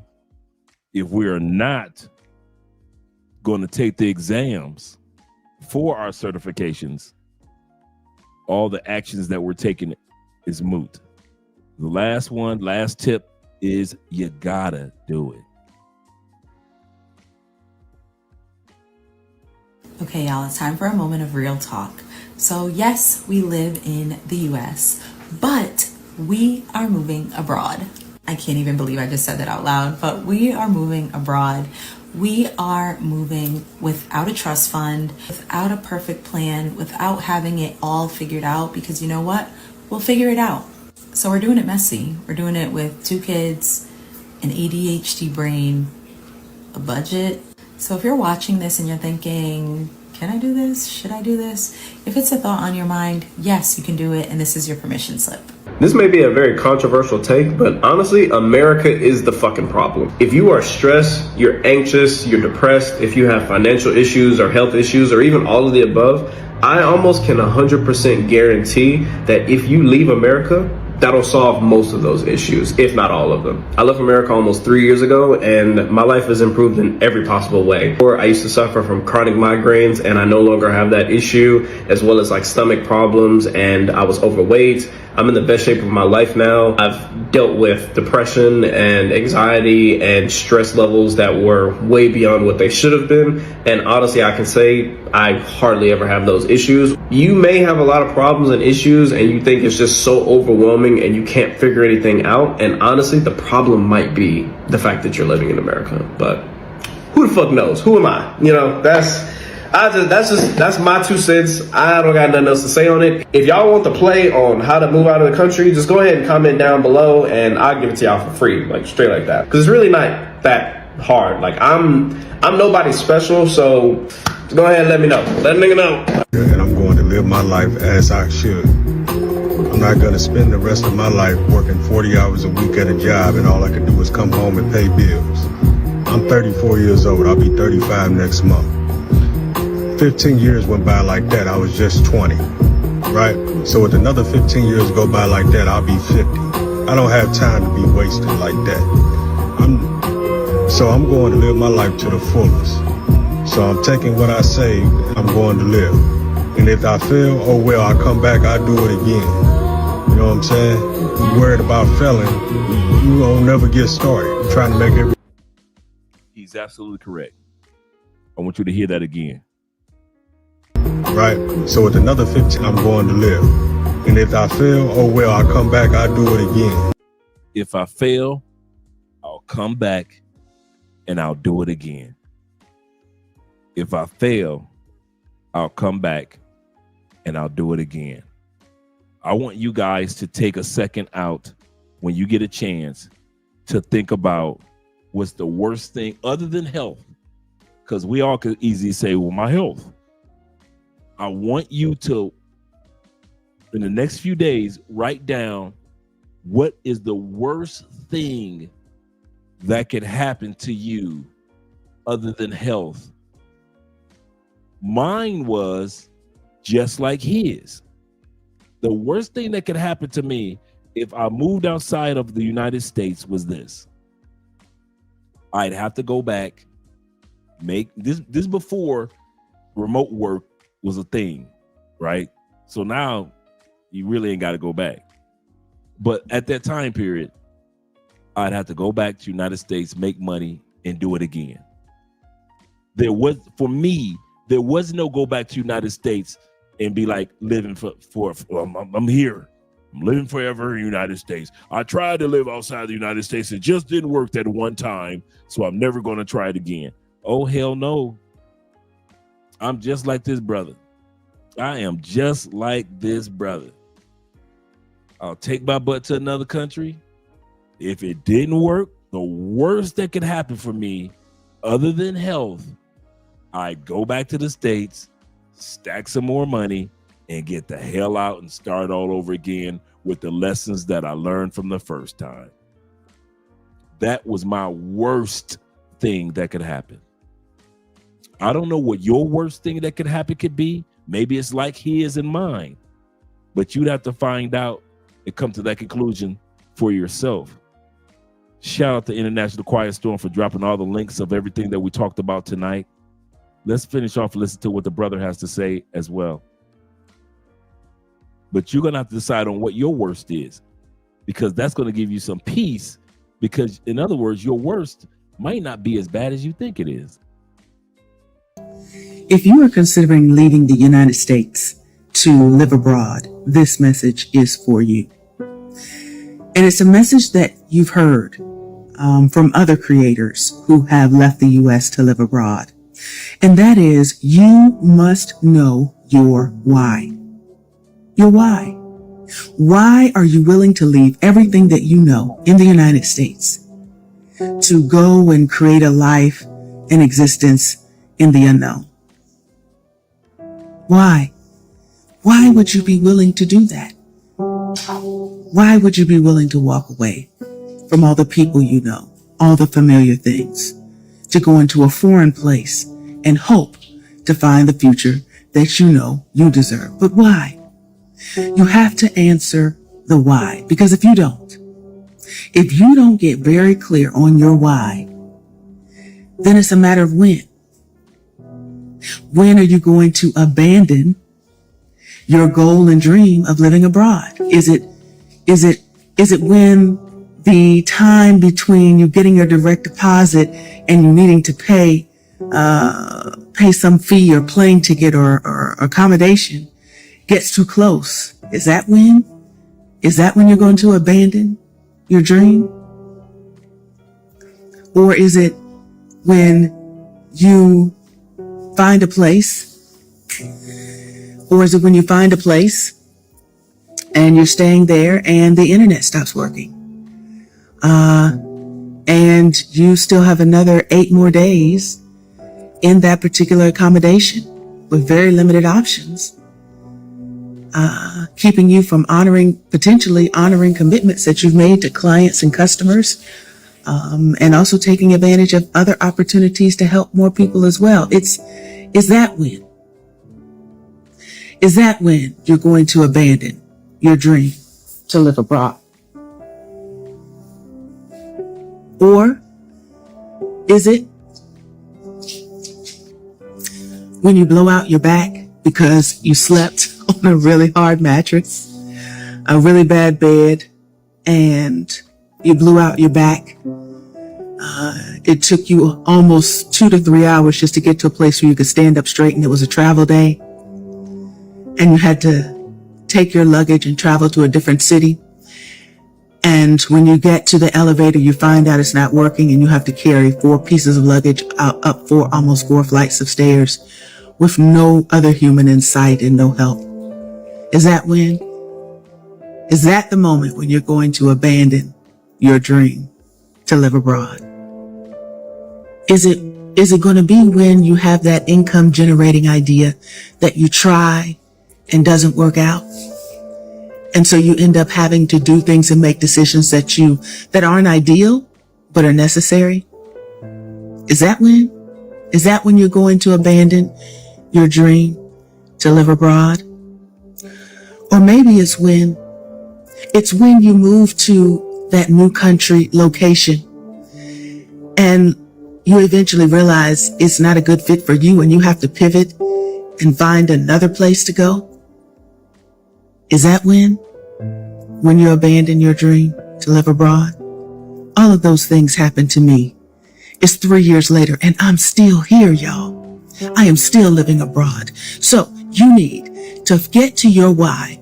You're going to ask yourself why 5 times. For every answer, ask yourself why 5 times. This comes from a concept. I learned this when I got certified in Six Sigma. There will always be a reason to abandon your dream. But your why will get you through every single time. All right. All you guys that hung out with us to the end of this video, man, I appreciate this, because I hope that this information tonight was extremely helpful for a lot of you guys that are considering, what do I need to do before I even leave the United States? I know what I want to do once I leave, but Andre, what do I do prior to? So I hope that this information tonight helped you guys in regards to the prior to moments. Remember, these are not suggestions. These are requirements. I'm not asking you to do these. I'm letting you know you got to do them. You got to have the right mindset. You got to make a plan on what part of the city or what country you're going to be living in. You've got to make sure that you know what your budget is. And you got to make sure that you just do it. Just do it. Just go for it. Guys, as they were talking about ages, in 15, remember they were talking about 15 years. You do realize in 15 years, your boy will be 73 years old. I'll be walking around here the same age as Arnold Schwarzenegger and Sylvester Stallone. I'll be 10 years away from Al Pacino. About 10 years away from Robert De Niro. I didn't have any time to sit around in the States like that. You guys can do it. Me? In 15 years, bruh. 73. What does your 15 years look like? I hope it looks like you're going to be turning 73 in another country. You know? I hope some of you guys, it looks like you're going to be turning 53 in another country. I hope some of you guys will be turning 43 in another country. So you got to ask yourself, what do your 15 years look like? All right, Black Empowerment, shout out to you as well. Yes, sir. He said, once again, this is what makes this channel different value information. Thank you, Dre. Yes, sir. Yes, sir. And I kid you not, guys, a lot of these subject matters piggyback off of conversations I have with you guys over the phone. You guys will call me or text me about a subject matter, and I'm like, if this person is going through this, maybe a bunch of us are going through this. We just haven't had a chance to talk about it. So that's what brought this topic up for me to create this particular episode. Because a lot of guys kind of like, I don't know what steps to take, Dre. I don't know what to do before I leave. And I'm like, oh, okay, I got your back, bro. I got your back. Shout out to Ronin Travelers. Good afternoon, almost to you. Awesome show today. Appreciate you, brother. Yep, he said working on my exit. My man Zeta said working on my exit now on monk mode since forever. That's how you do it, brothers. Shout out to all you guys for support by way of PayPal, Cash App, Super Chats. Thank you for joining the Patreon, guys. I got some things coming up down the turnpike over the next couple of months that I'm really going to be working on. I got a couple other books coming out, so I'm excited about that. This week's Rumble, we're going to be watching Rumble movies this weekend, this Saturday, like we always do, the double feature. So we got some movies already set up. One of the movies we're going to be watching now, already got set up, is Beverly Hills Cop. Beverly Hills Cop. So we're going to be watching Beverly Hills Cop 1 this weekend, and then I'm going to have a good Kung Fu movie for us to watch as well. So shout out to all you guys. He said, I can't waste any time anymore. Yeah, man. And that brother said 15 years. I was like, ugh. I'll definitely look at it, Bobby. Let me make sure that I got it. Let me just even take a quick glance right now. Make sure I got it. Yep, I got you, Bobby. I got you. And shout out to all you other brothers that have reached out. Yes, sir. I got you.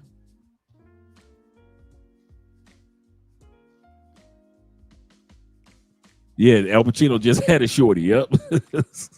Great information. My favorite channel. Shout out to Jay Carson, man. Jay Casey in the building. Glad that Jay Casey is representing. Yeah, we did Harlem Nights a couple weeks ago.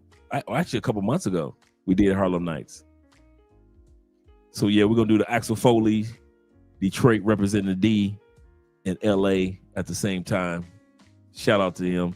And shout out to us doing some new, the next, let me go ahead and drop these outros for us. And I'll be seeing you guys this Wednesday. But let's get some outro videos going. Let's go here. We haven't watched this one in a while.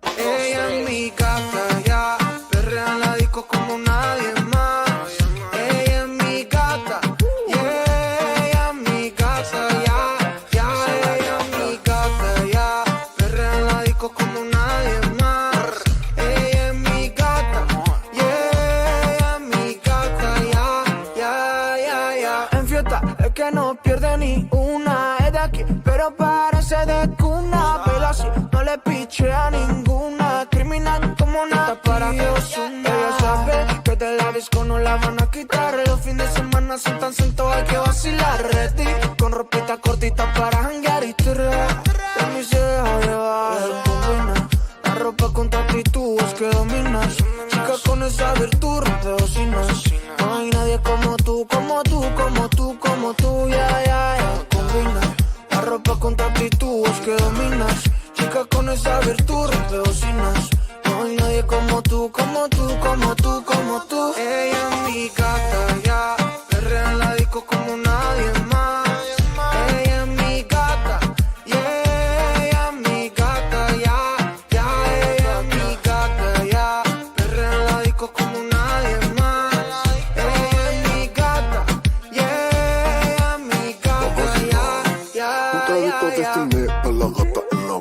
Te vi por internet en una playa en Nicaragua. Ese buffet sí está gourmet, pero lleno de piraña. El río está movido, que está nada las arañas. Por eso que tú te acercas a mí. Te gusta más que tú, como te hago reír. Me encanta cómo besas, cómo me haces sentir.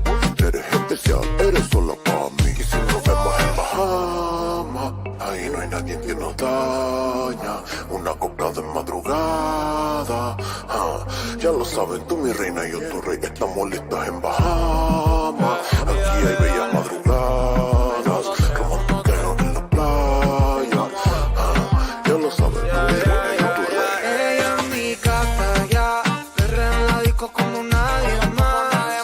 Ella es mi gata, yeah, ella es mi gata, ya, ella es mi gata, ya, perrea en la disco como nadie más. Me gusta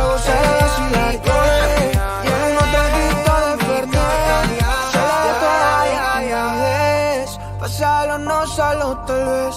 A ella le gusta gozar y vacilar, yeah. Con una traguita de Fernet, se le de toda la timidez. Pásalo, no solo tal vez. Ella en mi casa, ya. Perrea en la disco como nadie más. Ella en mi casa, yeah. Ella en mi casa, ya. Ya, ella en mi casa, ya. Perrea en la disco como nadie más.